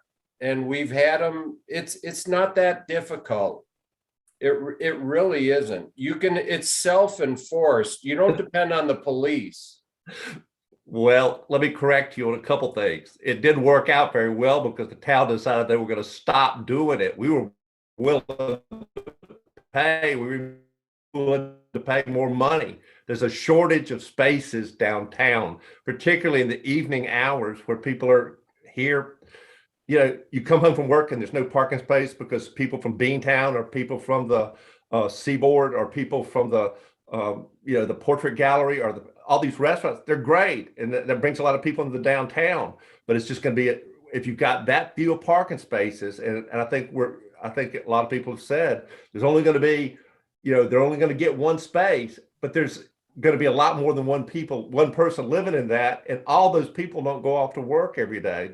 Some of them may take public transportation, who knows? But what I'm saying is there's not enough parking downtown for that, I don't think. But I respect everybody's point of view. It's just mine. I don't think that will work there. My office is right across the street, and we have nonstop hassles with all the other merchants for our people parking downtown during the day. We having to park in public spaces. I don't know what else to say. You can ignore it. It doesn't exist, but it does. I mean, it's a big problem. Why did the town not want to stop us having permits? Well, because other people were demanding those spaces. They wanted them. So our employees have to, just like what you said, scrounge around to try to find someplace to park. Can I just jump in? Yeah. Okay. Just Mayor. Go ahead. Let Sean wanted to make a comment, then I'll get to you.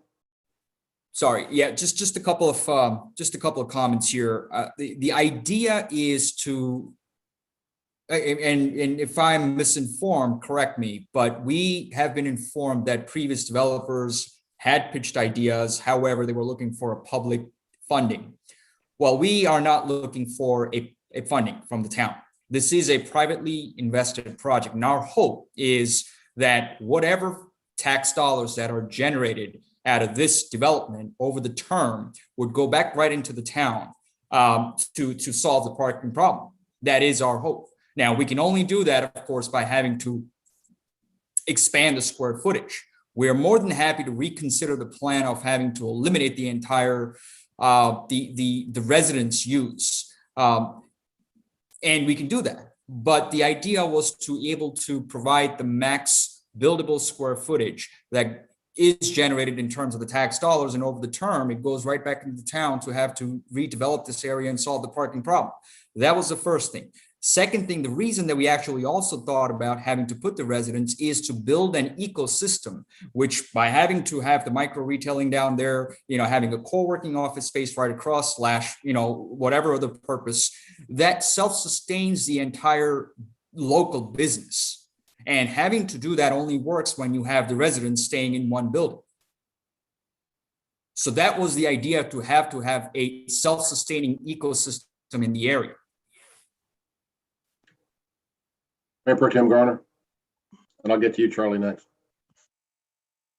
And I guess I look at this and I think, well, I think several things, because when we did a walking tour of downtown doing the parking study, I talked with the women who own the Crepe Place and the woman who owns the salon and several different of the retailers who all have parking issues and can't get their customers close to the door. The woman with the salon has customers in wheelchairs, and she has a problem getting her customers to the door. And so it's an ongoing problem. And what I hear is saying that building this building is a new solution to an existing and exacerbated problem. I don't think building the building is going to suddenly change minds and get people to walk further. I think that, and I'll go back to, why I felt like it was necessary to have a meeting earlier today, is that this is an interesting lot with interesting parameters, and using the same solutions that have created the existing problems isn't going to solve anything. We need to be innovative. We need to find innovative solutions. And to me, this doesn't do either. Mr. Buckley. I just want to emphasize that this is not a standalone lot. This is a part of the overall development, and that overall development has reciprocal easements of record right now. I think the lawyers for this proposed development needs to address those with their clients, because they may not have, it's not the town enforcing the parking. The other property owners also within this development have the right to enforce all their reciprocal easement rights. So it's not just the town, but they need, so this idea of about 15 or 24 dedicated parking spaces may or may not exist. They may have to honor the reciprocal easements with all the other owners of the property within this development. Commissioner Miller. Thank you. I suggested we make this a parking lot, I don't know how many years ago, 7 to 9. And they said it would cost too much. So I said, lay some gravel. And they said, we have an ordinance against gravel parking lots. We also have a lot down by the post office for parking. And there was a discussion of a walkway over to town hall, but we don't have the money to do that. You would walk further if you went to Target or Walmart than any of the examples we have talked about. And as far as a lack of parking, I would just say one thing. To me, it's kind of like going to a popular party when there's more people you've never met before and it's more crowded than you expected. You usually are happier because of that, and you celebrate. Wow, I can't believe this place is so popular. And I would say that that's a parallel to Matthews. We are a popular place. And if we want to solve the parking problem, we can do something about the lot next to the post office. But this is a good project. And we can do, and it's not far from the railroad lot. Thank you. Well, I don't think we're going to come to any final decision tonight. I guess the next steps is we're waiting for the appraisal, correct, Hazen? Yes, sir, that is correct. Mid-October. Once the board decides what it needs to do, Mayor, we need to have authority for the staff to negotiate the amendment to the development agreement that they would have to enter into to proceed forward. Well, I would suggest to MB and Sean that you follow back up with Jay to make sure the number of units are in compliance with the requirements. Jay, are you saying 15 is too many right now? Do you know that? So I don't know the interior makeup of the building. I mean, that we have had that conversation about that cap, and it would need to be addressed. Yeah, and which we will certainly look into and get back to the town staff as well. But we've had this discussion with the town staff, and we did take that into consideration in having to restructure some of the square footage for the interior. And thereby we are right about at 50% based on this mixed use proposal. So we'll certainly check and we'll get back to Jay and Hazen. And let me say, I don't want to be all negative. I think there's certainly a lot of good features of this project. I really like the living wall. I like the open space up top, particularly if you could configure that, but maybe there was a restaurant downstairs that could, take food up there and have social events up there. And I like the micro retail is attractive. So there's a lot in this project that's good that I like. I think we do need to globally just do something about parking in this area of town, because I know the parking study indicates we have plenty parking. I don't know if that means we lease parking from the medical place across the street, or if we park at the railroad track, or if we do as Commissioner Miller suggested and fix up that the other one across the railroad track. So that sounds pretty attractive, and that's a short walk to through there. So I think that's something that we, beyond these, beyond MB and Sean, we need to discuss anyway, because it's a concern. Certainly, and if, Mr. Mayor, if I can just ask one question, what would be, or what was the resolution of the visioning session earlier held by the council? Was there a resolution, or is there a timeline for a resolution? Because honestly, MB and myself are committed to working with the council to come up with a solution that works best for the mixed use project, while taking into consideration all the issues that we have talked about thus far. And it is our sincere wish to work with the council to be able to come up with this resolution. But at this point, we're sort of in a position to be able to understand if there is a resolution from the council on what the vision of this particular parcel is. Commissioner Miller, you have a comment? Just a small comment, Sean. Yes, sir. My commentary would be that we should wait for the appraisal, and you should make an offer based on the appraisal or slightly higher, and then we'll vote. And then your direction comes after that. Jay, am I wrong? No, from a process perspective, I think Mr. Buckley made some good points about them really needing to look at the makeup of the development agreement and how that would function. Okay. And Charlie's really the resident expert here on the process. Okay. Before you can approve the sale to them, you have to go through the public hearing process. After you've entered into the development agreement amendment with them. Can the purchase be contingent on our approval? I mean, that's how it works, right? Yeah. Mayor Pro Tem Garner? I'm sorry, go ahead, Charlie. You don't do a final approval of the purchase until after the public hearing, and you don't have a public hearing until you have a developer under contract. Right. Mayor Pro Tem Garner. I have a question, I guess, for Jay or for Hazen. We've all put our several hours, I'm sure the staff has put countless hours into this project and getting it this far. I'm frustrated that it has gotten this far, but that it seems to be operating many different facets all at the same time without clear Purchase. What's that? Purchase. Well, no, without clear parameters. So here's a building that we're looking at that's 2/3 residential that maybe can only be half residential.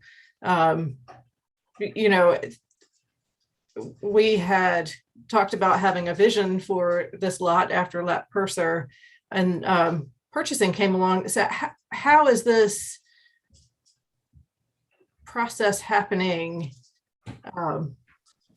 Explain that to me, because I feel like I'm missing something as relatively new to the politics of this. And I also feel like we're getting pushed into a process that is not clearly defined for me. I think the easiest explanation is that it's town-owned property that anyone can make an offer on at any time. And what this development team has been doing is meeting individually with you all, and the purpose of tonight's meeting really was to see if there's support at all for this project to move forward from a political perspective. Because if there's no support, then the project goes away. It certainly, I mean, it doesn't seem like that. It seems like it just keeps coming back. So, I mean, I feel like this is further along than most of the developers that come to us when it's time for a public hearing. Charlie? Well, I was just going to say that the reason that Lat was able to move forward is he already has a contract for the development with this. So that's why I'm saying we've got to amend the contract, put in the new developer that you all select. And that would be, in this case, if you move forward with this, it would be this person. Or if you're not going to move forward, it would be somebody else. And Sean, to answer your question, I'm thinking back on our meeting, and I'm sure you guys listened to it. There was some talk about the possibility of the library at some point moving into this property. That's probably pretty unlikely. But I think if there was consensus points, it was an area that could be made available for public meetings. It looks like perhaps you've accommodated that in some fashion. Yes, we have the third floor, about 2,500 square feet allocated towards a flex space slash gathering space, conferencing space on the third floor. And I think there was a consensus for the micro retail or the pop-up type vendor. I think that was something that resonated with most people on the board. So that part was good. And Yes. Anybody else can add any other comments you like, but there was a desire from your initial renderings to look more like Town Station Street. I think you've accommodated that to a great degree. But I don't know. Are there other comments? Ken, Dave, Jeff? I'll make Mr. McCool, Commissioner McCool.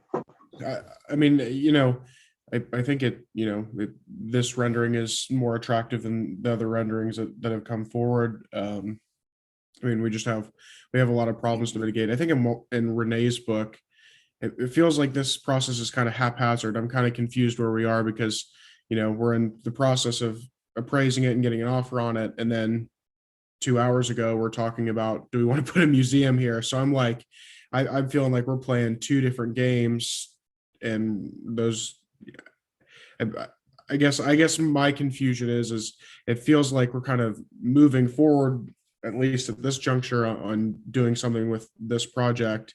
Yet we just had a meeting talking about, we could put a library here. So I feel like there's a bit of I feel like we're on two different paths, and it's kind of getting a little confusing. Well, it's so we've had this property for 20 years. Periodically we get proposals. It's been a while since we've had a proposal.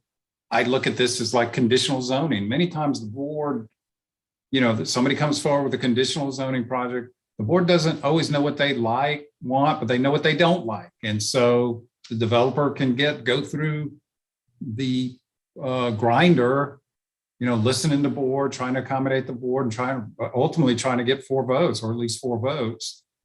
And I don't really think it's fair to the feeling I get is like, I feel like the finger's getting pointed to staff. Like, how did staff get us in this spot when these folks came forward with a proposal? They have the right to do it. We don't know what the value of the property is. We talked about that and said, okay, let's go get an appraisal.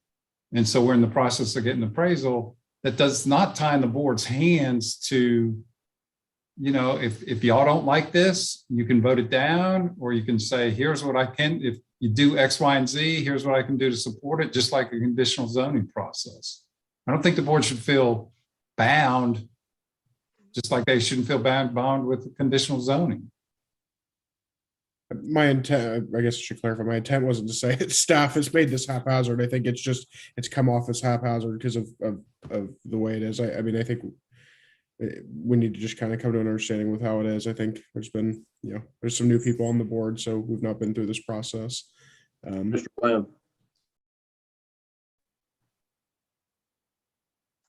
I just think the big problem is we don't have a real clear vision of how we want to use this property. The town owns this property and we need to do what's in the best interest of the people in the town. I don't know if you can hear me because I'm unstable. Let me get my picture off. How about that? I just think that, you know, we need to put some real thought into it and maybe think about it and talk about it some more. I personally just think this is going to be it's not suited. If there's like, if he was building something like a restaurant there or something else, you know, along those lines, I might have less problem with it. It's people that are coming in and going out. But I think that people that are living there are going to have a tough time and they're going to create problems for the other businesses that are downtown. But, you know, maybe he can convince me otherwise. I'm trying to keep an open mind. I don't, you know, it's just that I think this is very valuable property to the town. It's right next to town hall, you know. You know, like I said, I don't think we have a clear vision of what we want to do with it. And I don't think we need to feel like we have an obligation to do something just because somebody comes to us with an offer. We need to think about it. This is something that belongs to us. People call me up all the time and want to buy my house, but it doesn't necessarily mean I got to sell it or want to sell it. So we need to do what's in the best interest of the community. And I'm not sure this particular plan is it, although I'm listening to what, you know, trying to keep an open mind. But I just think that just because a developer brings a plan to us doesn't obligate us to jump through a hoop and say, oh, we got to figure out some way to make this work. I don't think that's our job. But that's just my I don't necessarily disagree with you, but I think to be fair to MB and Sean, we should give them some direction as to what do we want on that property then. I do too, but don't you think that the problem is we don't really know what we want to do? And it's well, we've been talking about it for 20 years. So well, I haven't been, you know, maybe you guys have been, but you know, I give credit. But like I said, you know, I don't live downtown, but I work downtown and I've seen a lot of it. I've seen this thing grow up and I've seen the problems that the other businesses and the surrounding businesses are having. You know, we've talked about addressing, you know, the traffic, I mean, not the traffic, but the parking downtown. And I guess we've come to, someone told us that we didn't really have a problem with parking downtown, but I don't see that. I see a problem downtown with parking. So it's just how you look at it, you know. You know, to give some feedback for myself, I think you check a lot of the boxes for what I would like to see on this property. I am concerned about how much residential is there. Mayor Pro Tem Garner. If I haven't made it clear, I agree with Commissioner Bland in that I am not in favor of selling this property just because somebody's interested in it right now. I think we need to go, you say that we've been thinking about it for 20 years. Well, I haven't been thinking about what's going on in downtown Matthews for 20 years. And, you know, this to me was something that came up in February of last year. We talked about having a visioning session and that didn't happen. So here we are again. We've got a pretty far along project in front of us. We need to have that visioning process, and it needs to be more than a 5:30 meeting, but like a deep dive into where do we see downtown Matthews? What are the problems? What are the things that we need to address, like the park, like the farmers market, and other needs? What are other needs that we have in downtown with the limited space that we have? Where are those things going to go? And I feel like this is putting a certain amount of pressure on us to get those answers in the near future so that we can let MB and Sean know whether we're going to sell it. That pressure is uncomfortable for me. I want to take the time to make sure that what we're doing right.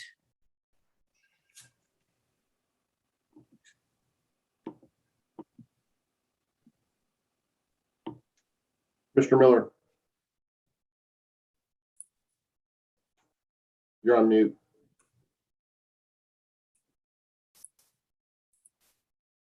I don't have my notes organized and I'm sorry, but I've been involved with the town for 17 years. It's been empty for 20. As a politician or as a manager, we're supposed to solve problems. I suggested it become parking, solve problem number one. Then we bought the post office lot. I suggested it be parking. Didn't happen. Whether it's money or political fortitude, I don't know, I don't care. But we didn't solve that problem. Then we tried to develop it, and the person that wanted to develop it wanted the town to put in cash. Now we got a buyer that wants to buy it.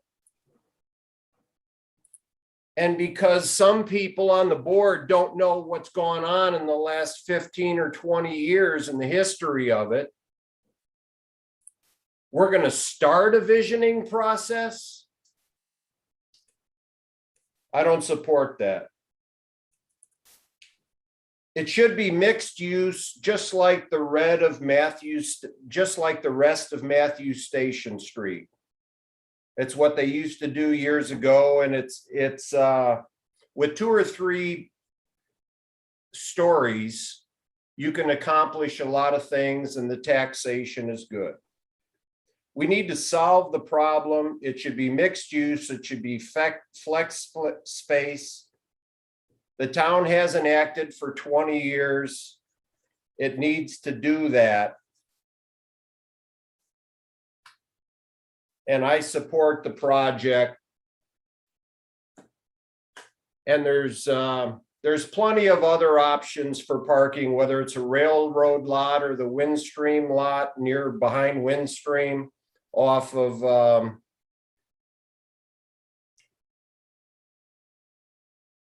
where Paul Jameson's area was.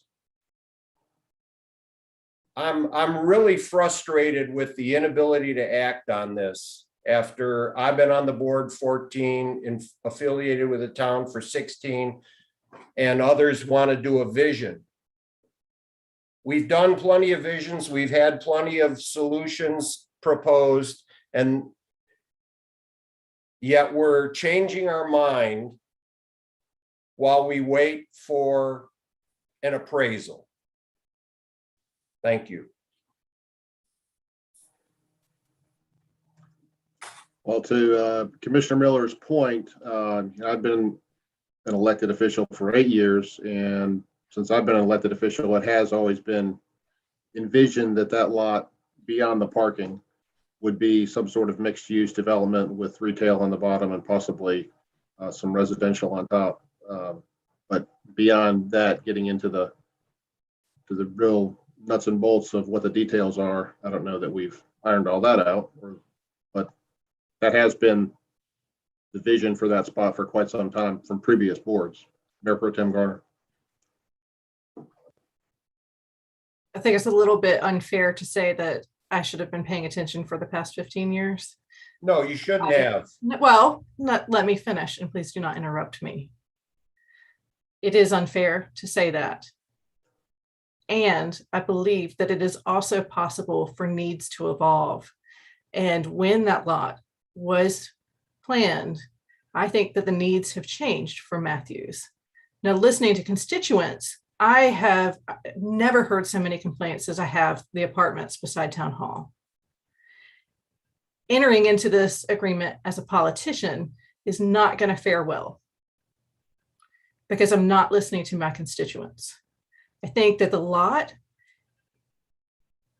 lots around Town Hall have been developed, and it is time to take a look with where we are now and see what needs are in place. And again, I'll use the farmers market as an example. The farmers market is part of the heart of Matthews. It is what draws people to Matthews. And if that lot is developed, where does the farmers market go? And what does Matthews lose? We as elected officials are responsible for that, and our vision has to evolve over time. So because somebody set into place that it needs to be mixed use 20 years does not mean that today that is appropriate for that lot. Let's take a breath, like we should have done last year in February, and figure out what we need, what needs to go in downtown, what space we have, and what problems can be solved. But to say I wasn't paying attention 15 years ago is an unfair assessment and assuming that changes aren't made. Charlie, do you have a comment? Do I have a comment? No. I thought you raised your hand. Commissioner Miller? Yeah, I don't want to get into a big argument, but I love the farmer's market. It does a wonderful job. But they also have parking adjacent. There is no parking adjacent to this lot. And to move the library a half block is the equivalent to buying a house down the street because they have better countertops. And I will never support a food court or whatever this market idea concept is. What's going to happen to Thai Taste, Beantown, Seaboard, Christopher's, and all those existing restaurants? We're going to put in a food court to compete with all of our hometown restaurants. I'm going to support the hometown restaurants first. Nobody will be able to park there to get to the restaurants. They already do. Commissioner McCool, did you have a comment? I mean, yeah, I kind of off what Renee and Jeff are saying is the brass tacks of it is we have a parking issue in Matthews. No matter what gets built here, whether it's a park, a library, a food court, a mixed use, we need more parking. I mean, that's the brass tacks. And so I think we have something to figure out there, because if someone came along and they wanted to build a park here, we need somewhere to be able to park so they can take their kids to the park. It's a parking issue, I think, is my number one concern, and we have to figure it out. Something has to give. Mr. Town Manager, we've been talking for a long time on this topic. What would be your recommendation to move this off of? Well, it is 10-10. Yeah, we got a lot more to go here. So. We do not have to, there's no rush. I mean, I know it may be inconvenient for the developers, but you know, at the end of the day, you know, if the board wants to give us direction, I think about conditional zoning, the developer listens. Really, this is like the public hearing, gathering feedback, right? And I think under the conditional zoning process, then the developers go back and talk to individual board members and they figure out, is this a go or a no go? Or what can I do to make it go? But that's what I see, even though we don't see it. That's what I think they're doing, is they're figuring out, is this a go or no go? And that would be my advice to the developer is, what could I modify to make this work to get this person's vote, and just go around the table and figure that out. And guess what? You may figure out there's nothing I can do and you may need to punt. Now we can put it back on the agenda in a month if the mayor, if y'all want to, but I think it's the developer's responsibility to figure out, can I get this project done or not? Well, again, I don't want to stay in this meeting till 1 o'clock in the morning, so let's move along. Maybe to be fair to the developers, we can go around the table and see if there's any commentary that you can offer that would get you to support this, or if you're absolutely against it or whatever. Ken, we start with you. I think it's I'm going to say it till I'm blue in the face. It's a parking issue. Either you reduce the units or find a way to get more parking. That's my thing. Parking is number one key here. Okay. Commissioner Bland. I'm not against anybody, you know, like developing it. I just don't think this is a wise. I don't think, number one, that there may be he can't build what he wants to build anyway, because there's other agreements in place that the other property owners are affected and have rights, you know, reciprocal rights. I'm not sure that he can do that. Number one. Number two, you know, I just think that it's going to create a big parking problem downtown, where there already is a big parking problem. So right now, I'm not in favor of the situation, but I'm listening, and you know, I'm listening to what everybody's saying. So I guess some feedback for MB and Sean is to make sure that you can meet all the reciprocal agreements and that the residential numbers are in line with what's allowed or required. Yeah, and try to come up with something that makes sense, like whether it's a restaurant or whatever it is that they're going to use. I just don't know that that's a great spot for residential. You know, maybe other people disagree. That's their prerogative. They can, but I don't think it's a good idea. I think he could do better putting something else there, and something else would be more successful. Certainly. So if, and well, first of all, thank you. Sean, can I make a suggestion? Yeah. Just listen, get feedback from the board. I think everybody's kind of tired.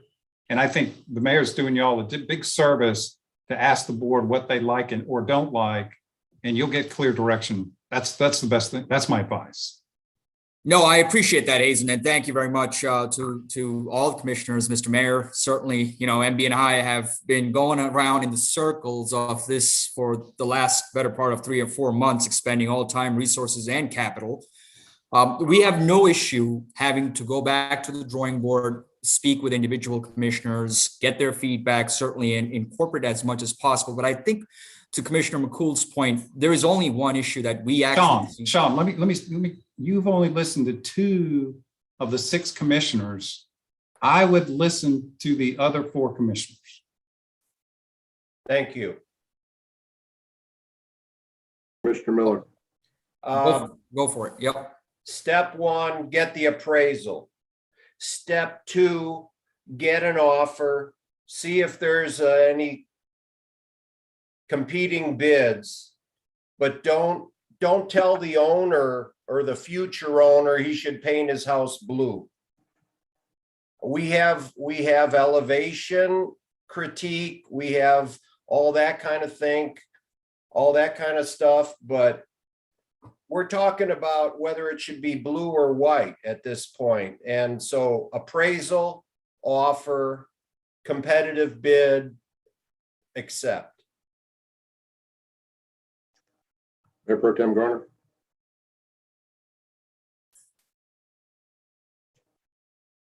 My comments are outside of the drawings that were brought to us today, and that we need to know the needs of the town, and we need to have that deep dive into it and a plan in place before we decide to sell property. What were the needs of the town when we bought 335 Matthews Min Hill Road? Commissioner Miller, my suggestion, because it is, you know, we still got a lot to do, really, and we're all getting tired, and let's just keep going around the horn, and those developers can try to figure this thing out.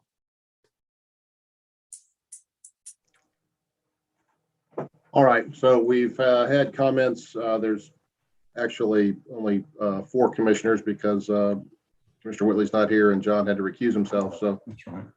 So my comment is that I think what you've proposed is in line with the vision as far as I knew it for Town Station Street. The idea of residential was relatively new, but definitely having mixed use was what I understood the vision of, like I said, of previous boards. Of course, we don't have a previous board. We have our current board and people have different opinions. I would suggest again that you get back with town staff and verify that the number of residential units you're proposing is allowed, and any reciprocal parking agreements, et cetera, that you have to address, make sure that's in line. I agree with Commissioner Miller. We should go forward with the appraisal. And to Mayor Pro Tem Garner's point, I'm certainly not adverse to us meeting again to discuss if there's a new vision for this or a different vision or a reassessment of the needs. You know, during a public hearing, we would hear a lot of, hopefully a lot of public comment as well, if we got that far down the road, so that the public could weigh in and maybe tell us whether this is what they want or not.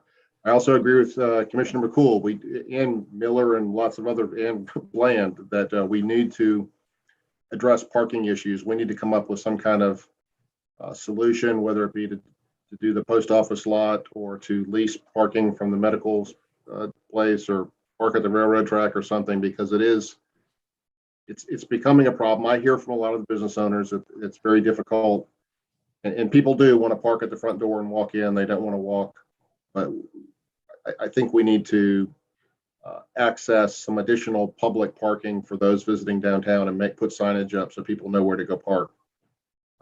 That would help address the issue. And I'm sorry we can't be more definitive, gentlemen, but it's getting late, so I hope you have a mixed bag of commentary here, and I hope you'll take it. And Hazen, you'll let us know when the appraisal comes in.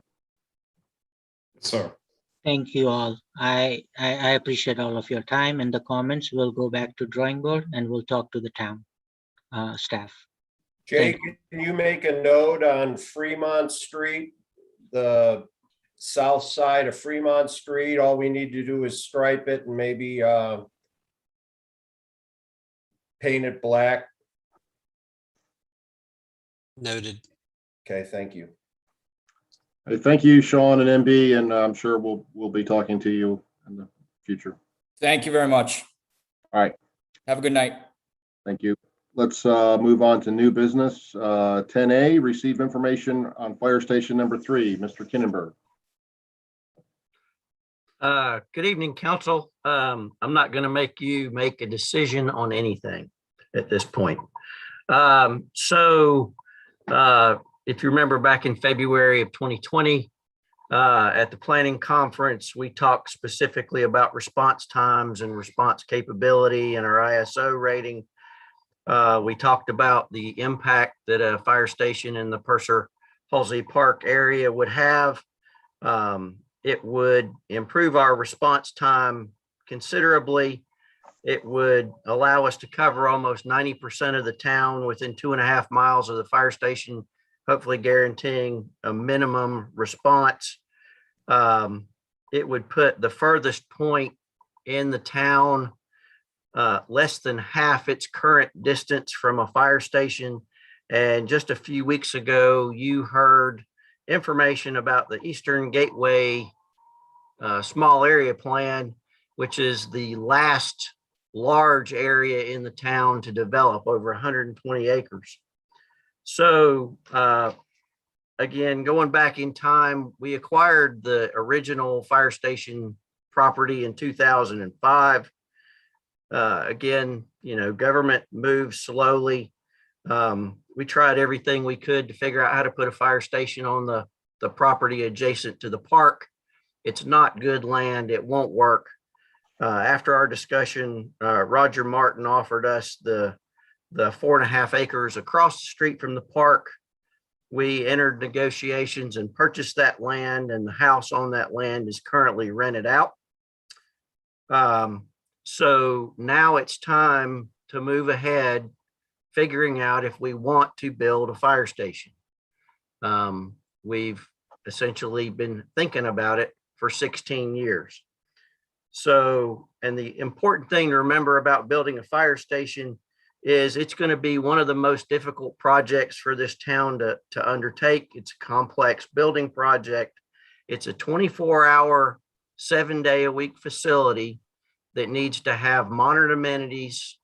It needs to house sophisticated apparatus.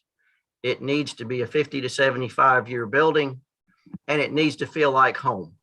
So getting all that into one building is going to be difficult. It is much more than a great big garage. So to that end, several months ago, Hazen, Brian Welch with Mint Hill, the chiefs from Matthews, Mint Hill, and Idlewild met to talk about our future timelines. We know that the activation of Station 3 is tied to the activation of Mint Hill Station 2. We talked about the absolute minimum to make that happen. We talked about what's realistic to make that happen. And Mint Hill has decided to move ahead on a joint fire station, public works facility on Lebanon Road. Part of that station's response area will serve the town of Matthews. So to make adding 2 fire stations the most efficient, they need to move along at roughly the same pace. So to that end, we put out an RFQ, a request for qualifications, on September the 8th. We are seeking input from qualified design firms to investigate the various methods of constructing a fire station, to update our costs, to look at the timetable, and in accordance with state procurement law relative to architects and contractors, identify the contractor we feel is best to move ahead in designing the fire station. We have asked for RFQs to come back in early November. It is our hope to review those and come back to you before the end of your term for permission to move ahead to negotiate with a design firm to answer all those questions. That's where we are. Rob, do you have any ballpark figures of an expected cost so that we don't all, do the Home Alone scream when we? Mayor, you're not going to like it, but we're talking in the range of a $4 to $5 million facility. Construction costs over the last 4 years have risen on average 20%. Qualified design firms and contractors are hard to find, and delays in procuring material, even a Butler building, you're talking 6 to 8 months before the materials arrive on site. So we can't, it's not going to get any cheaper if we wait longer. 4 years ago, I did tell the board it would cost about $2 million. That's changed. We're in the $4 to $5 million range. Well, you said something that kind of piqued my interest, and that's that the building has to be a 50 to 75 year building. So we're building something that's truly going to be a 50 to 75 year legacy of this board, and we want to build something nice that serves the public in the best way. So we're going to have to figure out a way to make that work. I do agree it's not going to get any cheaper. That's always the case. I mean, it's just longer we wait, the more it costs, and that's been the case consistently since I've been an elected official. So we're going to have to figure out how to make this work. Is there any comments or questions for the chief? Thank you, Rob. I think that's the shortest presentation you've ever given since I've known you. So thank you for that. I appreciate it. I'm going to add just a little bit to it. We do intend to come back. In your packet is 33 things we've included. It's a wish list. We understand that.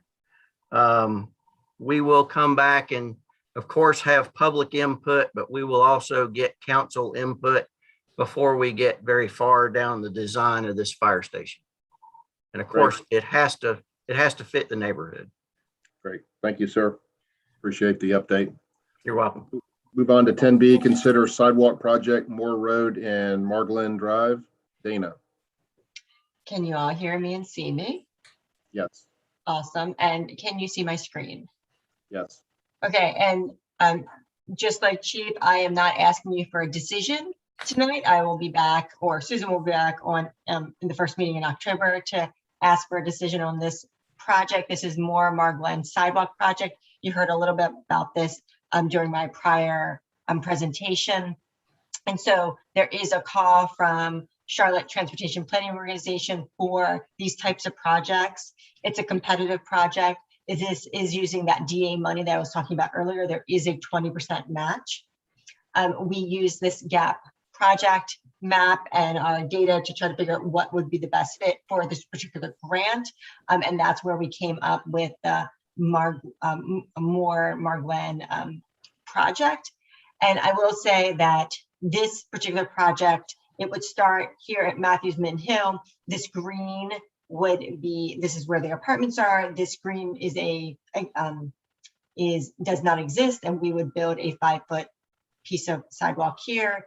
You see the black is the current sidewalk, so that's currently 5 feet. There's a piece that is in front of Royal Park. I think that's what it's called. I'm a little tired, so I apologize if I got the name wrong. And then we've got the blue section, which is what the developer is doing right now.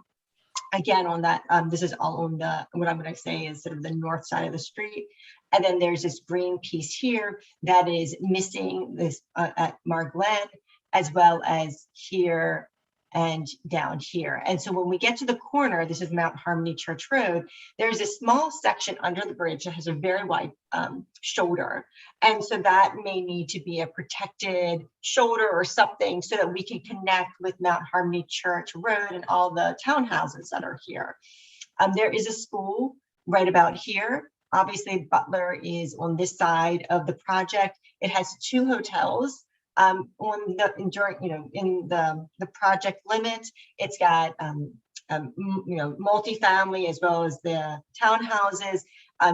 There's also obviously commercial here at Matthews Mint Hill. So in terms of the application process to CRTPO, it has a lot of what we consider generators and attractors, and it will potentially score well in the process and compete well in order to get the money.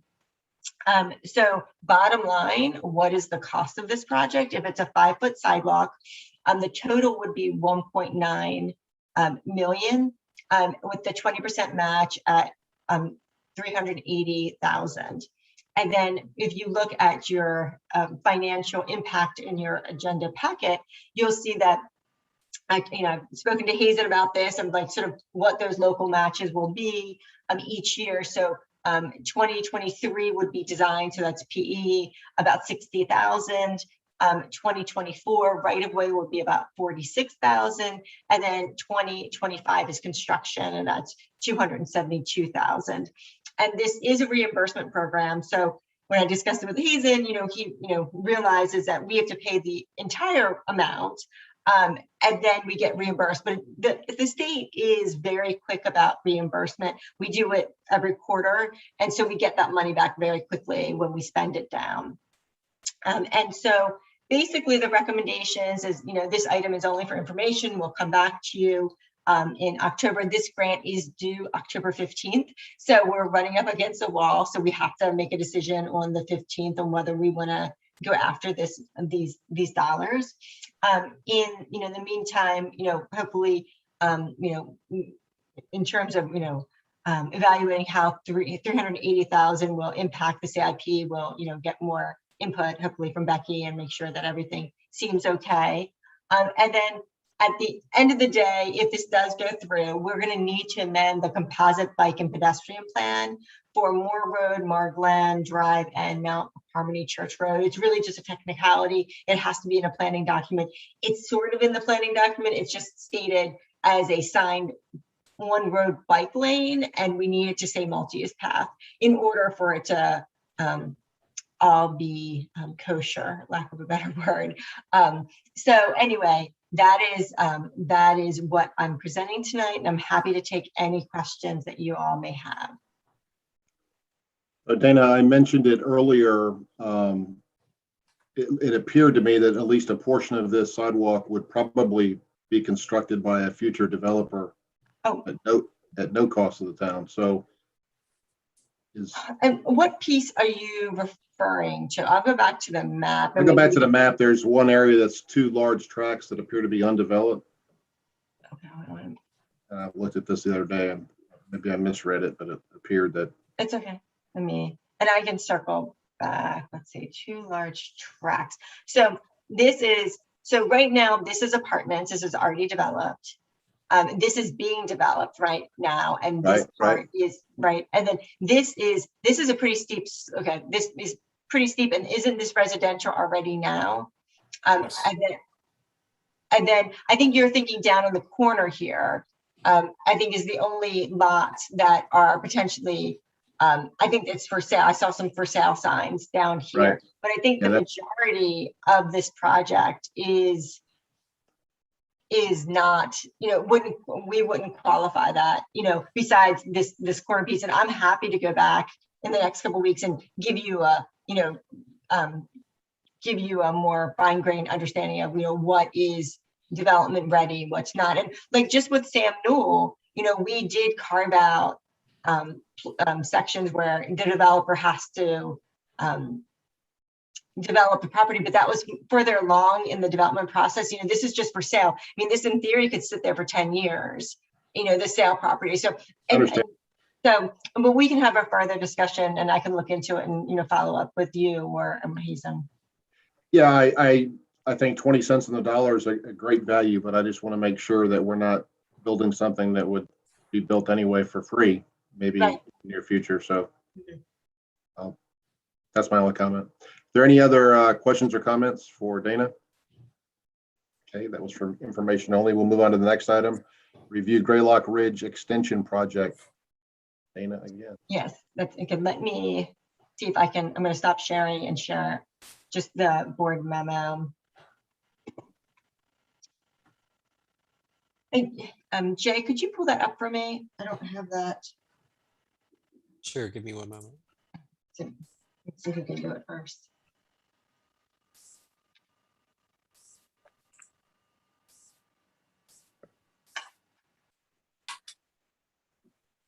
Thank you, Jay. So this is, again, this project is not for action. This is for information. So back in 2020, we went to the board to talk about the Greylock Ridge Extension Program, Greylock Ridge Extension, a road project that we were going after for bonus allocation dollars. Bonus allocation dollars has no match, and it's because of the 485 toll facility that we were able to get the money. We were successful with the grant. It was about $4 million, and it has basically been taken over by NCDOT. Long story of how that happened, but nevertheless, the project's still being built, but NCDOT is managing the project. When we brought this project to you, we did not bring it all the way to the railroad crossing. And Jay, do you want to go up to the map? I think the map is at the bottom of the screen. And we did not go all the way to cross the railroad project.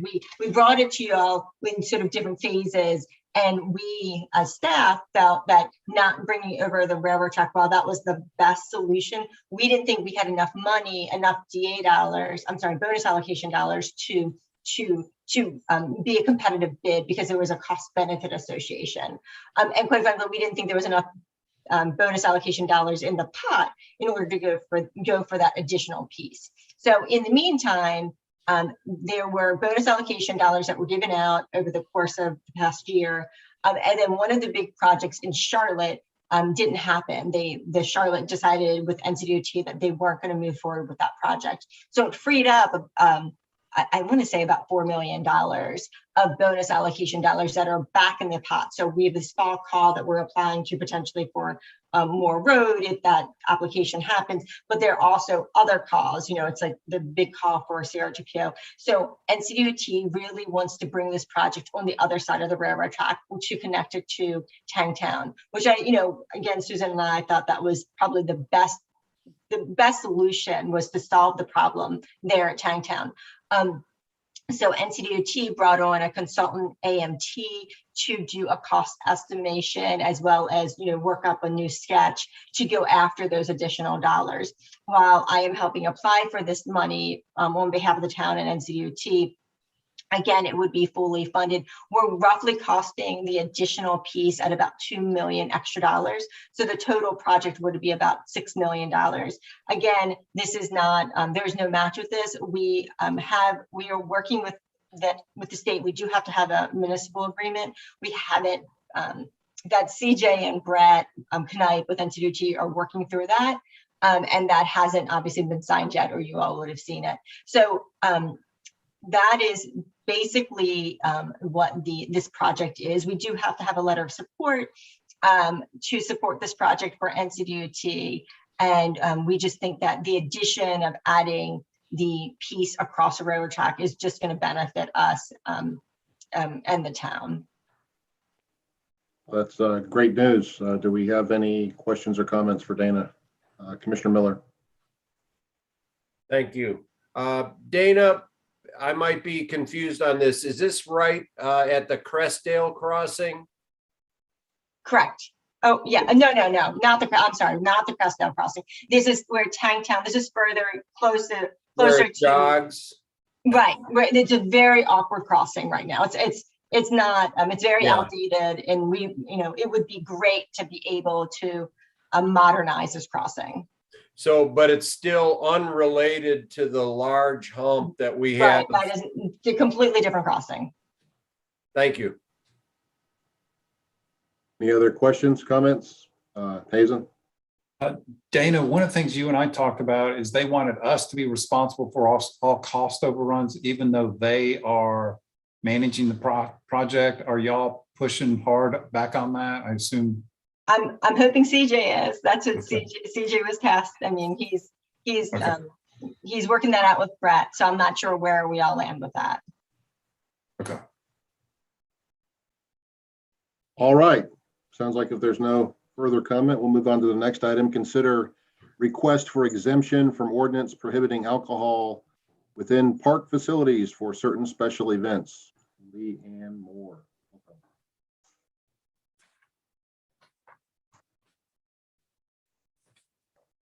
Great. Can everybody see me, hear me?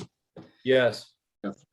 Very quickly, Mayor and Commissioners, thanks for letting us make this annual request a little later in our calendar year than we normally do, but COVID has precluded us from making too many plans too far out. So again, background issues are consistent with the processes that we've kind of changed and altered and improved over the years of the execution of selling and consuming craft beers and wines at some of our events, including Matthew's Food Truck Fridays / concerts, as they became this year, Symphony Nights, Positively Matthews, and the Cool Vibes Winter Concert Series, and some new events that we're trying to bring on board this year.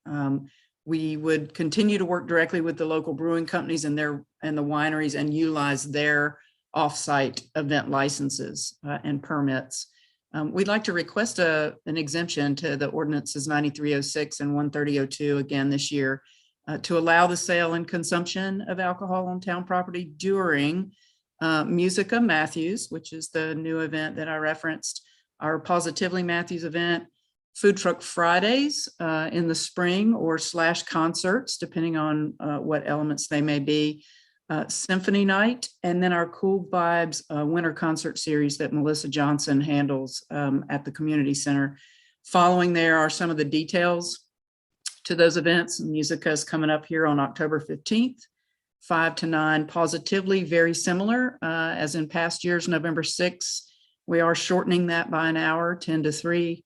The Food Truck Fridays / concert plan would probably again be for second and fourth Fridays, April through June, and then we're considering a break in July and August for the heat, and then back in September, October.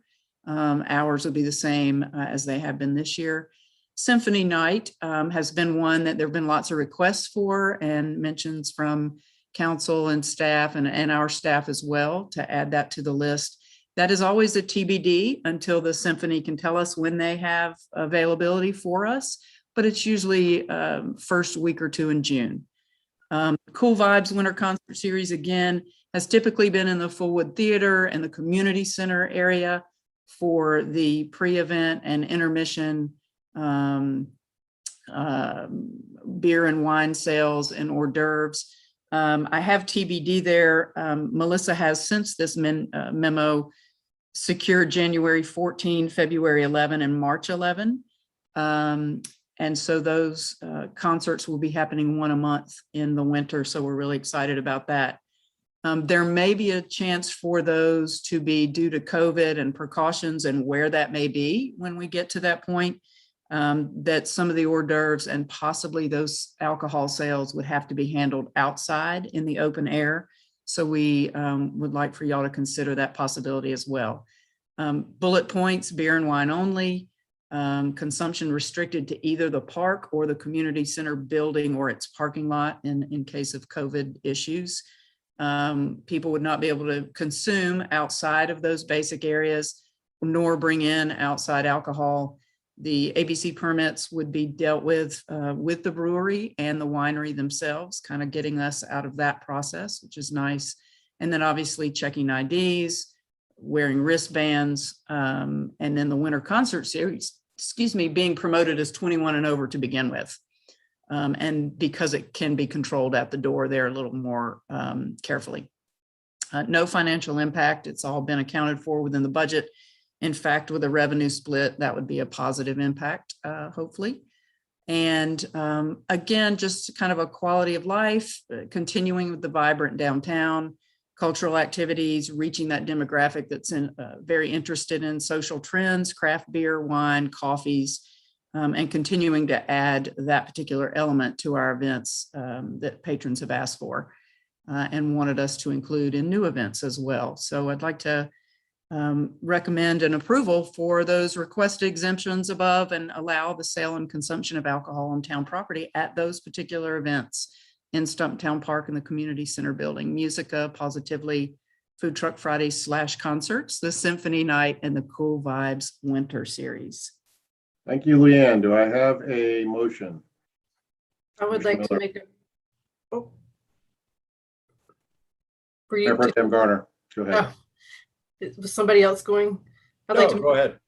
Okay, I'd like to make a motion that we approve the requested exemptions to allow the sale and consumption of alcohol on town property in Stumptown Park and the Community Center building for Music of Matthews, Positively Matthews, Matthews Food Truck Fridays, Symphony Night, and the Cool Vibes Winter Concert Series events. Second. Jeff, you have to repeat that whole thing if you second it. Okay, we have a motion from Mayor Pro Tem Garner, second from Commissioner Miller. We'll take a roll call vote. Mayor Pro Tem Garner. Yes. Commissioner Bland. Yes. Commissioner McCool. Yes. Commissioner Urban. Yes. Commissioner Miller. Yes. I vote yes. That passes unanimously. Congratulations. Thank you, guys. Thank you Thank very you. much. Thank you. Let's move on to F, receive the monthly budget report from Teresa Folk. Thank you, Mr. Mayor and commissioners. I will make this short, excuse me, and sweet, as you can tell. See, it's after I'm turning into a pumpkin. This report for August 2021 is actually also a final look and review at where we ended FY21 and final until we received the audit, which is why the fiscal impact is still a preliminary. We feel, very confident in these numbers. However, they could be tweaked a small bit with the finalization of the audit. But overall, FY21, though in the beginning it looked very bleak, it did turn out to be a fairly good year for the town because we backed off on expenditures and reworked plans and ideas due to COVID to keep the town in a very good, strong fiscal position. And then August is still a lot like July. A lot of the revenues were still for the prior year. You don't see a lot of new tax revenues coming in because the bills don't go out until the first part of August. So, we're just, continuing to track and monitor. And as we have moved into September and moving forward, we will begin to see FY22 numbers and see the revenues for FY22. And so next month's report will be back to a regular monthly report of where we stand at that point in the current fiscal year. And that's all I have unless anyone has any questions. All right. Are there any questions for Teresa? Looks good. Yeah, thank you. Appreciate the report. And thank you. See you next time. Thank you. We'll move on to item G, consider parklet concept in downtown Matthews. Jay, I'll give you $5 if you make this quick. It's been 5 hours since I last spoke to you all. So let me screen share. What's quick? Define quick. You're done. Move on to the next item. So as you see here, the board directed us to explore a parklet program several months ago. I forget now how many, maybe 2 or 3. Much of this was related to the removal of the barriers on Trade Street, particularly at Stumptown Station. What you may have already reviewed and what is attached this evening is a draft of a potential parklet program that could be an option for the board to consider if businesses ever chose to approach the town about the implementation of parklets in our right of way in the downtown overlay. So you'll find that many of these guidelines are very similar to the temporary in-street dining that we did in 2020 very hastily, but it did work out given the parameters and what we had to deal with last year. I think there was a lot of agreement that the barriers were very attractive. So a parklet situation is a little bit more formalized and would typically be a little bit more attractive. The way this is set up, the board would approve any parklet that is installed in downtown if we did receive a request. And I did provide, and I think Mayor Pro Tem Garner had found this example several months ago in some meeting we were in. I forget when we were talking about it, but this was up in Virginia, I believe. So it's a modular parklet system. So this is an example of some creative ideas that have gone in to potentially make these a little bit safer when they're implemented in the right of way. Just a couple of things to keep in mind. Maintenance agreements, liability insurance. I did attach a few examples of another community and their permitting system. So there's really no request this evening. The question I have of you is this something that the board's interested in? Do you want us to continue and formalize this and make it available on our website? I don't know that it needs, well, I guess we would need a vote from the board to determine if this is something that you formally want on the books as an option for businesses. But really tonight, just here to listen to feedback from you all. And Mayor, that's as fast as I could get through this document. That was great. That was nice and quick. I think it's great. I've been speaking to a lot of the area mayors, in particular Brad Simmons over in Mint Hill, and he said that he's noticing, and I've also been speaking to some of our restaurant owners, that people want to eat outside more than ever. And we're again blessed with very mild weather here. And I think during one of our last meetings, I mentioned I took my son up to New York City, which is slightly larger than Matthews, but there's, parklets on every corner up there to extend the restaurant seating out. And I think it'd be a nice amenity as long as we cover any liabilities or whatever. I would be definitely in favor of it. That being said, before I conclude my comments, I'm sure somebody's going to mention the concern about taking up more parking spaces. But I think if we did this in a smart way, we could have a good benefit. Any other comments, questions? Commissioner Urban. Hey, you've got a note in here about the approval parklets valid for a period of 6 months. Is that renewable? It could be, and that's I think a point of conversation. Some parklets can be fairly temporary in nature, but if those modular systems are $10,000, yes, I could see it being renewable every 6 months or 12 months. Some communities also charge a fee, almost a lease fee, because this is public property. And if you were using public property, like just for a business, for instance, if it's specifically for dining for a particular business, I think from a fairness perspective, I think City of Charlotte in particular charges a certain amount per year, maybe like $900. I just want to make sure there's some time involved because they are rather expensive. Yes. The program that we're dealing with in Mooresville is that the tenant is building it and basically will give it up to the town after a period of 3 years, and the town will be able to relocate it and use it as it needs to. So that's kind of the payoff from that standpoint, but they're very expensive. So I think 6 months would be very tight from there, but I love the parklet program. There's a few hurdles to get over, but I don't think there's going to be any problems with it. Right. Well, I'd be happy to bring a more final version of this back to the board if it's something you'd like to take a vote on, and Hazen, maybe the next month, get this back in front of everyone. Sure. Okay. Yeah. Any other comment or feedback for Jay? All good. Yeah. Right. Thank you. It's good stuff. Yeah. Just no more orange barricades.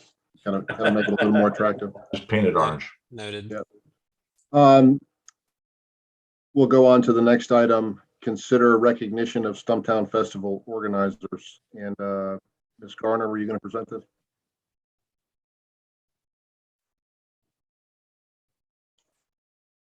Well, Are you gonna do it? Or do you want me to do it? Renee?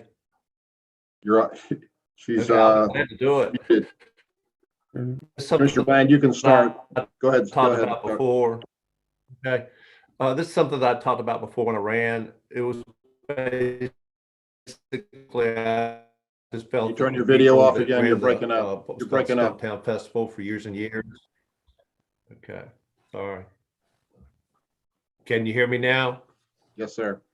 Okay, I was just going to say that, you know, back when I ran, I wanted to give some recognition to the people that ran the Stumptown Festival for years and years, that enabled the community center to be saved instead of being a torn down building. And I talked with Renee about it, and I think she contacted the Kikers and talked to them about it. And she came up with a little proposal as for the plaque, something that will give the people, the Happy Towns Club and all the folks that worked on that for years and years, a little bit of credit for the sacrifices that they made for the town, you know, working Labor Day weekend for years and years. So that's what we wanted to bring, see if there's any folks on the board that were behind that idea and see what they thought.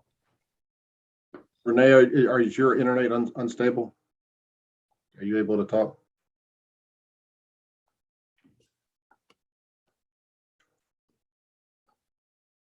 Or Commissioner Bland or Hazen, do you have the proposed verbiage? I think I did. Yeah, I'm trying to pull it up.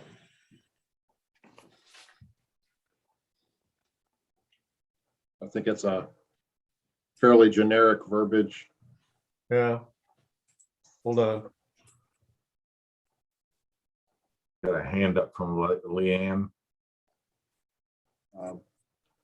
So can y'all? Leanne, do you have a comment?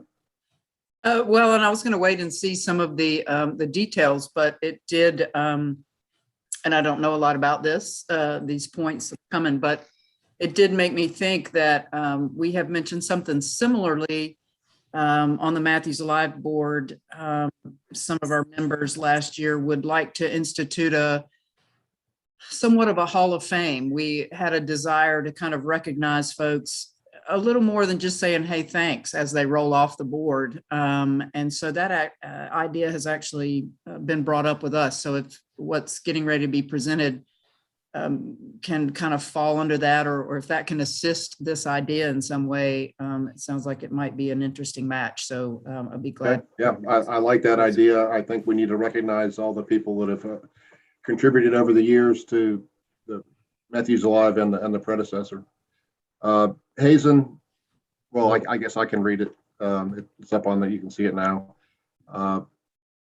The Matthews Community Club, founded by Bill Barnes, Ted Kiker, and Clay Leffler, formed in 1971. Under their visionary leadership, the club created and hosted Stumptown Festival to raise funds to save the building now known as the community center. This plaque honors the Matthews Community Club, a vital link between Matthews' past and future. And Clay Leffler was a former mayor of Matthews. That's right.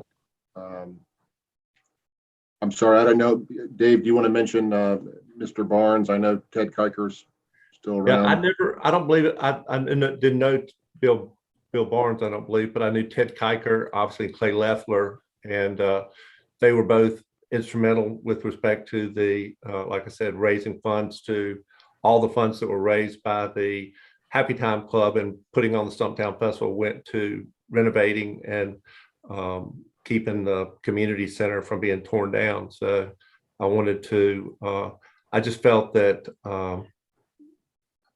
that they had sort of gotten lost in the politics at the time when that took place, and that all their work was sort of swept under the rug. And I didn't think that was right. And I thought it needed to be addressed and they be given credit for what they did. Certainly other people can be given credit for anything that they did, but I don't think that it's really was fair how that was handled. I think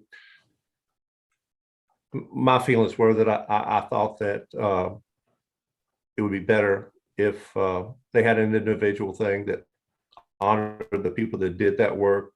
I think they did it for about 15 years or longer. I think it was from 71 to what was it, about 80,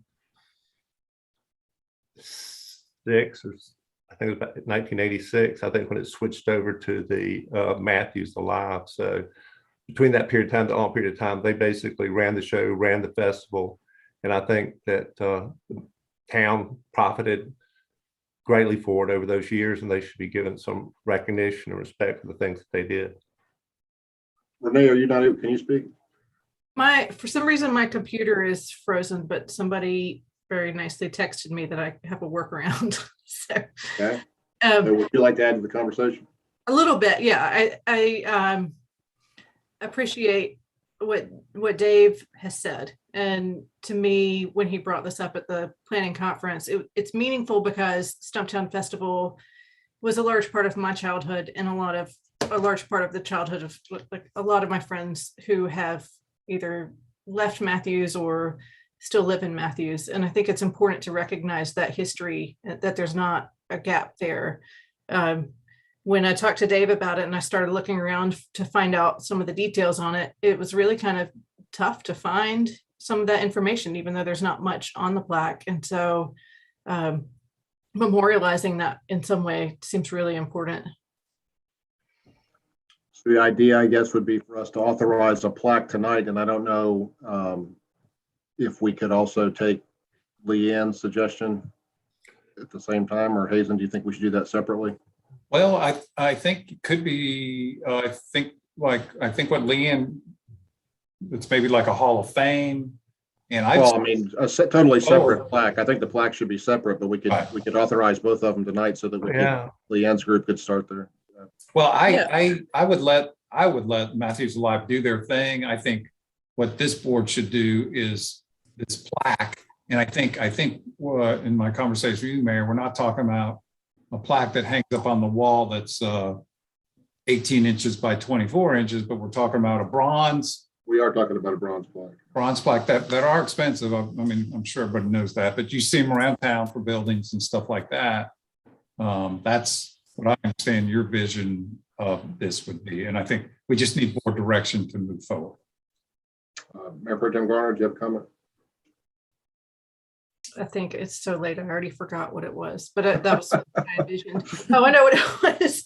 I think it's important to keep them separate because what we're trying to do here is really pinpoint the impact of the community club and Stumptown, and while one led to the other, it's important to have its own recognition.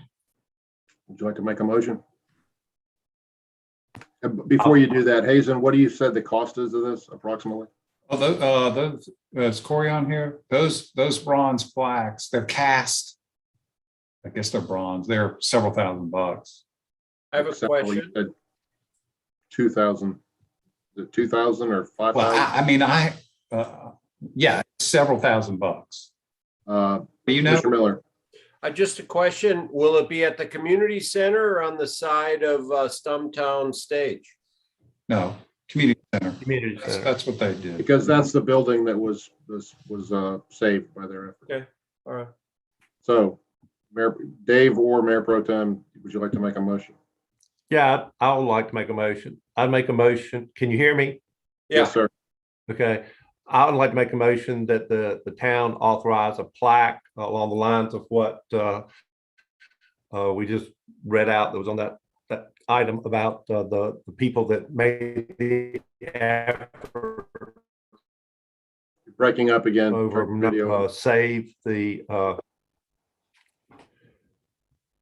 to save the Matthews Community Center, and praising them for the work that they did, tirelessly on every Labor Day weekend for, I think, 16, 17 years until the advent of Matthews Alive. And I think at that point, that they should be thankful for what they did.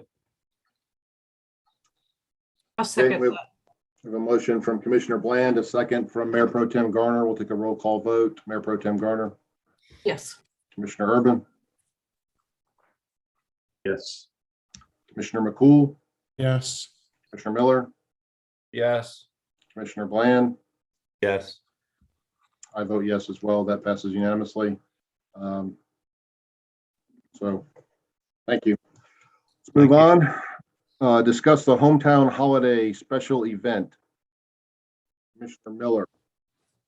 So, Mr. Mayor, if you don't mind, I think what you and I talked about, We did, I'm sorry. we listened to Leanne and Corey's vision, and then we can hear from the elected folks to.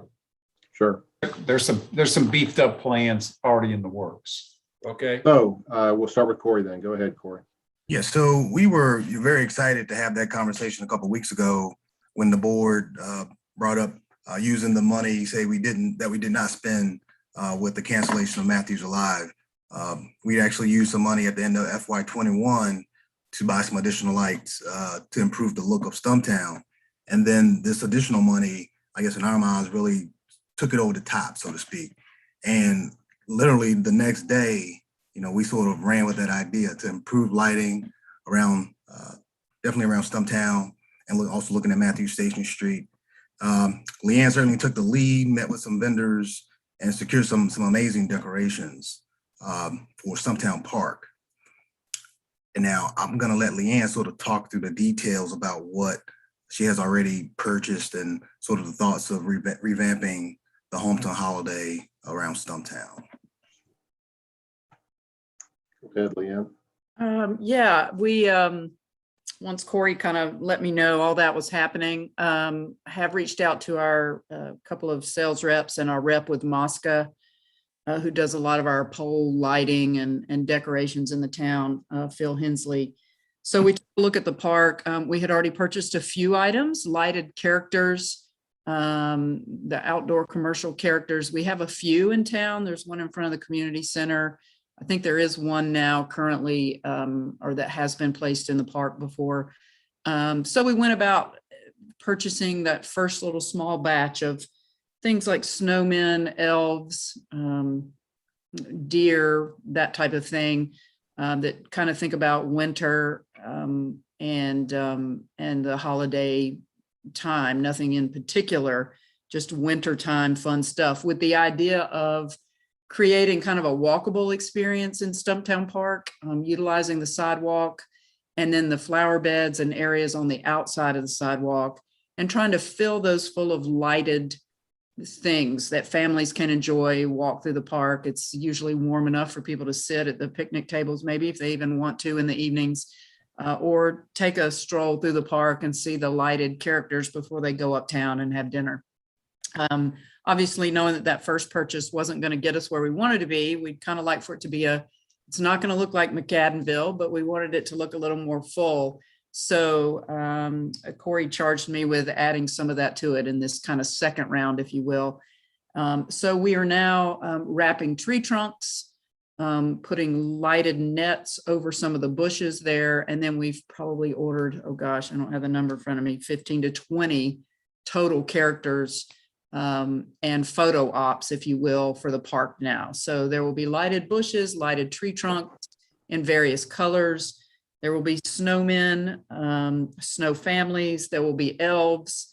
There will be a lighted reindeer family that's a photo op that families can put their faces in and take pictures on one side near the picnic tables. It turns and goes around the corner with snow people and elves in the corners. Poinsettias in one part of the flower bed, again, still filling in with tree trunks and bushes. When we get to the Veterans Memorial, there will be 3 soldiers, one kind of standing guard, and then a flag and rifleman in front of the concrete pillars. Again, continuing to fill in with tree trunks and bushes. As we turn, we'll have some candy canes, a wreath, and then 3 deer, a doe and a couple of bucks on the longer side toward Trade Street. Again, bushes, tree trunks wrapped for filler. The final little element will be much to Public Works chagrin, I'm sure, a 200-pound polar bear bench that people can sit on and take pictures. And so we'll have a photo op at the end for people to take some snapshots. There will also be 10 archways, lighted archways across the sidewalk where the bollards are, if you will. And so since that was not, doesn't have any landscaping right there, we went ahead and did some archways for people to walk under just to give them another element. So we're kind of starting out small, but the goal would be to add animated or moving characters as we go, maybe one a year, that type of thing. It's certainly, those characters are not inexpensive, so we're just trying to be cautious as we go. The main part of the park would be, and I think somebody at Public Works had this great idea, to make the centerpiece a lighted Christmas tree, a tree made out of strands of lights. Instead of trying to put a real looking tree there, something that didn't really match everything that's happening around the park. So there would be about I think it's about a 26, 27 foot tall with a star on the top. And those are very similar to the trees that you may see in people's yards that were part of our decorating contests that can be programmed to have different lights or spin or swirl and that kind of thing, or they can stay static. So there would be a large tree in the center of the park with some protective fencing around the bottom that would kind of be the centerpiece. And then again, that would match more of what's happening all around the outside of the sidewalk. So just kind of a lighted, eye-catching experience that people can do on their own. It's not, we can certainly, the plan was to have a park lighting there, not necessarily just a tree lighting, but a park lighting, and kind of introduce that new element to the community. The stage is already there, obviously, if we want to do some performances like we've done in the past. And then I'm working with Public Works for all of the electrical needs that we'll need to run throughout the flower beds. So something that people can do on their own, a passive activity where they don't have to be crowded. They can choose to go if they want to. They don't have to crowd up if they don't want to, but just something new and bright and kind of fun for downtown. And Leanne, this is where the official tree lighting ceremony is going to be held. I think so. I think it, if it's that big of a show and it's that different and that special, I think it would make a lot of sense to have that there. And then obviously the large tree there. We would leave the other tree in front of Town Hall. Again, that's a more realistic looking tree. It has a different style than what is happening in Stumptown. That's more illuminated, fun, kind of animated type stuff. So we can leave the natural tree up at Town Hall with the new bows and all the new decor that we did last year. Wow, that sounds really cool. I know it's really late, but I got to tell you guys something really quick. In my neighborhood in Ashley Creek, you know those balls that people are putting up that are all made of all different colors of lights? Yes. So this guy in my neighborhood, nobody knows how he does it, but he hangs these things like 80 or 90 feet up in the air. I don't know if they use a crane or how he gets these balls so high up. I just everybody drives over here to see how they have a competition to see who can put them up higher in the trees. But it's pretty. They're amazing, and they would also be a good filler. That money goes quickly when every character is $3,800 or $4,000 or $2,500. That money can go quickly. So that's one reason we're wrapping a lot of tree trunks and doing bushes, but those would also be a cool filler. Even if people wanted to do them, people enjoy doing them. And so if there's somebody out there who wants to add them, that would be a great filler as well, to complement the characters that we'd like to add. There's a neighborhood in Greensboro that's several blocks long and everybody does those. It's really beautiful. They're great. Okay, so we got kind of division. I think that sounds. What about the carousel? Leanne, you were going to check into the carousel or even the ice skating rink. Did you get any data on that? Yeah, I did not get any back.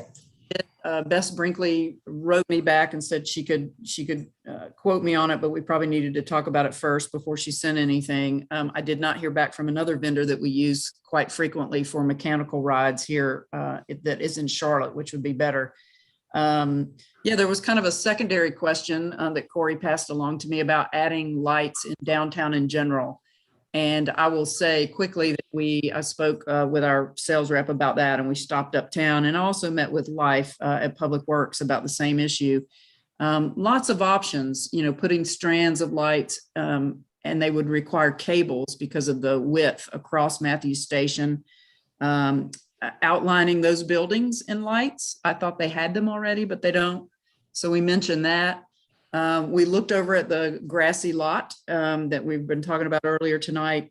And one option that he thought would be a great idea are the huge photo op ornaments, if you will, that people can walk through. I mean, they're huge and tall and people walk through them and use them as, again, kind of Instagram moments. They're a bit expensive. But we talked about doing that there, which would be a huge draw, and maybe a lighted forest around it. Again, all kind of depends on money. And some of the things, the lights going across the street or the lights going over the buildings would require quite a bit at this time. Not sure that the companies even have the labor or the scheduling now for those big things, but I think especially the cables going across that Life was kind of describing to me would be something I think would be great for the future. And those white lights can stay up all year. I'm not sure that we have enough time for that this year, but I'd love to see it in the future. Because some of those ornaments and those photo ops can be so expensive, we also kicked around the idea of putting a carousel downtown, something that maybe could be staffed and manned, you know, a kind of a all-inclusive thing. If we purchased it, rented it, whatever, that it would kind of take care of itself and could be staffed and looked after. So a carousel up on that area would be cool. Maybe a small ice skating rink would be cool. We've talked about that for years. Corey's wanted to look into something like that. It's getting a little bit late from a rental standpoint, so it may be a little difficult to find those things because people have rented those months in advance. But it's certainly something that we can continue to look into quickly and just try to put a couple of elements closer to town hall. And then that way we would have kind of two different areas in town with some fresh Christmas looks. All right, thank you. Yeah, I've seen those really oversized ornaments. They put them all over Oklahoma City, the town, and they're, I mean, they're huge. They're like, you know, dwarf me, you know, these humongous ornaments, and they were big photo ops for folks. People liked them. The big red, look like the big red glass ornaments. Yes, they're great. So, Mr. Miller, Commissioner Miller, you had some ideas for some other ideas. So what were your ideas? My ideas started by Commissioner McCool. He feels that we haven't had a festival in so long, and morale is so low, either with the public or whomever or everybody, that he wanted to suggest a weekend festival. Now, that could be Friday to Sunday, it could be Friday, Saturday only. But my bullet points, and I'll be brief and I'll let Ken expand on it, is Friday night would be the tree lighting. If there's 2 trees, one at each location, no problem. Pyrotechnics are always popular, and the artificial snow is the most popular accessory we've ever had. Saturday night would be a concert, any kind of a rock and roll band that is having trouble finding a venue at this point. We talked, and that's it. We talked about having arts and crafts venues, and that might not be feasible. We talked about a Sunday children's or a Sunday gospel event on stage at Stumptown. That might not be feasible, but the artificial snow, the pyrotechnics, the tree lighting, maybe 2 of them, and a Saturday night concert would be our suggestion. Ken, what do you want to add to that?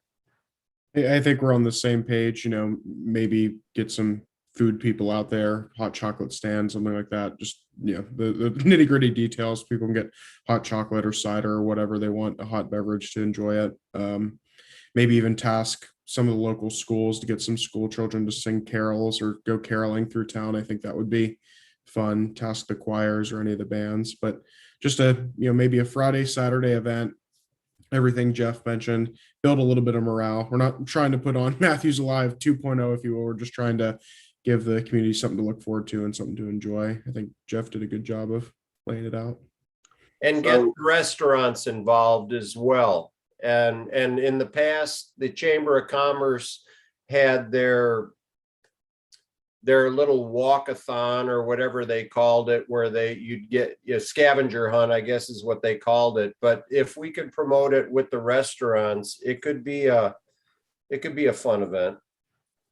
I could just add a comment. The year that we had the artificial snow machine, it snows so infrequently here now that I was standing in front of town hall and there was just unbridled joy on these kids' faces. And a lot of the kids were like my age kids, you know? So, I mean, when it just started snowing, it just surprised everybody.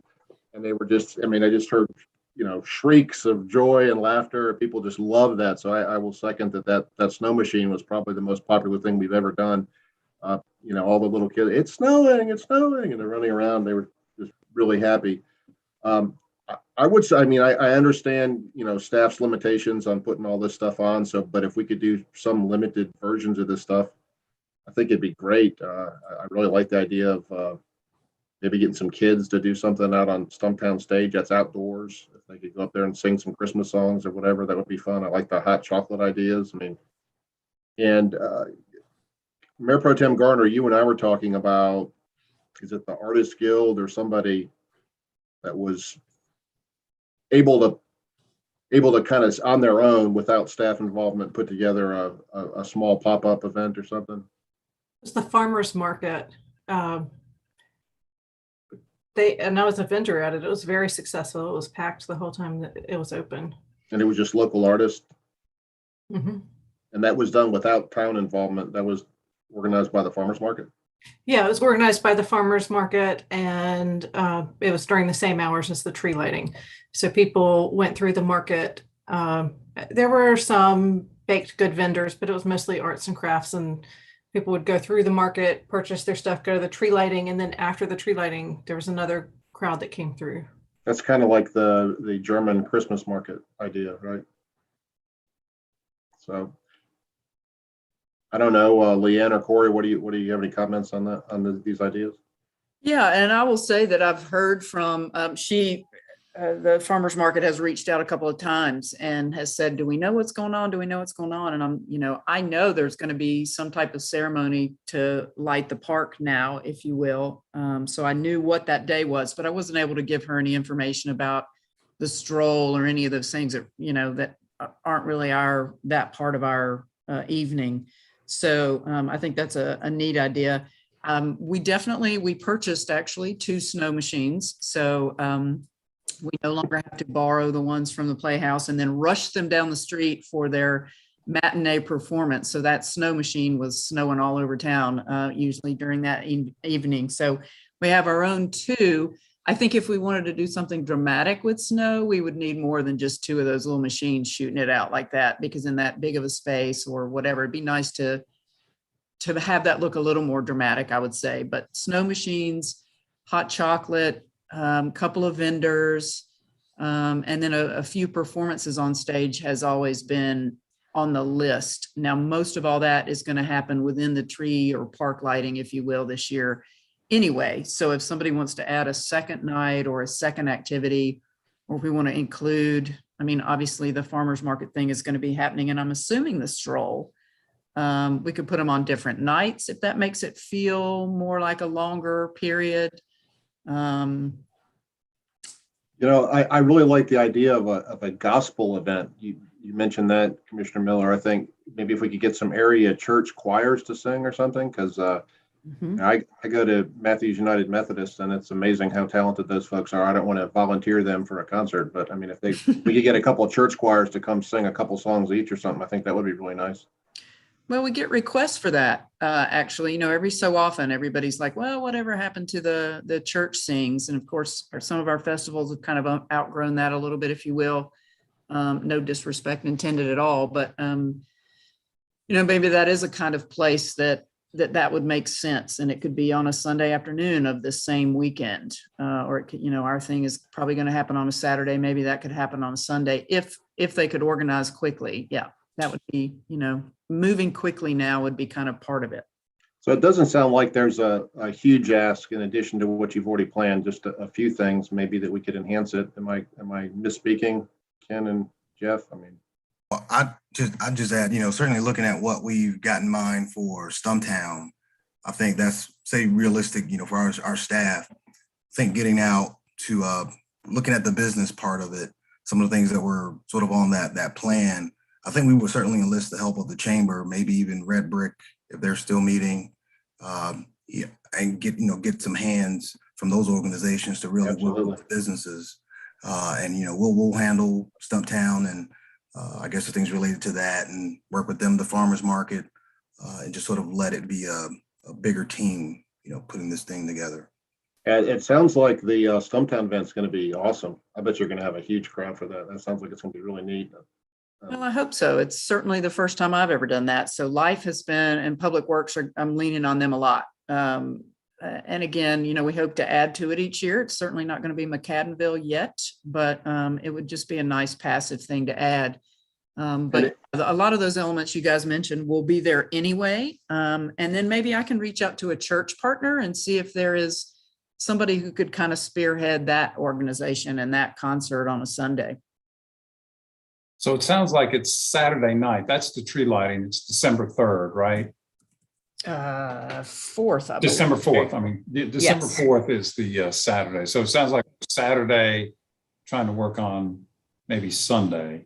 Might, to be clear, what if Corey, you or Leanne worked on it and pulled together something, a vision, let's say, and then brought it back to the board so y'all are aware of the vision, so there's no surprises like let's say Jeff and Ken, like, I thought we were going to do this and we didn't. So like if a band, it may be hard to get right now. We are concerned about like 45 degrees out there. Are people going to stand around listening to a concert? I don't know. I mean, stand around, I get cold. When was the last time that was 5 degrees here? Yeah. 45. 45. Yeah, Well, right. and I will say, even our event that lasts 4 hours, that has typically been at Town Hall, people don't come until 5. They come from 5 to 6. And it's, a few families come early on in the day, but we had already been looking at kind of altering that time anyway, because people just aren't out there the whole time. They want to watch the pyro and the tree light and then move on and go to a restaurant or whatever. So Leanne, is it going to be something like Santa Claus hits the button and all the lights come on or something? Is that where Yeah, I think so. And that was popular? our Yeah. pyro guys are still in the budget. And That's so, it kind of gives us a different place to do them. Maybe now he can zip line out of an oak tree. No, I have no idea. But yeah, we'll still have a lot of those same elements that you saw at Town Hall. For you guys, it would just be an addition of something, maybe through one of these community partners on Sunday or Friday night or at the farmer's market. And I'll just We are trying to echo be more multicultural. Sorry for jumping in, but we are trying to be more multicultural. So I think we all got to just be aware and sensitive to that as we go through this. Absolutely. I think I think Life had a super idea for me in that we would leave obviously the tree at Town Hall, but also the 2 menorahs that we purchased last year that are, this is not going to be the right word, that are a little more serious, if you will. And he said, why don't we put, an illuminated dreidel and then, maybe an illuminated candelabra from Kwanzaa in the park. And because I was going to move one of the candelabras down, one of the menorahs down there. And I thought that was a great idea. So we've actually ordered an illuminated dreidel to kind of go along with the more fun atmosphere that these lights are. I'll get to you in just a second, John. The one thing that I want to fully support is I can tell you, and we're going to discuss it in our next agenda item, but this town is weary of COVID, and that's all we discuss day in and day out and bump heads on, and we need something to lighten the mood, and hopefully by Christmas we'll be in a better space as far as COVID's concerned. And we just need we need a morale boost for the whole town. People are just so tired of this damn pandemic that they just want something to look forward to and to have fun and to smile again. I mean, there's a lot of frowns around town. I want to have a really fun, lighthearted event. We've waited a long time for it. I think this is the time to do it. It's hard on staff as well. We talked about this today, a couple of us, that the creative people, sure, the longer they can't be creative, the longer, it's hard on us as well. But I do want to be cognizant of that. I know Kings Mountain has had to cancel all of their events. They were very strong on social media, had about 7,000 people out in their park about twice a week. We were all very envious, but now they have stopped that in its tracks. So I hope we can, but you know, we're trying not to enter into anything that we can't get out of in case those, you know, we're going into everything knowing that we may have to cancel. So we certainly aren't going to throw caution to the wind and not be aware of that. So to Commissioner Miller's point, I'm hopeful. Surely there's a local rock band or something we could hire, and if it falls apart, we're not going to, you know, lose our shirt. But Commissioner Urban, I'm sorry, calling you, sir. We'll get Mannheim Steamroller. I will reach. I'll reach out to the farmers market, because they, in conjunction with Red Brick and the farmers, and not the farmers, I'll reach out to the chamber, but the farmers market participated in the holiday stroll, and that's how it derived from there. And I know, I can't remember, it's Paula or Pauline. There's been both that have operated the farmers market, but she keeps inquiring. But the chamber has been very reserved about doing anything because of COVID and taking the lead from the town. So I'll reach out to Jessica tomorrow and Rob Jasek and those folks and see what they want to do from that aspect of it, because they could dovetail in that stroll. It may have to be modified that businesses put a table outside, because as you know, we got 700 kids to go through, and I'm not sure a business wants 700 children going through their establishment. So it may have to be a modified version of that. Yeah, I'm seeing that the overwhelming majority of this whole thing is going to be outdoors. That's why I think we can do it. And yeah, if they have to have a table sitting outside and they, you know, whatever, we can work on that. But I'm thinking the majority of this is going to be outdoors, so it should be fairly safe. People can still wear masks if they desire to, but should be able to do a little bit of social distancing, and hopefully there's a good breeze coming through and we'll be all right. And I do want to add, once we, you know, put this vision together, there will be an ask for additional money. Certainly we don't have that number yet, but it is, I'll say, tourism eligible, but it certainly is not currently, you know, in any line item. So I should be an additional ask. Teresa said our tourism funds are up. I'm learned today that we're going to get the entire $60,000 back from Matthews Alive.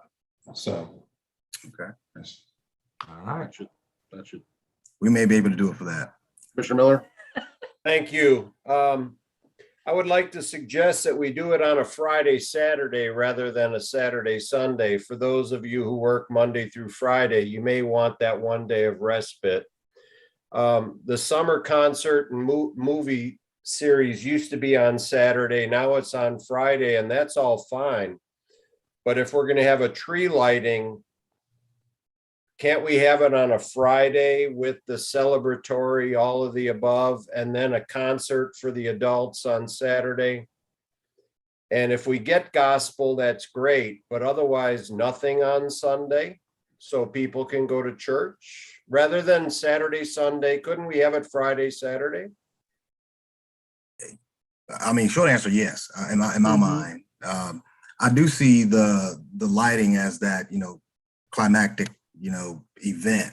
And so in my mind, I see it as that last day of, if it's Friday, Saturday, it's that Saturday is lit, and, you know, then essentially at the end, and then, you know, people go home with this, just like, you know, the sense of winning, hitting the game, winning the shot. It's like, the excitement, the tree's lit. Now, you know. Holidays are here. Yeah, the holidays are here. You want to do a Friday concert then, Corey? It could be Friday and Saturday. I guess we're, you know, still trying to. I mean, I think one of the issues about Friday, Saturday versus Saturday, Sunday is if we're trying to be more inclusive and multicultural, then some people are celebrating the Sabbath at sundown on Friday. And so it seems counterintuitive for trying to be more inclusive. You know, another way we could be diverse, I don't know if we could pull this together at this late date, but we have certainly a lot of different faith communities. So again, if we could ask, you know, 3 or 4 different churches to come and sing 3 songs each, and you've got a little mini concert there. Yeah. So I'd suggest some of this is brainstorming on the board's part, because we don't have much time. So I think staff can take all this in under advisement and come back with a plan to share with y'all, and hopefully it'll meet. If it doesn't meet every need, it ticks off enough boxes that you all feel like this is going to be special this year. Let me say that this was Commissioner McCool's initial idea. So does this meet your requirements, sir? I'm more than happy. More than happy. And you can tell by the look on his face, he's more than happy. Also tired, I think. So You don't have to worry about the Hanukkah, the Jewish Sabbath issue. You're going to be right in the middle of Hanukkah anyway. Hanukkah ends December 6th. So it won't matter what day of the week it is. You're in their Hanukkah session. The We're in 28th it. and 6th. Yeah. But that doesn't mean that people don't go out during Hanukkah. No, I know that. But if you're worried about a Friday, Saturday, Sunday, it's not going to make a difference because they're in the throes of the Hanukkah season. See what I'm saying? They're in the middle of that. Alrighty then. So staff is going to come back and give us some additional, put up some more meat on the bones to this. And CJ's got his hand up. Sorry, Mayor. CJ, you have your hand up, man. What's up? CJ, we can't hear you. It's on mute, CJ. Hey, CJ, press the space bar. May have been an accident. That may have been an accident. He lowered his hand. Oh, okay. Okay. So sounds like we've got at least an initial plan. Thank you, Corey and Leanne. We know this is last minute, but I think it's for the reasons aforementioned, very much needed in our community. Appreciate your efforts. And, let's do what we can to have a really, really fun Christmas celebration this year. Thank you. Thank you. Okay, man, we're getting close to the end. Can you believe it? Is it tomorrow yet? Let's go on to item J, consider employee-related COVID-19 programs. Mr. Blodgett. Yes, sir, Mr. Mayor. Jay or can somebody pull this memo up on the screen? Sure. All right, so this is it's shifting sands. It almost shifts every day. We learned today that emergency responders, police and fire are now eligible for the Pfizer booster, and that was news to us this morning. But there's really kind of two components that I want to talk to the board about tonight. One of them is the vaccine bonus / incentive program, and here's the memo up. So I'm sure y'all looked at all this item, but we did do some surveying of what other cities and counties are doing in the COG, and the results are attached, and they're really kind of all over the board. And I just used some samples, but Davidson is giving vaccinated employees a $500 bonus / incentive. Monroe is giving 1 day off of paid leave. Charlotte is giving a $250 for vaccinated employees. And then they're saying, okay, if 75% of the workforce can get vaccinated, they'll provide another $250. Some communities are doing nothing. And then there's they're all over the board as far as what they're doing. One of the interesting things about us is when we thought we were doing the right thing, we surveyed our folks anonymously, of course, months ago. But as a result of that, we have to use general fund dollars because of that survey. And we estimate that to be about $20,000 of general fund money. The rest of it would be used people that got vaccinated after the survey, and then the folks that would get vaccinated from here on out could be eligible for ARPA funds. So just keep that in the back of your mind. So that's one issue, or one, and there's a recommendation further down in the memo. So that's one component of this. The second component is testing for all unvaccinated employees. A number of organizations are doing that. I do want to implement a weekly testing program for unvaccinated employees, but it's shifting sands again. So we still have a number of unanswered logistical questions. For instance, we found a group that'll do the rapid test for free, but we got to offer it to the public. And we're concerned if they don't get a certain number of the public showing up, then they may kind of pick up their tent and leave. And then the other component of this is we want to be efficient. Like, I do not want to send employees somewhere and they're gone for 2 hours. And by the way, we do have to pay them per federal guidelines. These tests are administered on work time. We can't tell them to take off work and go get tested. And then kind of a third little leg of that is Novant has occupational medicine. They can administer the test. They can guarantee the ability to vaccinate our employees. The cheap test is $56. They're not sure they got, I guess it's popular, and they're not sure they have the supply. So we estimate about 100 of our employees are not vaccinated. And so that's a cost about at least, right, $5,600 a week. That is ARPA eligible. So that's the good news. And then if you're test positive as a result of these tests, then you're put out for CDC guidelines. Now, this testing for unvaccinated employees, we are not ready to make a recommendation at this time. There's still unanswered logistical questions. So Jay, if you'll scroll on down. So the question is under the recommended option, you see tested for unvaccinated. We're not saying anything at this point in time, no action. We do want to bring it back to the board. However, under the vaccine bonus incentive program, I did not write this. I don't want to implement this until we implement the testing for the employees. So that I did not do a very good job of wording how I want to say that. But what I am looking for is consent from the board to do this program, which is Charlotte. This is part of Charlotte, which is $250 for employees vaccinated within 30 days of us implementing the program, which is not tonight. That would cost about $20,000 in town funds. And then all the other vaccinated employees would be could be used for ARPA funds. And then what we would also offer is an extra $250 if 75% of the workforce is vaccinated within 30 days. And then the third bullet would be for vaccinated employees, they would earn 1 day of paid leave. So that's the manager's recommendation, Mr. Mayor. All right, I would like to give you my response to that. And I'm going to be a little more blunt and ornery than usual because I'm tired. But I want to speak to our town employees and implore you as your mayor to go get vaccinated if you're not vaccinated, particularly if you're publicly facing, interacting with the public on a regular basis.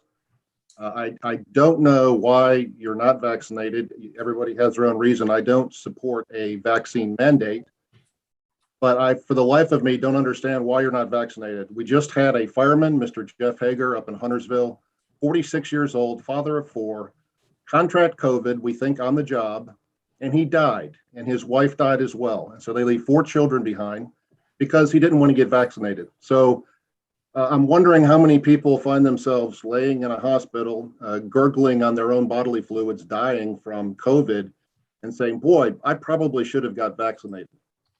And I for the life of me, don't understand why you would take that risk. And in particular, I understand it's a lot of our younger employees, why you would take that risk to die young. And it's not like this is happening in Argentina or San Diego. This happened in Huntersville. This happened in Mecklenburg County. A fireman and his wife died, leaving 4 young children behind. Do you want to take that kind of risk? And so it also rubs me the wrong way to have to pay folks to get vaccinated, because it's the right thing to do. It's the thing you should do. If you don't want to do it, don't do it. But I don't think it's fair to take taxpayer money to reward folks to do the right thing. And I didn't get paid when I got vaccinated, and I don't know why our taxpayers should pay our town employees to get vaccinated. So I don't support this. I'm sorry I'm being so blunt and direct, but I think you should get vaccinated because it's the right thing to do. It's the right thing to do for your fellow man so that you don't get others sick. And I'll get off my soapbox, but I certainly don't support giving $500 of taxpayer money. And we keep talking about ARPA money as if it fell off of a tree. That's taxpayer money as well that we all contributed to. And so I'll leave it at that. So I'm sorry to be so blunt, but for those employees that have been vaccinated, thank you. And I implore those that, particularly those employees that deal directly with the public on a daily basis to get vaccinated. Would anybody else like to comment? Commissioner Miller?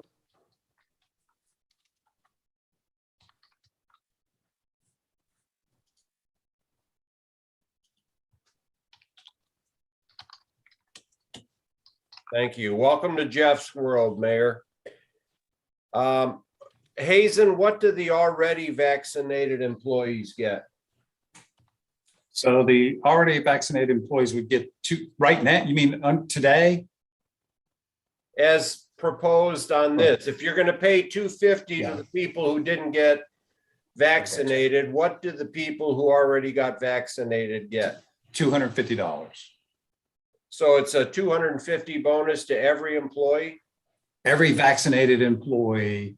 And then if you got vaccinated within 30 days, you'd be eligible for the $250 as well. And then if 75% of the employee base gets vaccinated, you'd get a $250, whatever, town-wide, you know. So the staff who followed guidelines and got the vaccine in a timely manner do or don't get rewarded by $250? They do get it. They do get it.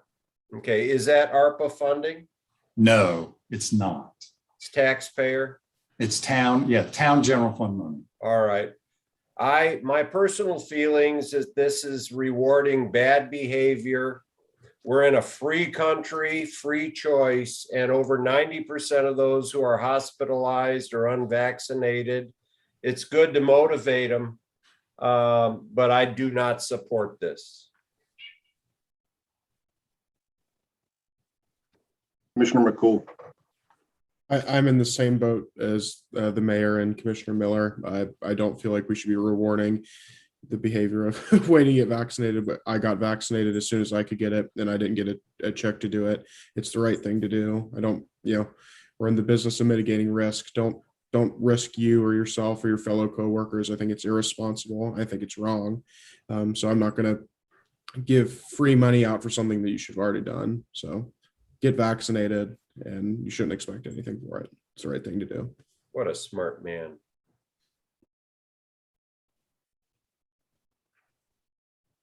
I think the town manager is looking for more feedback. So those of you who haven't spoken, do you have a thought on it? Commissioner Bland. I agree with all of you that it's completely irresponsible that people don't get vaccinated. And I'm not a big fan either of paying people to do what they should do if they gave a hoot, for lack of a better word, about their fellow man and about their fellow citizens, about the people that they work with. It's just selfishness. It's the way I look at it. I hate to say it, but I'm gonna be blunt too. But I don't, at the same time, I worry that because people are selfish, that they're endangering their fellow man and their fellow people that are working with them. And because they don't care about themselves or their You're breaking up again.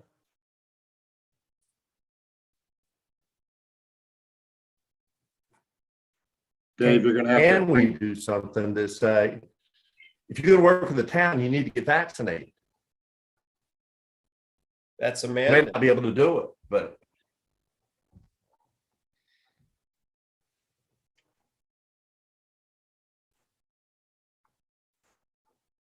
all right. Is there Does anybody support this idea? I mean, because there's 3 people that have spoken out against it. I mean, in theory, if the other 3 are for it, that's still not a majority vote. So it seems to me that it's a dead issue. Mayor Pro Tem Garner? I think at most I would support the 75% vaccination rate and $150 towards all employees once that 75% is reached, if it encourages getting to that level, to that number. But I'm not set on my answer, but I do think staff can hold each other responsible. I am afraid for people who interact with our EMTs. And when you have a 50-50 chance of somebody coming into your house trying to resuscitate you, maybe carrying the virus. I heard the public comments earlier, but you hold your viral load for a shorter amount of time if you're vaccinated. There are all sorts of benefits to being vaccinated, and we have people on the front lines that are taking a gamble with other people. If we can encourage a better percentage, then I'm willing to talk about that.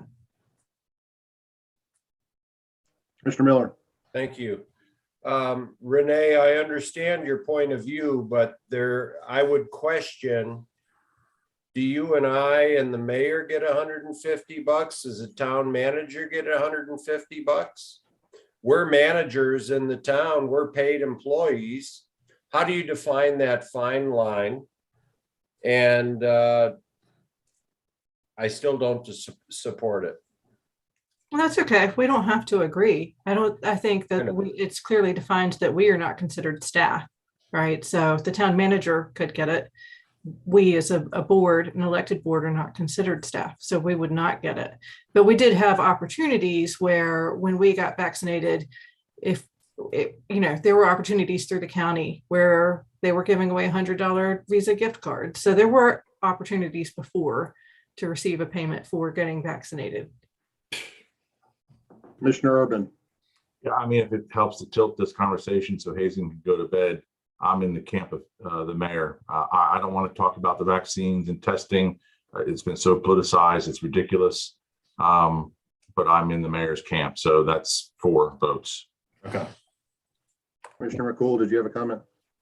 I just wanted to say the state was doing a lottery program. I mean, there's been so many incentives to get the vaccine. It's like, my goodness, what else will it take? So that was just extra point. I don't know how it got so politicized. I mean, as I've said many times before, this pandemic doesn't care what political stripe you are, what race you are. It's equal opportunity invader of your body. So I don't know how it got politicized. President Trump is vaccinated. President Biden is vaccinated. I think everybody should take a clue from the leaders that did. Most of Congress is vaccinated. So I don't know how it got politicized. It's not political. It's for the public health and welfare. I think I implore our employees to do the right thing and get vaccinated. And for nothing else, so that you don't find yourself laying in a hospital sometime in the near future being intubated and go, oh, I didn't think it would happen to me. And you're the one that ends up dying. I hope it doesn't take someone here in Matthews dying on the job to realize that getting vaccinated is a good idea. I hope it doesn't come to that, but it might, but I hope it doesn't. So I think that's all we have on that topic. Yes, sir. Mr. Manager. Is that correct? Any other comments? Yes, sir. All right. Mayor's report. Mayor's report. I have one item. Several of you joined me today to see Natisha Rivera Patrick receive the Nancy Glenn Award from the Matthews Health or Human Services Council. Sorry. So that was very good. She was recognized for her many years of service. Currently as a president and CEO of Matthews Habitat for Humanity. So. Congratulations to her. She's a real asset to our community, and I look forward to working with her in the future with some of our affordable housing needs here. And that's all I have for the mayor's report.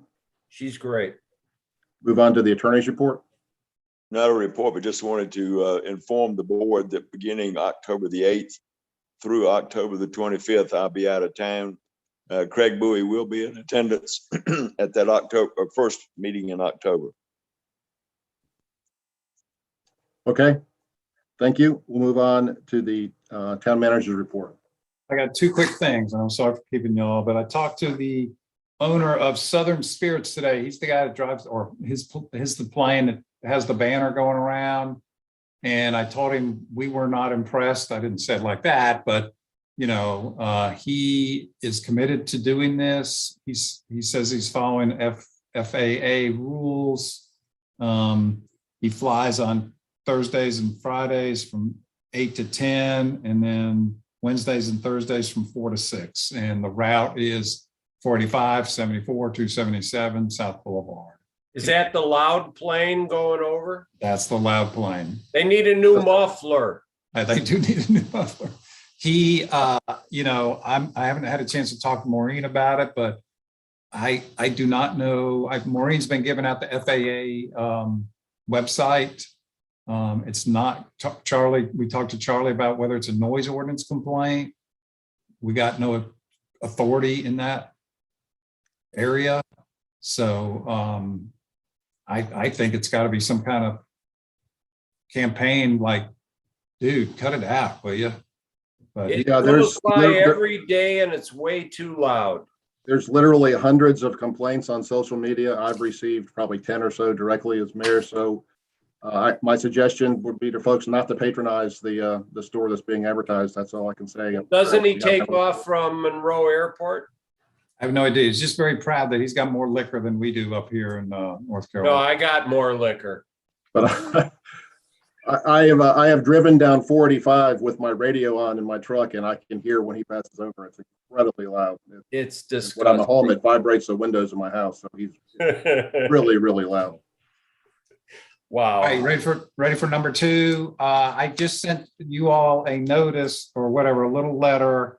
I'm announcing tonight that I'm going to retire from the town of Matthews effective March 31, 2022. Boom. I want to just read this real quickly. It is with mixed emotions. I'm announcing my retirement. Damn, I'm not going to make it through this. It's all right. Read it yourselves.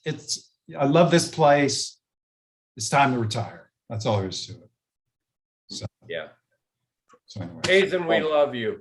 Thanks, man. Thanks, Jeff. We do. And Even though I'm whatever. We love you. Hazen. I take those It's comments been a back. great Will you joy. reconsider? It's been a great joy to work with you guys and the staff and the employees. Really, really great joy. Well, you've been a huge asset to the town, Hazen, and you've got some really big shoes to fill. So I really saddened to learn of your retirement, but wish you the best. And I'll still call you in opportune hours just to dump some kind of town stuff on you like I do now. Hazen, maybe email us the letter. If I've you- already emailed it. I emailed it like 5 minutes ago. Okay. Post box. Good timing. We love you. I'm gonna miss Motion you to guys. adjourn. We have a second? Second. Okay, we had second and third. All in favor? No. No. Look, what's the matter? Hazen's leaving, so what's the matter? No. All right, we stand in adjournment. Hazen, we're always open to your reconsideration. Son, thank you. Good night, everybody. Thank you. We had a long meeting. Appreciate everybody's comments. Oh my and, God. yeah, I got to get up in an hour or two, so see y'all later.